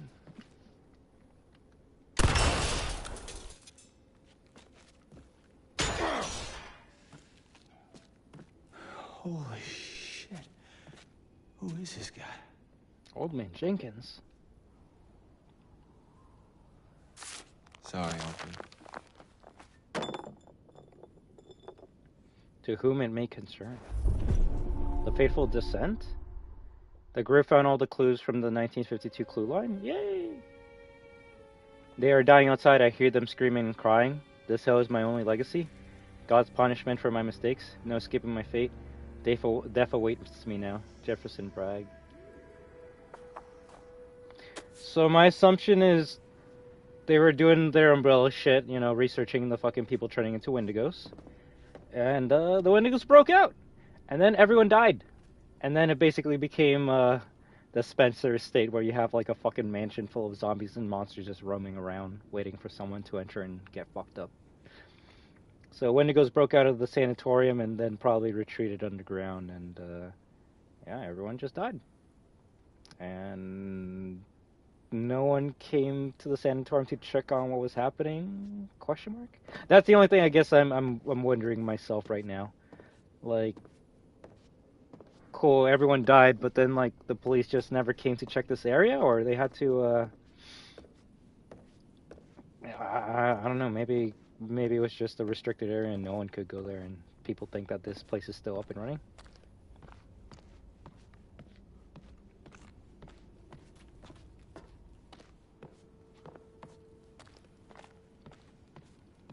And Buddy just trapped himself in. I'm like, well, I'm not gonna die to Wendigo. I'm just gonna starve to death.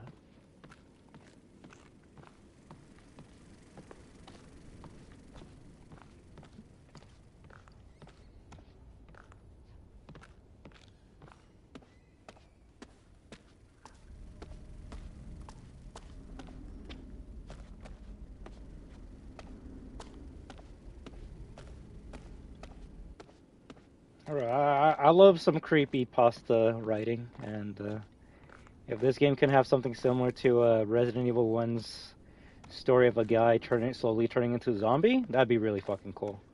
I would love to read a journal in this game that like is a human slowly turning into a fucking Wendigo. Now, could people say, oh, that's always going to be a Resident Evil itchy tasty thing?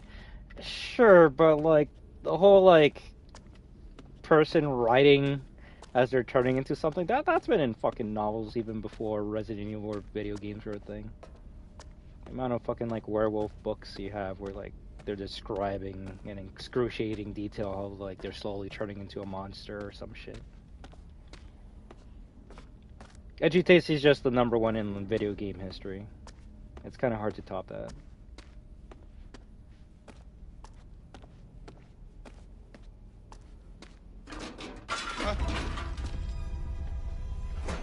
Why would you shoot it? Save your ammo, motherfucker. Oh, that's not a rat. Oh, shoot it, shoot it, shoot it!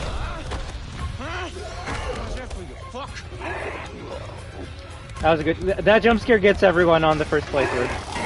Although I will admit, the jump scares in the remake are not as good as the original. I don't know why. Straight ahead, go left. I don't know.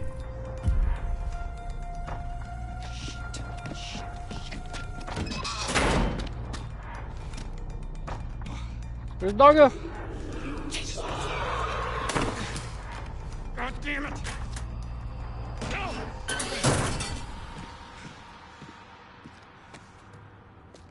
Why would you put your feet? Yeah, get away from that shit.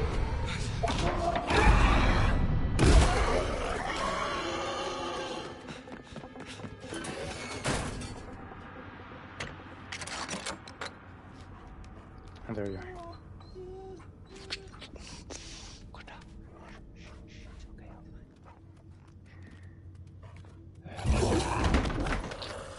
If I gotta be still and this is a fucking reference to goddamn Jurassic Park, I'm fucked. I'm fucked. I'm fucked.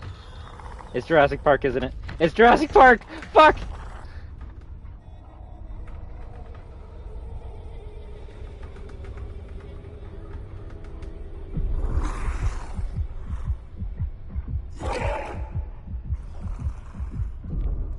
I somehow got it.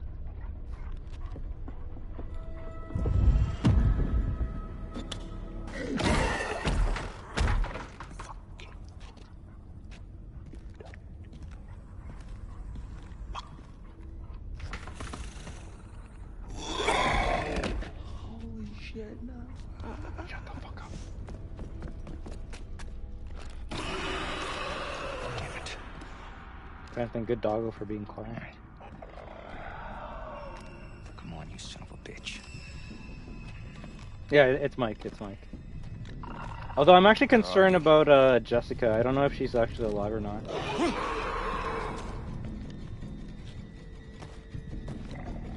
Huh?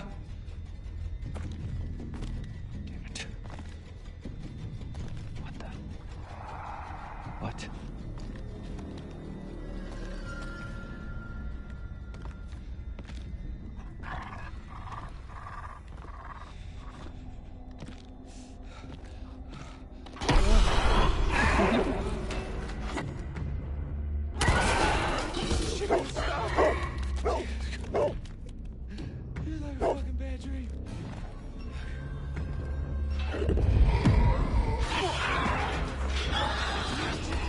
Oh, most of these are still in their fucking cells. Time, boys.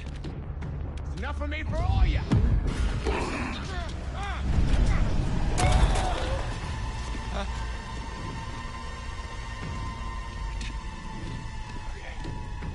I've seen too much Alien movies. I was like, oh, this is one of them on the ceiling because of the water dropping. It's drooling! Shoot him, shoot.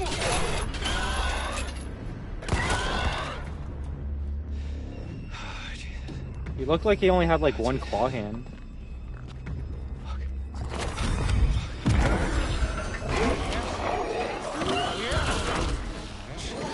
I will say the Wendigos look so much creepier in the remake.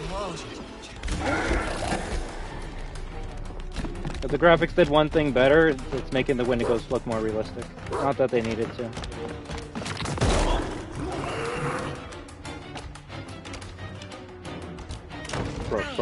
Bro, fucking go in.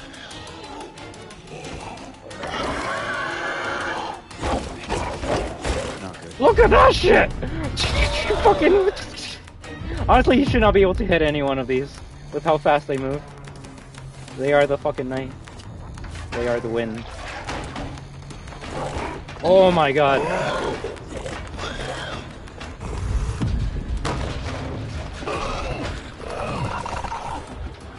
It's not red, but it'll do. Oh shit. Oh shit. Oh shit. Oh shit. Get away, get away. The spirit's gonna... Oh, they actually do the spirit?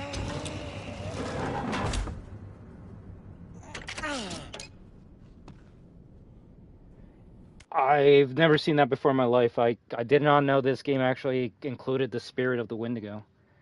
Now I'm just worried if it actually fucking affected us or not. Yo, this game's fucking sick. This game's actually fucking sick. I kind of actually wish I played it back in the day now. I regret just only watching, like, fucking other people play it in certain parts, too. Holy shit. Granted, I won't lie. Did I know everything that I know right now about Wendigos when this game first came out? Fuck no, fuck no. It's kind of like saying, oh, like, obviously know more about, like, Resident Evil lore, even more about 4 now than I do when the game came out.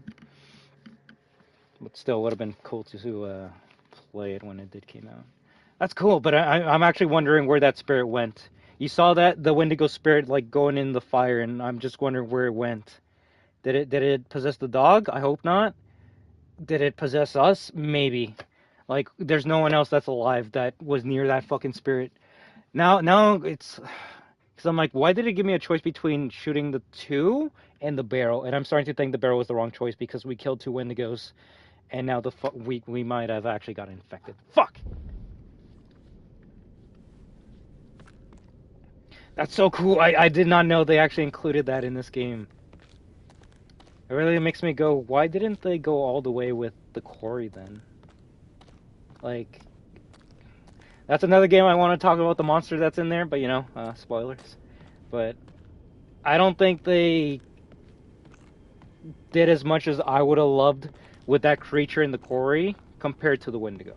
With the Wendigo, I'm actually being surprised with the amount of real-life lore from the mythology that they're putting into this game. With the quarry, I was like, okay, so these are not even the creatures you say they are. They might as well be fucking something else entirely. But we'll get to there when we get to it, Jadio. But I was disappointed with the lore in the quarry. Silas is probably the best part about it, in my opinion. But hey, we'll get to it one day. They almost got, they got like instant transmission, but like, bro, you see how fucking fast they go? It's almost like you're fighting like the Twitchers or the Tweakers from Dead Space, the ones that like fucking teleport really fast. It's like you're fighting a Wesker.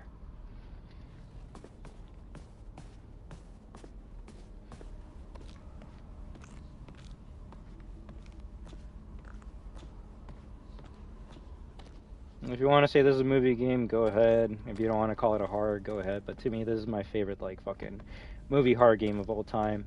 And probably favorite horror game that includes the Wendigos as a creature, as an enemy entity. Like, I'm gonna do so much fucking lore hunting after I finish this game. I need to know, like, the developers go to Canada or some shit. Well, they must have to be able to get the landscapes of Vancouver, but like, how did they get this whole idea for the story? Because the first half of the story, you can just say it's Friday the 13th or any other like 80s or 90s horror movie. Group of kids that want to hang out with their friends, go to a lodge, and then there's a mass killer killing them all one by one, right? That's Jason Voorhees. That's Friday the 13th. One the same thing. That's like Nightmare on Elm Street. It's your classic slasher film. The second half of this game turns into straight up Resident Evil, or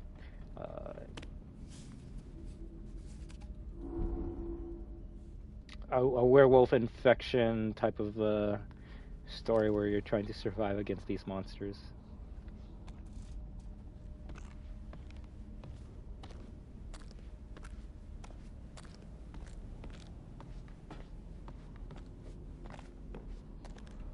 I just like how much of they set up the Wendigos in this game before you even see the first one. You get the story of the miners, you get the story of how like they survived and like. That's good. That's good. I would say that's actually better than what fucking RE2 remake tried doing with the liquor on the wall. Makes me wonder if the original did the same thing. Like if you look to the left, you can say liquor reference RE2, and yeah, no, 100%. That's what it is. Anytime a fucking monster crawls past the wall, it's a liquor reference to RE2. If you want to say it's not, then name me something that came out before RE2 that did the exact same thing. You can't. But seeing the shadow, that actually is something new, and that's something that's kind of cool. It makes me wonder if you actually see the shadow while you're walking past this on the PS4 version.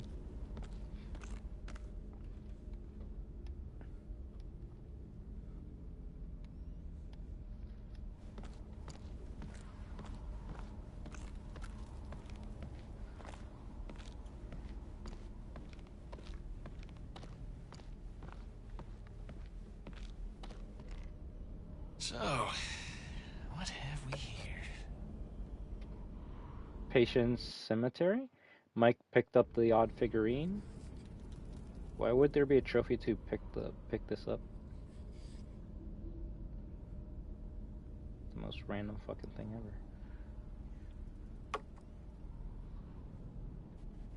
Was that a bronze trophy? Oh, I'm gonna take a look. That better not be in gold. Yeah, that's a bronze one. Okay. It's one of those, we need to fill up the fucking trophy list, so, here's a trophy for pressing the, camera mode button. That's my favorite trophy in video games. I think Street Fighter 6 and, Resident Evil 4 Remake had one. It's like, click on photo mode! It's like, okay. Why is this a trophy? Whatever. Yeah, why is this a trophy? The only thing I can think about is this might mean something in New Game Plus, or if we collect everything. Otherwise, I don't know what the fuck that is.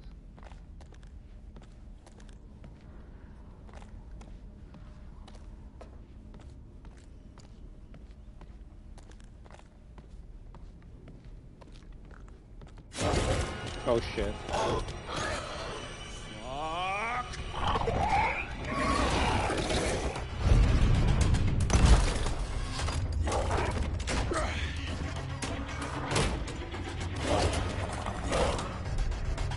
Escape barricade. We saw that in the guide, and I'm assuming escaping would probably let it chase us and kill us. Hey, buddy. Come on down. It's all right. Okay, Is there QT for this? I'll catch you on the flip side, huh? The skillful wolfman. Mike kept the wolf alive throughout the sanatorium. The wolf can fucking die? Okay, I'm glad we at least kept it alive. Holy shit.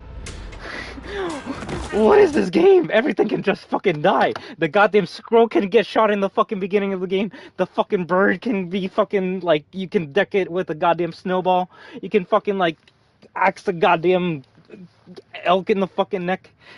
No, there's a reason why the fucking nature is trying to fuck with you in this game. Because the amount of things you can do, you fuck with nature.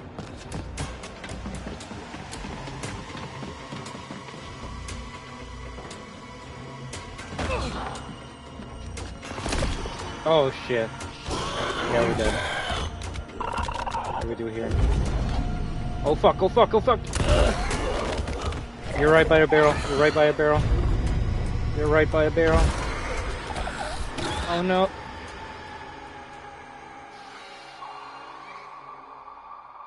Fuck. I don't know. I don't know what happened. I don't know.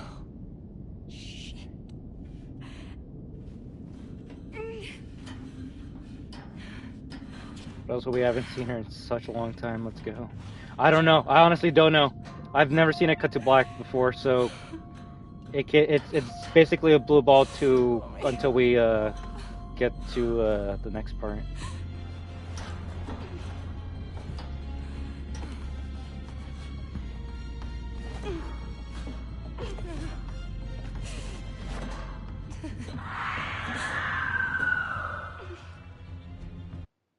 Drag me through hell? Mike saved Jessica from an unknown attacker without failing a QuickTime event? Why am I getting this trophy now? That was a Chapter 3 thing. Whatever. But we should be close to the end. Come on, guys, hurry up. We gotta find Mike. Come on. Probably one more hour. Hey, I'm kind of gimping out here, guys. I think maybe you should go on without me.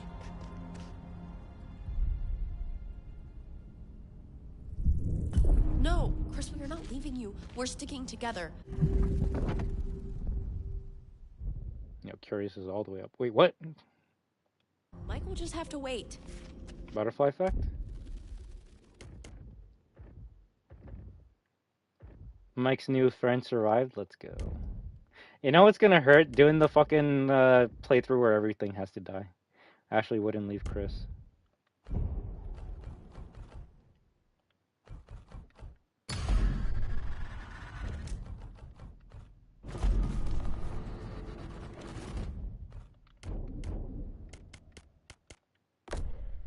Update, this looks like the chair used in the old film showing a miner turning into a Wendigo. It looks like a partially transformed Wendigo. Yep, that's what it was.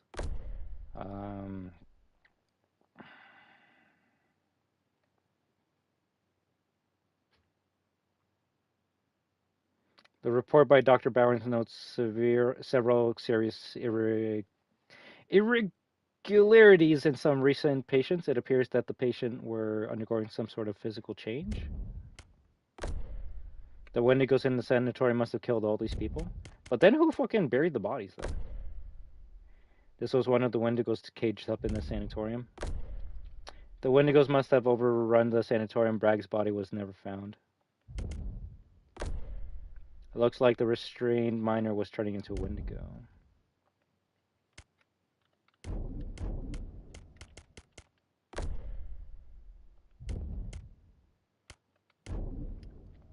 So we just need everything for the twins and for Mystery Man and totems.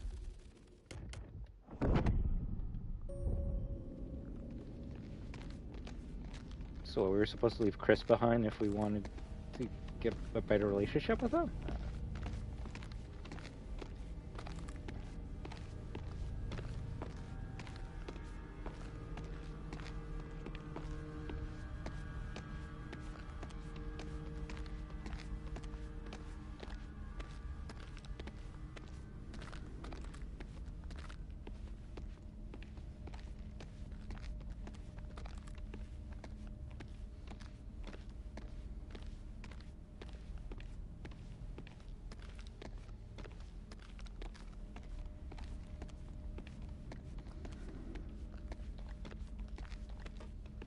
Holy shit, they're way far ahead of us.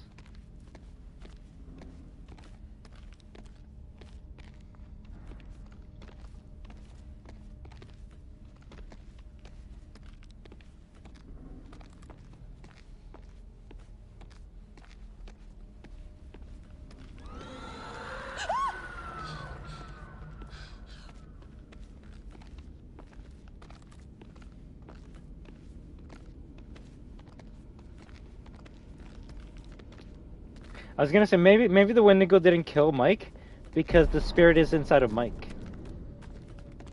But that would not be a good thing.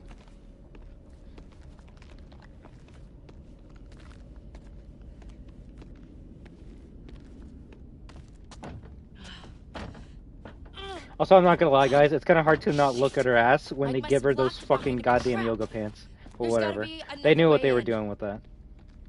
I'm sorry. It had to be said. It had to be said. Also, Ashley has eyeballs.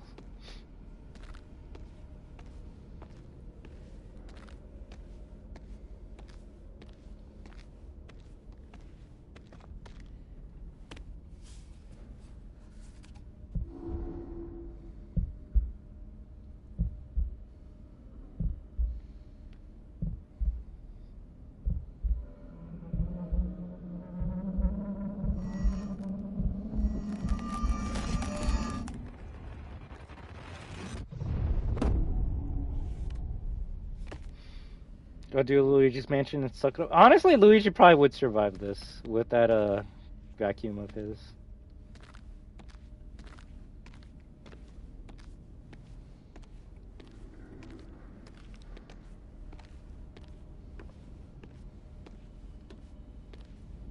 So we gotta take the grate.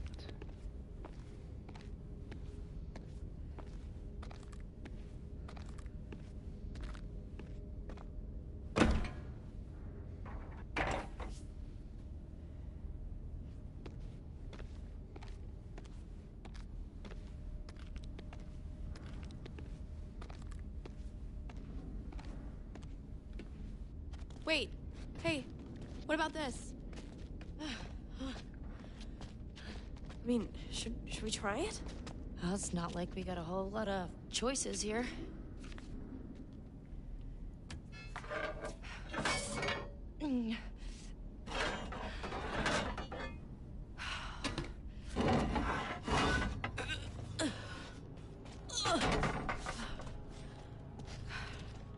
Okay, this is maybe the last place I would want to be right now. So who's going first? After you.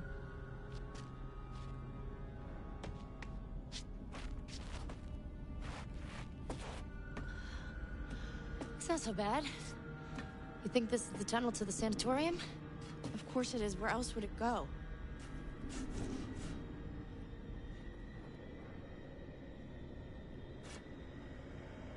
You got no weapons? Chris, I know you're hurt, but you gotta move it, all right? I'm trying, Ash.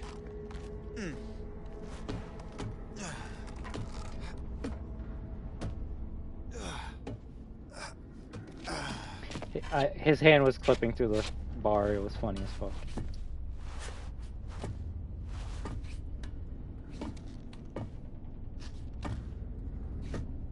Hey, hey, we should close this, right?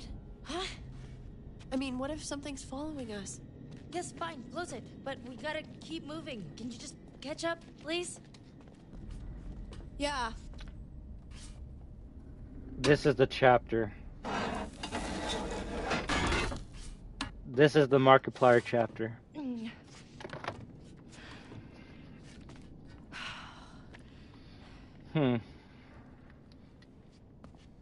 Well, let's not make his same mistake.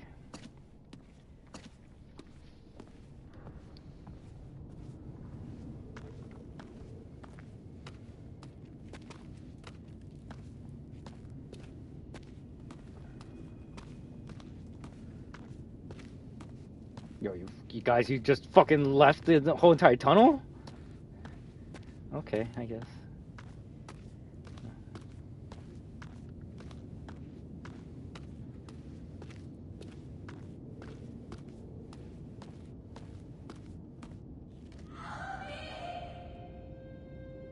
Hello? Who's there? Anybody? Jessica! Is it you?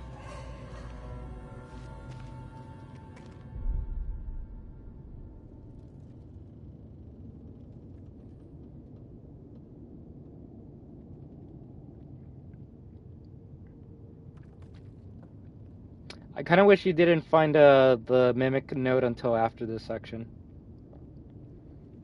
I feel if you didn't know about that, then you probably would investigate the voice right away. The thing is, I don't know if that's actually Jessica. Jessica is down here, so it actually could be her. But it also could be the Wendigo fucking with us. And this is what makes me love this game, because they actually incorporate fucking the lore from the Wendigo, and now I'm just fucking like, shit, what do I pick? What the fuck do I pick?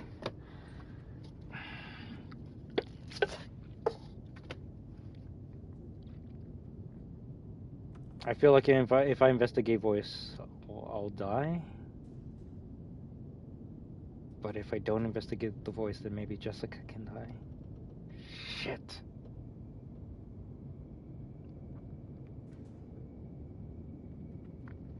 I'm gonna investigate, but do my best not to die. Yeah, I was gonna say that curious fucking bar should be over the limit at this point. This is fucking crazy. They say curiosity killed the cat. Jessica. Let's hope Ashley isn't dead. Ugh! Jessica, is that you?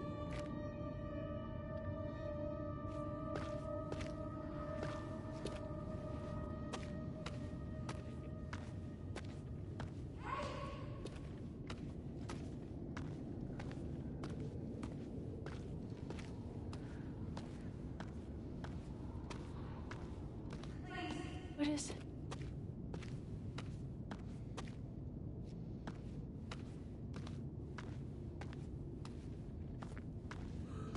Oh God. Oh no. No.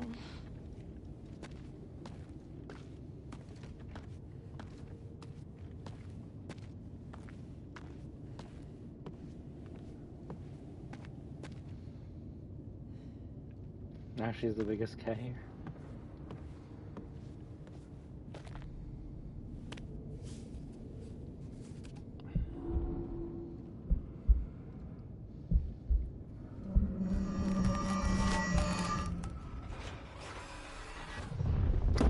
Well, I don't think he's fucking opening up the door for us. If anything, I wonder how they're gonna find out that Matt died. So I guess I got Matt died around like the halfway point for me.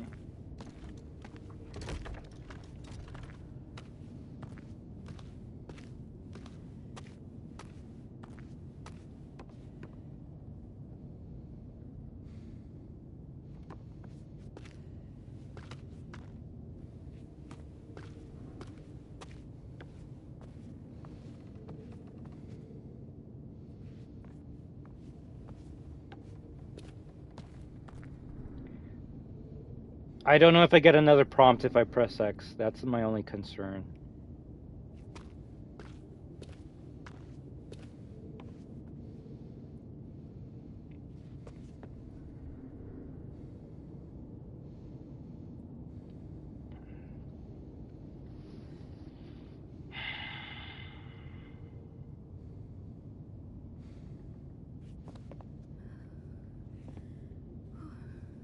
Now we just move on.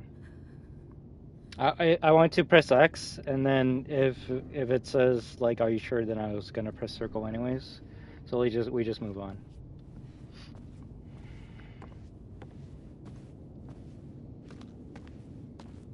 It's one of those things that I know.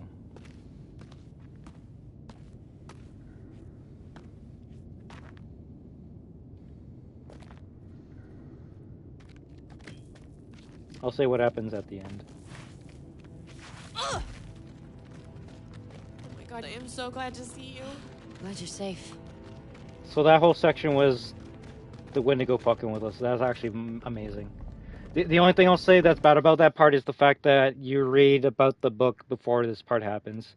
I wish it was the other way around.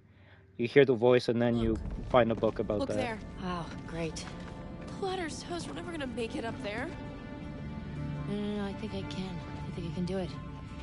It's like a rock wall. I'm gonna keep going. You should head back to the lodge. I've got to get Mike. Good luck.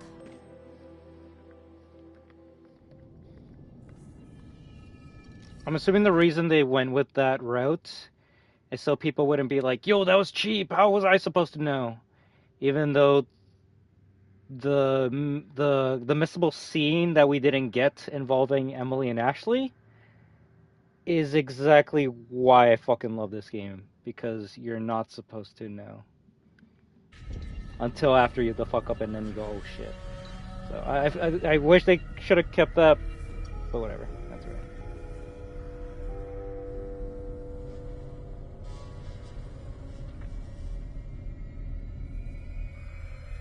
Fuck is this cutscene?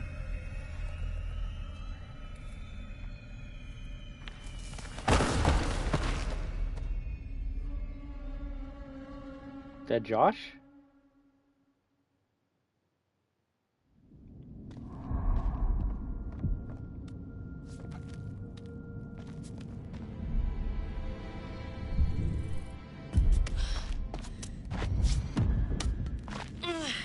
So far I would say there's only 2 QTEs that my camera blocked.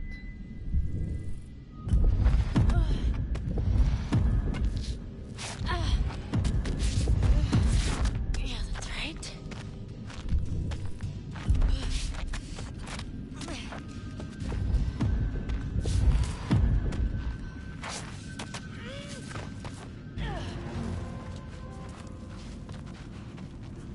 I beat you. I fucking beat you.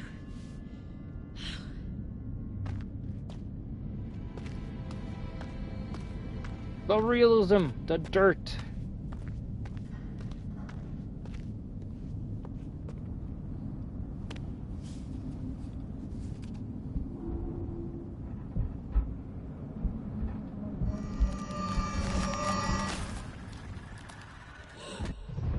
We don't want that to happen to Sam, so let's make sure that doesn't happen to her.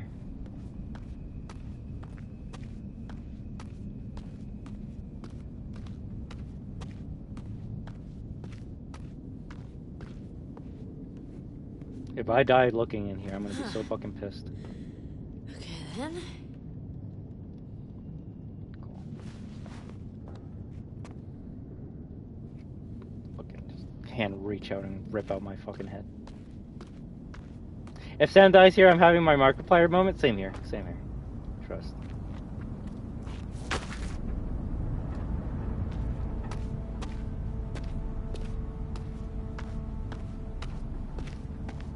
And I'll explain all the references in the moments when we get to the end.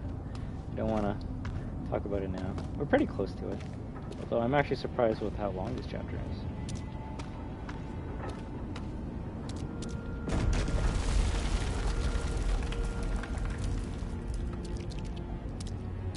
Okay, we're going through the caves of RE4 Remake. Let's go.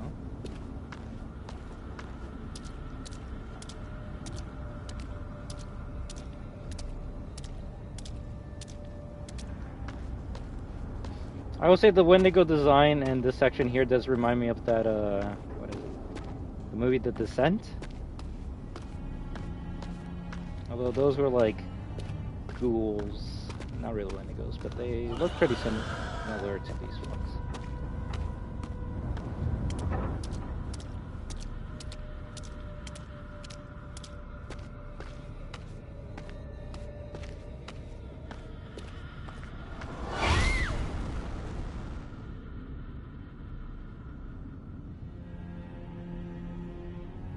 If we just got possessed by a fucking Wendigo, I'm gonna actually throw my fucking controller at the goddamn wall. What the fuck? How? What? Oh my god. Tell me Mike killing those two Wendigos released two fucking spirits and one of them infected Mike and the other just infected Sam.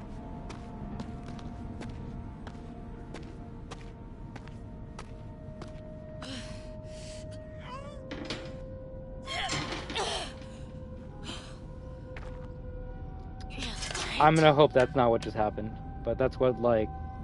Come on, girl, you could do it. The myth part of my brain is saying.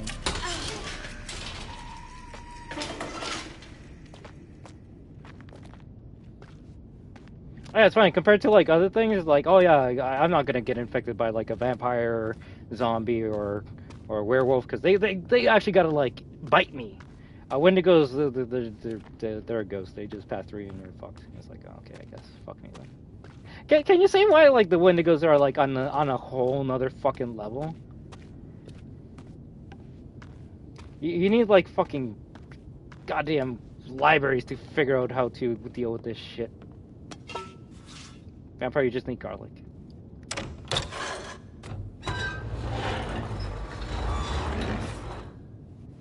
I hope not too, but unless it was just a cheap jump scare. They've been going by the book with the Wendigo lore. I didn't even think they were gonna do the mimicry part, but they did. Which way? No, real shit. And it's like, okay, so how do you deal with them? You just don't go into the woods in Canada and don't eat anyone. That's how you deal with them. Just don't do those two things. Don't go into the woods in Canada and just don't fucking eat another human. How hard is that? I think one of them is a bit easier than the other. If you want to be like, but I want to go to the woods at night. Okay, good for you. Get eaten by a fucking grizzly bear or some shit. But if you're like, yo, I want to go to the woods at night and maybe like eat my best friend, it's like, okay, unless you meet it in a sexual way, like, we don't want to create any more fucking Wendigos over here.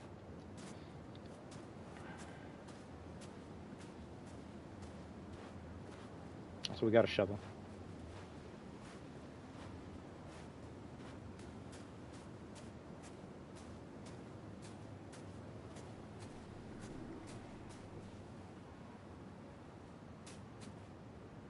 Gasolina?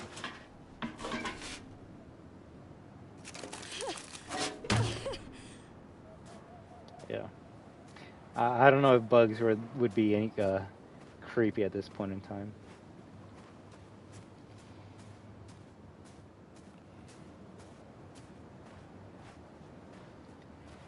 That's where it came from, right?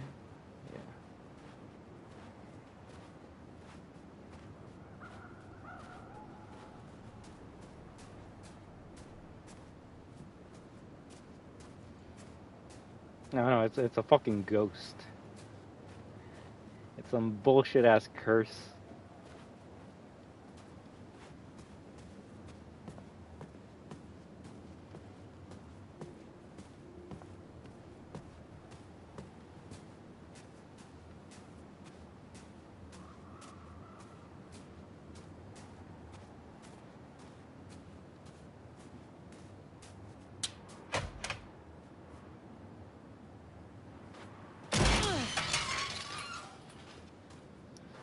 Oh, like a bodysuit that ghost can't phase through? That'd be smart.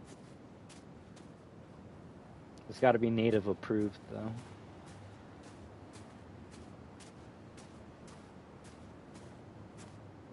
Also, I don't like it when the whole, like, color screen... That's good. Shit! Those are one of those scary camera angles.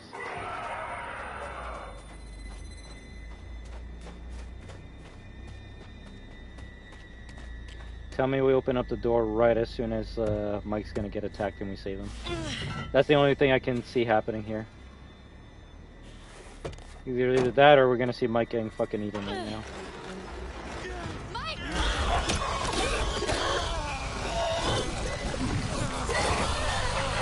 Smack! Smack!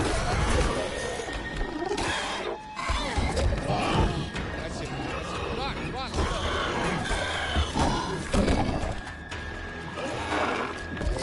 Red barrel, red barrel, red barrel.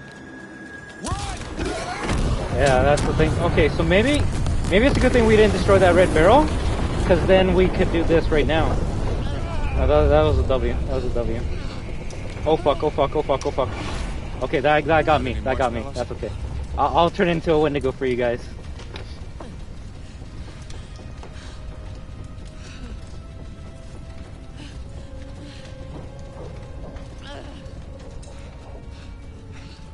Oh fuck. Okay. I can't talk about it, but well, I can't spoil it right now, but the remake did add an extra ending, and I'm just gonna leave it at that. And I'm starting to, I did see that extra ending, and I'm starting to connect things to that ending, and I'm going, oh fuck. So I can't wait to be able to tell you guys about it, so then you guys can be like, oh fuck. Whoa. You all right? Define all right. Alive, for a start. Let's find a way down to where this fucker lives. Last chapter.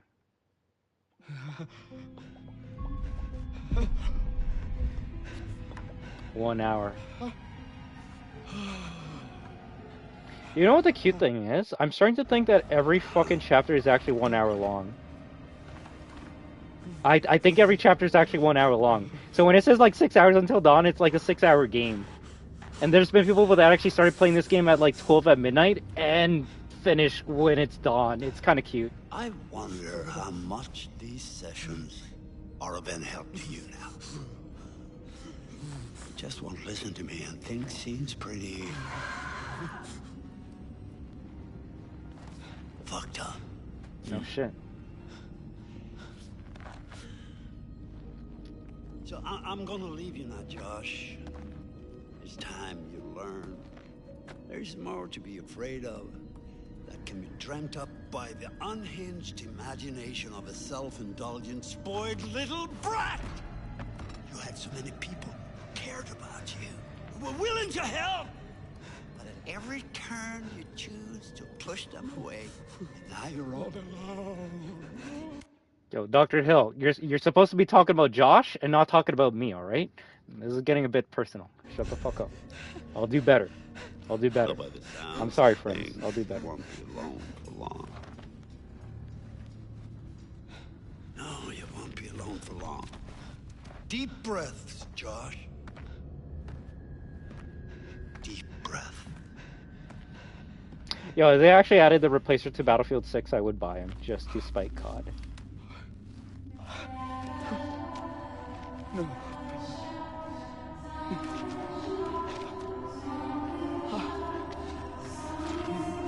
I've never seen this before. This is creepy as shit. Get away! Get away! Ah! Get away from me! No! You're dead! You're dead! Shut up! No! You're dead! It's not real, Josh. Oh, there, got it. They're gonna love it when it's real. Take away from me, you can't tell me what to do. You can't tell me what to do anymore. Okay. I trust you. I trust you. We play as Josh? I trust you. Okay. This is new.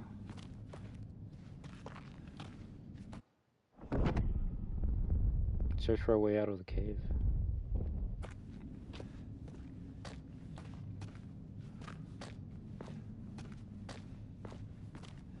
You don't have a gun in one of those pockets?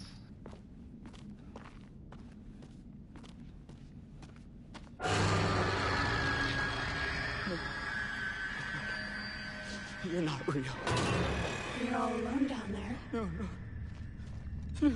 No, not again. Wait, what? Love how the bravery stat is at 0? Yeah. That's actually kind of funny. If anything, okay, I was gonna be, if there's like a deceptive fucking stat, it should be at 100% right now. All the way. But you're with us now. Family. Get away! Get away from me! Get away! Why didn't you save us, Josh? Why did you want us to die? I didn't want you to die. I swear. I swear I tried to find you.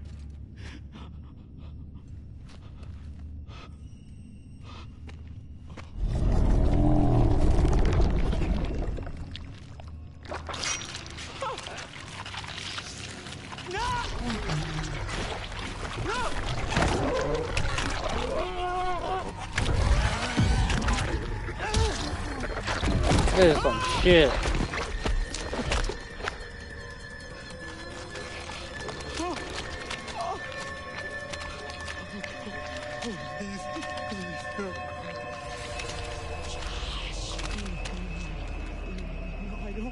I don't take orders from you. Is this what you want? No! No! Why are you doing this? What the fuck is happening? This shit's scary as fuck. Save us, Josh. Why did you want us to die? Oh! Oh! Oh!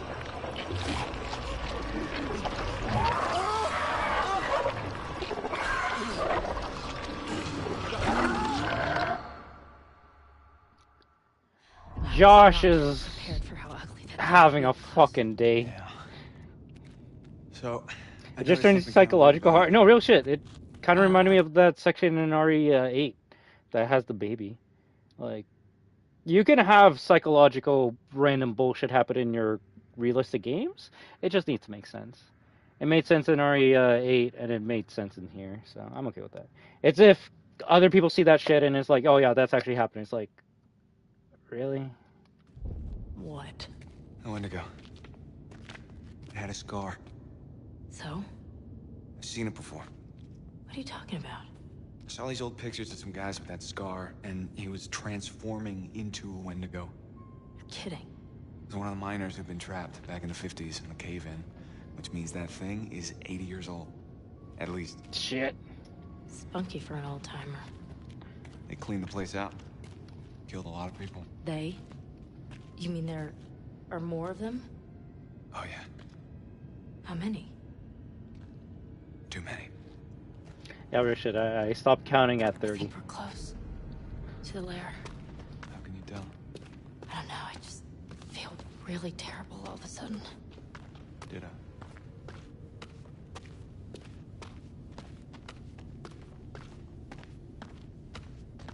We always walk back the way we came, just in case we find a totem.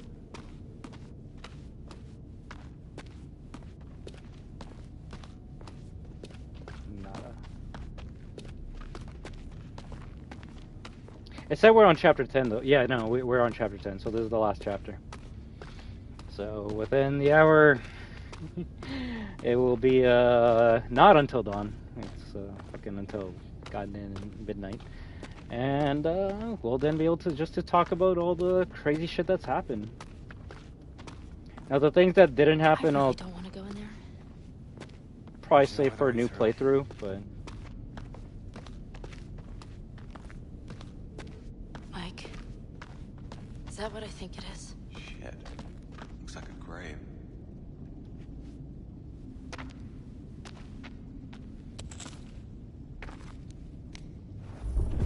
of course it would have her name on it.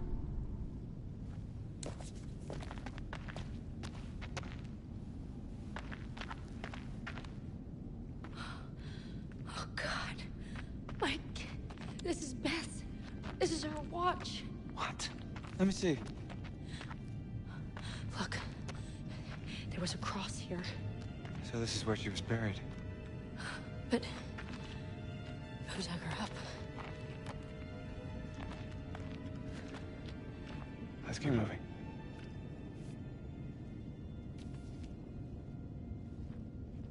I saw that shit ass animation. She didn't put nothing into her pocket. Oh fuck.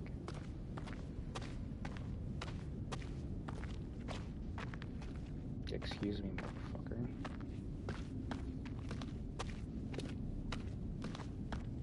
Right thing, I don't think Sam has like anyone that she actually cares about, right?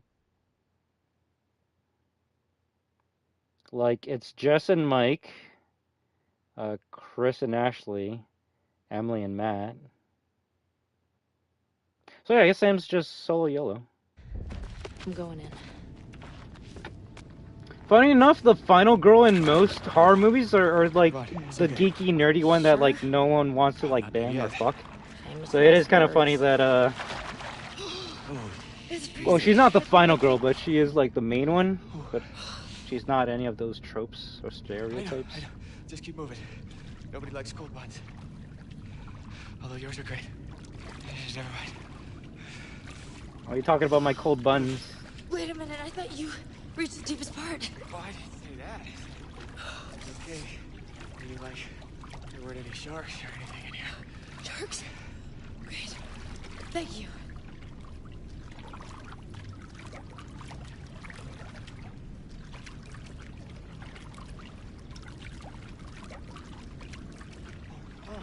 He's getting deeper. Yeah. Okay. Oh. Hey, it's sloping up again. We're gonna make it. God, don't jinx it. Oh. Come on. We made it.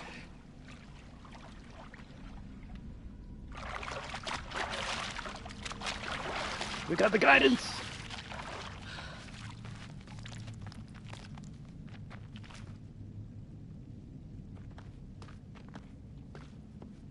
See, I feel like these camera angles that I enjoy, I'm going to see more of in the PS4 version.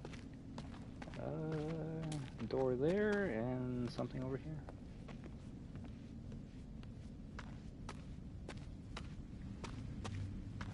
Nice. With how easy it is to find these totems, I'm so mad at myself for not getting all of them on the first try. That's alright.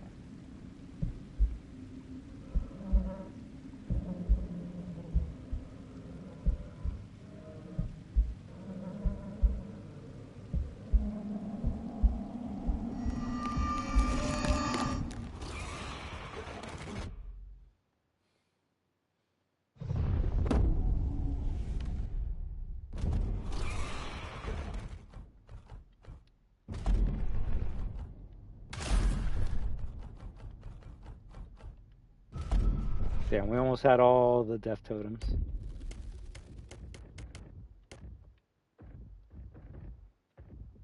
Also joined the others. Chris was safe. Chris was safe.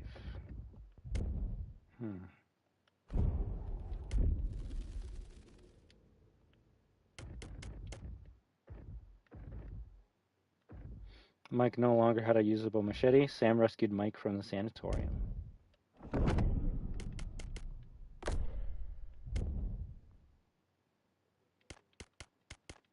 Turn into like a super Wendigo. No, I don't think that's that can be possible, but I'm always down for new additions to lore.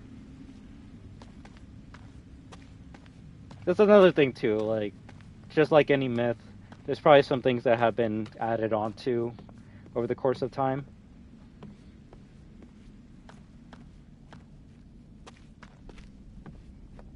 Like, I believe when the werewolf myth first came out, it wasn't like silver bullets, it was like just silver general. The first werewolf movie ever made, like fucking Universal Pictures Wolfman, he gets taken. They defeat the Wolfman by like beating him with like a cane that has a silver handle. So it was always silver, but it was never like silver bullets. That came like later.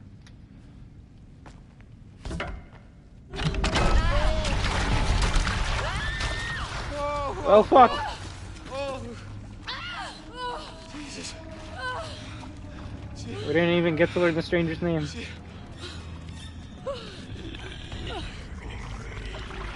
They telling me there was a Wendigo in the fucking water? You see that? Yeah. Bodies. Oh, this is probably where we're gonna find Matt. Oh my god. No! I'm gonna be sick. Wait. Hold on. I think I saw something. Jump scare? No, I don't take orders from you. I don't take orders from you. You can't. Hey, Josh? You can't tell me what to do. You can't Josh? tell me what to do Buddy? anymore. You can't tell me what to do. Oh, okay. I trust you. I trust you.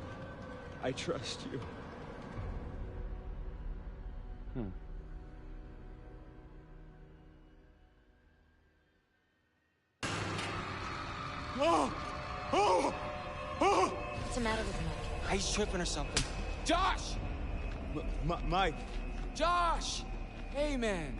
don't hit me, please. Well, you were deep in it, man. Full mental jacket. We didn't think we'd get you back. Hey, let's just get the fuck out of here. Okay, Josh, do you have the key for the cable car? Yeah. Oh, good. See that over there? That means there's a direct way out. Come on. Yeah. There's no way Josh is gonna make it up there. Okay, if you help me up, I can go back to tell the others we're okay. Yeah, good. You bring Josh back the way we came, and we'll all meet at the lodge. Be careful. Yeah, you too. All right, let's go, you fucked up son of a bitch. That's a good one. That's a good line.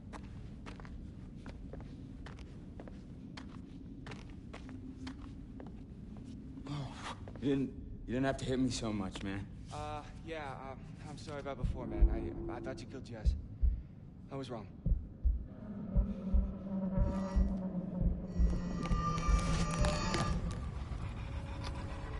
Well, the house is on fire. I guess that's one way to take out all the Wendigos, right? To burn it all to the ground.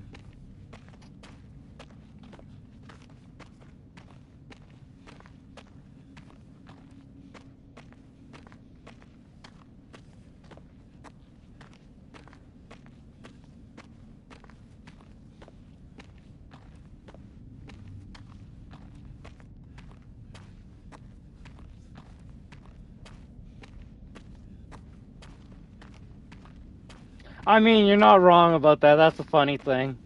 I would not be surprised if we see a fuck ton of spirits actually exiting that house. Like, real shit, I think the best thing you can do to prevent an outbreak or more infections is to lock up the Wendigo and just keep it contained. No.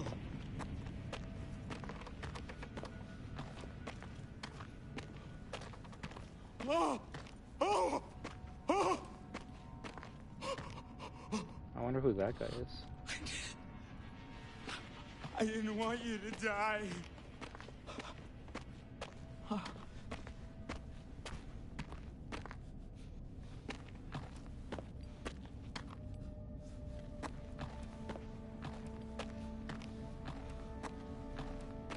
The thing is, it seems like the mines are locked up, but there's these like crevices that they were able to crawl out of.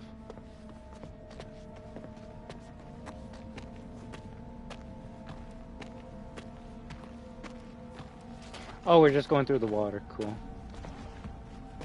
Nothing bad's gonna happen.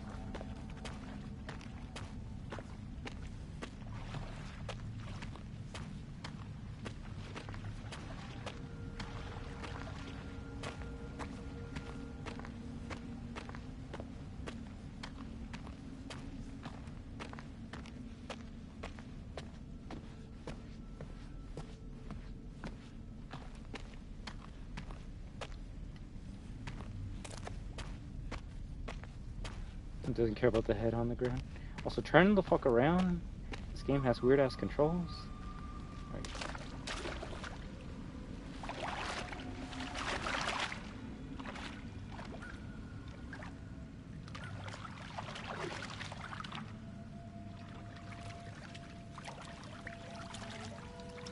If anything, we might get a big fucking revelation here.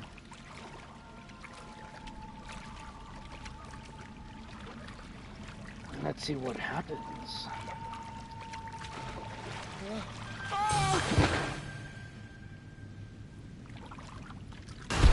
Woo! You're not real! No, you're not! Actually, it is.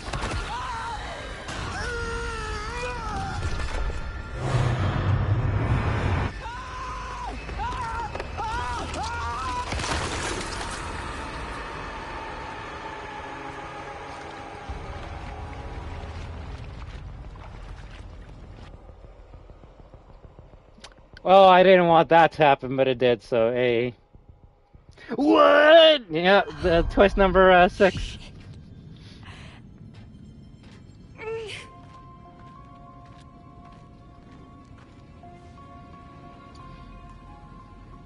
Don't you like when you play a game or watch something, Jadiel, and you can like predict it before it happens? It's really good. Now, predicting the whole entire thing before it happens, that's bad. That really shows how, like, weak the story was. But being able to, like, maybe say, like, oh, this could be a possibility, and then it actually becomes the possibility, it makes you go, oh, fuck.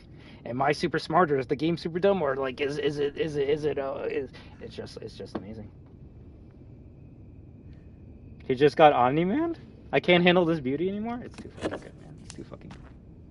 And it only gets better with more playthroughs and more lore.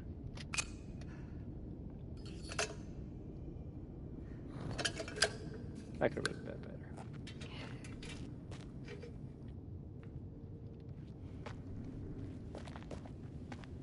So in the original Until Dawn, there's 2 endings for Josh. That's one of them.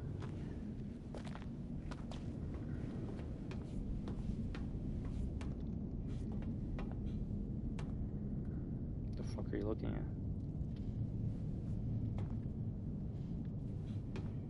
Just what you landed on, I guess.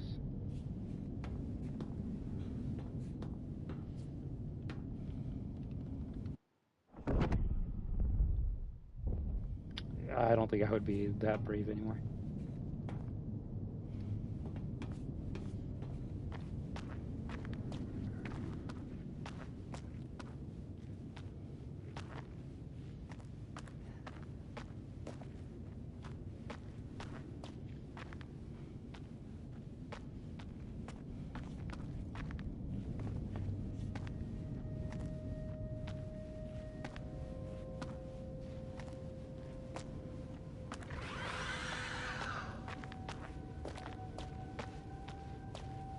Even though she was the first person grabbed by Wendigo, she probably doesn't even know what's going on.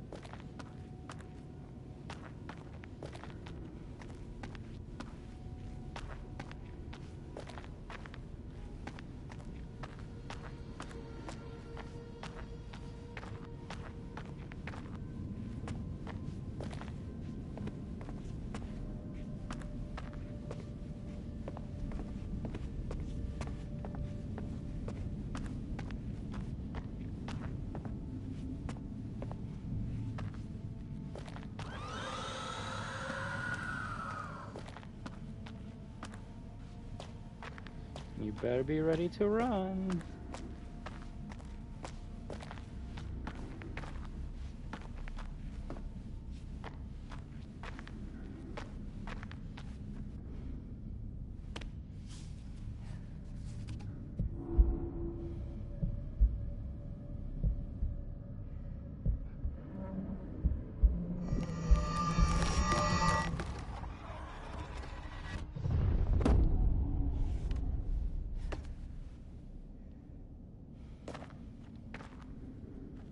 See, this was a good camera angle. Give me more fixed. I guess if I want more fixed, I'll play the PS4 version. Yeah, she's been knocked out for like a good 3 chapters at this point. It makes me wonder if we saved Matt, if we would have played her before chapter 10, and I think you do.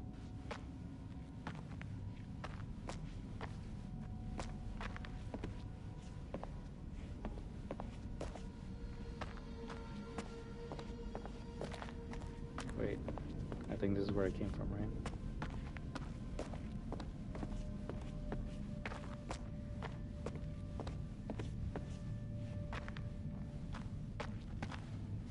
No, that's where it came from.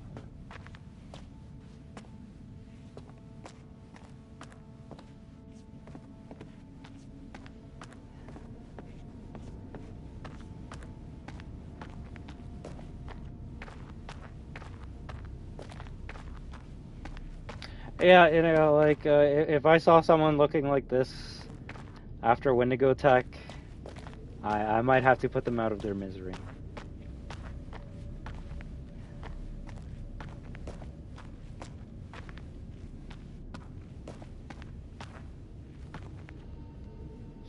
Marvin was a survivor too.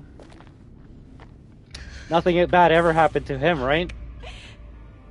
Just because you survive an attack doesn't mean it's the horror is over. Hide? Try to run? I'll try hide. Although I think if I fail this fucking stealth part, I die.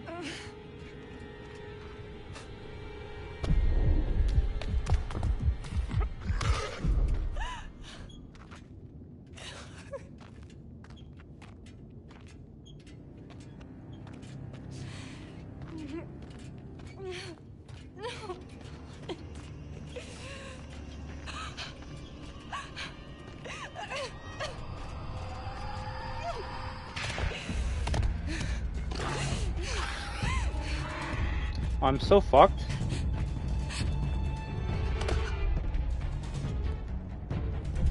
Maybe I should have broke through. Maybe I should have broke through. Fuck me. I guess she's not brave. I'm dead.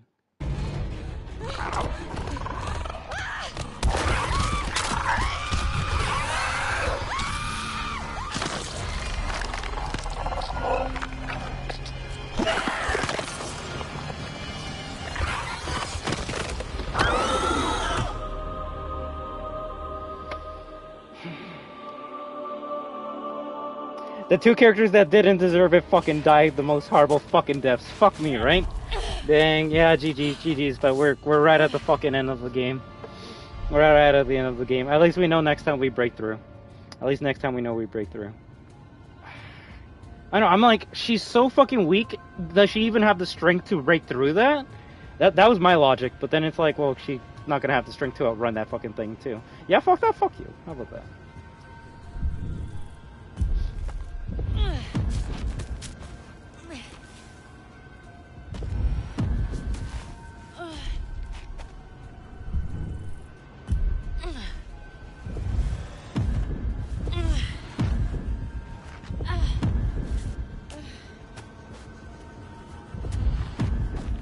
I fail this and then just get my neck broken. Come on.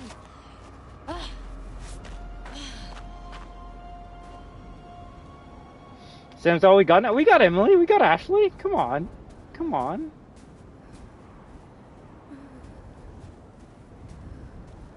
Fuck. Now Mike's probably gonna hit on us. He's gonna be like, well, I'm single now. Fuck. Yeah, that's right. That's right. If I wasn't so close to the end of the game, I probably would be a bit more sad. But that's alright. Honestly, I doubt I doubt all these characters are gonna live at the end of my playthrough. I'm probably gonna fuck it all up at the last fucking QT.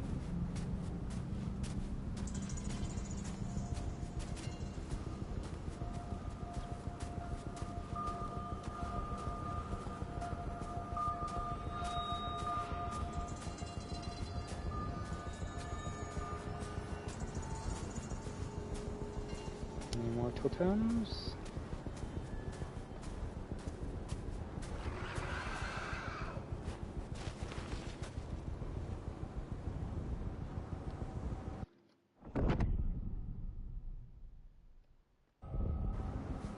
Not wrong about that. Oh fuck, let me see. Butterfly effect.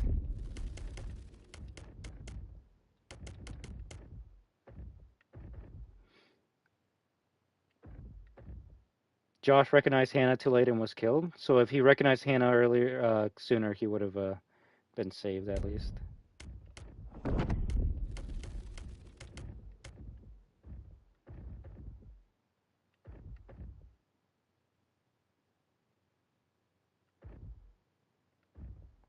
Jessica found Matt? Okay, we're talking about in the fucking afterlife, yeah? Wait, that's kind of weird. I think that's a glitch. Yeah, that didn't happen in our fucking playthrough. Yeah, that has to be broken. Jessica failed to escape a second time. A second time? Okay. Oh, we finished the fortune one. Nice. Anything else, twins? The Wendigo in the mine had an identical butterfly tattoo. The Wendigo in the mine also had a tattoo of a butterfly on its right shoulder. The Wendigo that attacked Josh had a tattoo of the same design. Oh, what does it mean? Hannah's tattoo is identical to the tattoo that the Wendigo in the mine had. Yeah, we'll save her in the next playthrough. I'm just wondering if this game has like a chapter select. That would make replaying the game and getting the trophies much faster and easier. If not, before I do playthrough 2, I'll watch videos to show me exactly what I gotta do so I don't fuck up.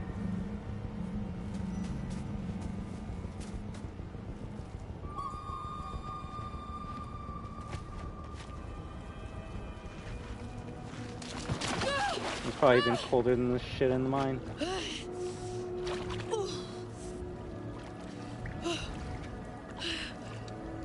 The Corey has a chapter select? Are you telling me or are you asking me? Because I don't know.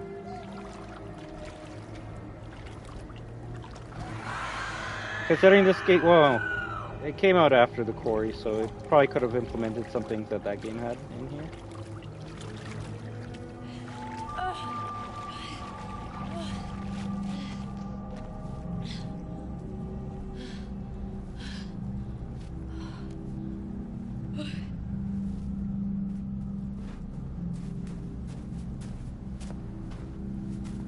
Give me all them totems.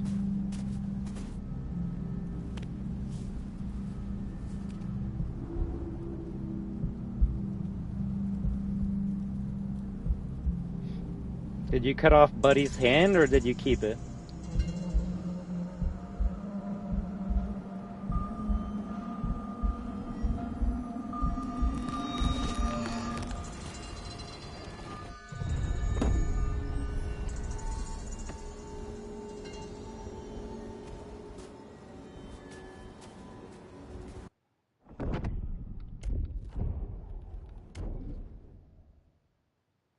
Okay, smart.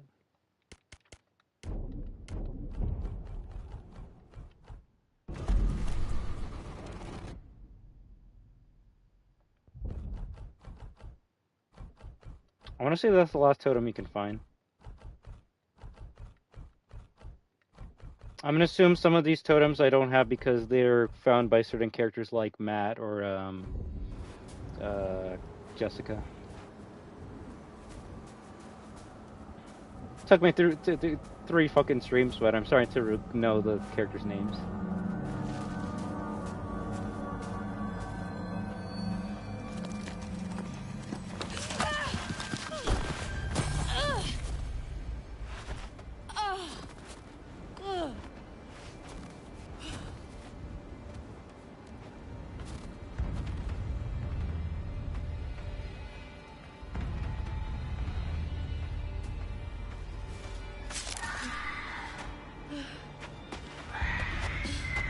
Oh, Sam. Oh, we gotta keep Sam alive.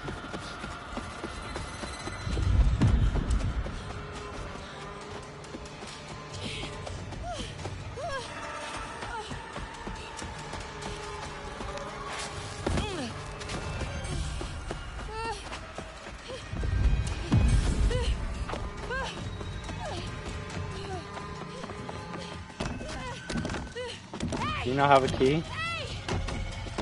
Who would even be in here? Guys, come on, are you in there? Let me in. Oh, I'm so fucking dead. Sam. Oh my god. Mike. That was good. That was a good one. Oh gosh, you look terrible. It'll look worse if we stay out here. You'll be like, where's Josh? Come on.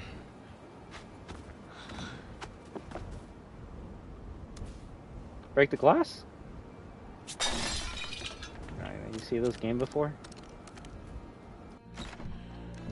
Okay.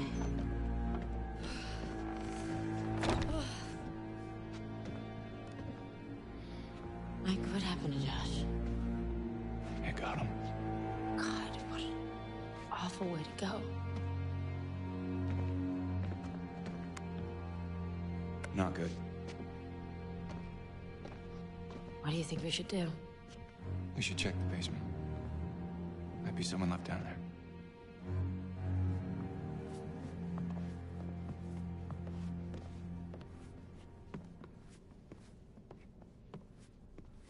Well, we're at the finale of the game, everyone. If there's anyone left, they're probably in the basement.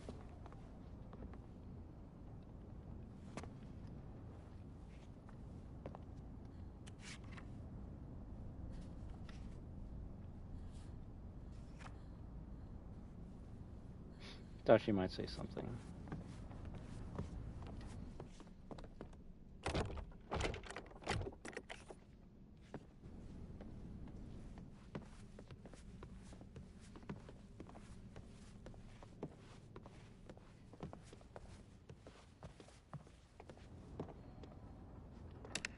No new messages. I don't think Dr. Hill is even in this area.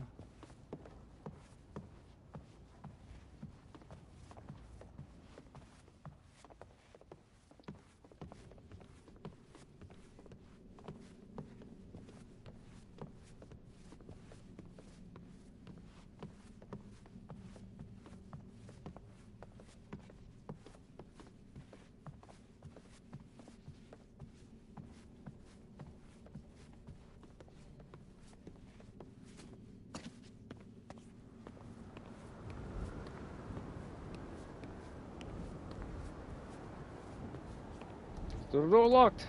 Good.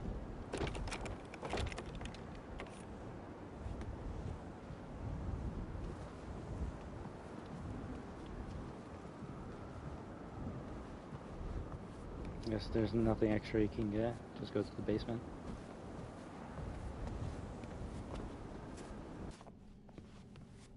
Well, could go upstairs as well.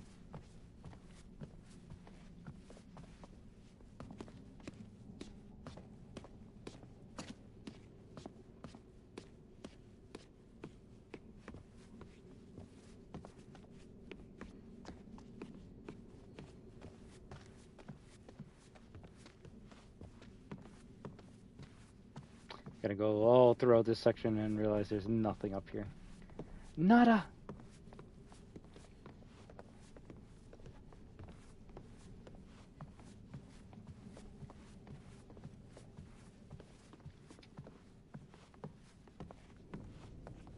do wonder where the parents of the Washingtons are, though. They literally the mansion from the quarry. I'm just saying. Well, you're not wrong, but to be fair, both, and this really shows how original one is. Or it's not even original. It's just they're like, let's just do what we did in the first game and do it again. Both in the quarry and in this game, you're in a lodge, and no offense to lodge makers, but they really usually have a pretty similar design. You know. Make it out of wood. So, is it a ripoff? Nah. It's more so they just couldn't come up with anything original, so they just said, what if we do Until Dawn, but at a campfire?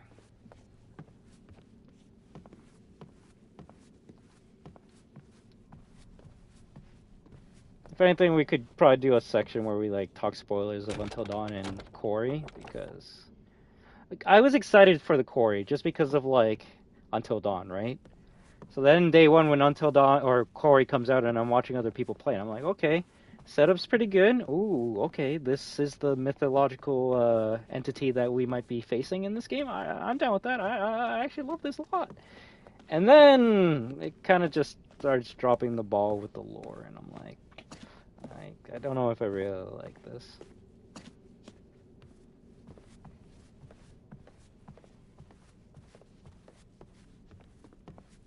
Pretty gory game though, but I mean, so what's this?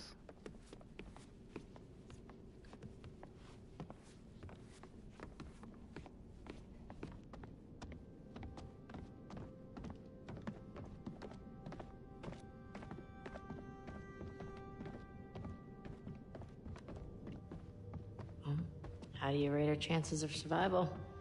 I'm trying not to think about it.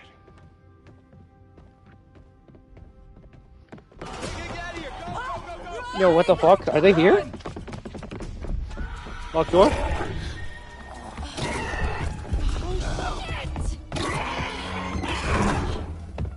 That was good enough. I thought I was gonna die there. Oh fuck, okay, this is the ending, guys. And then it crashed.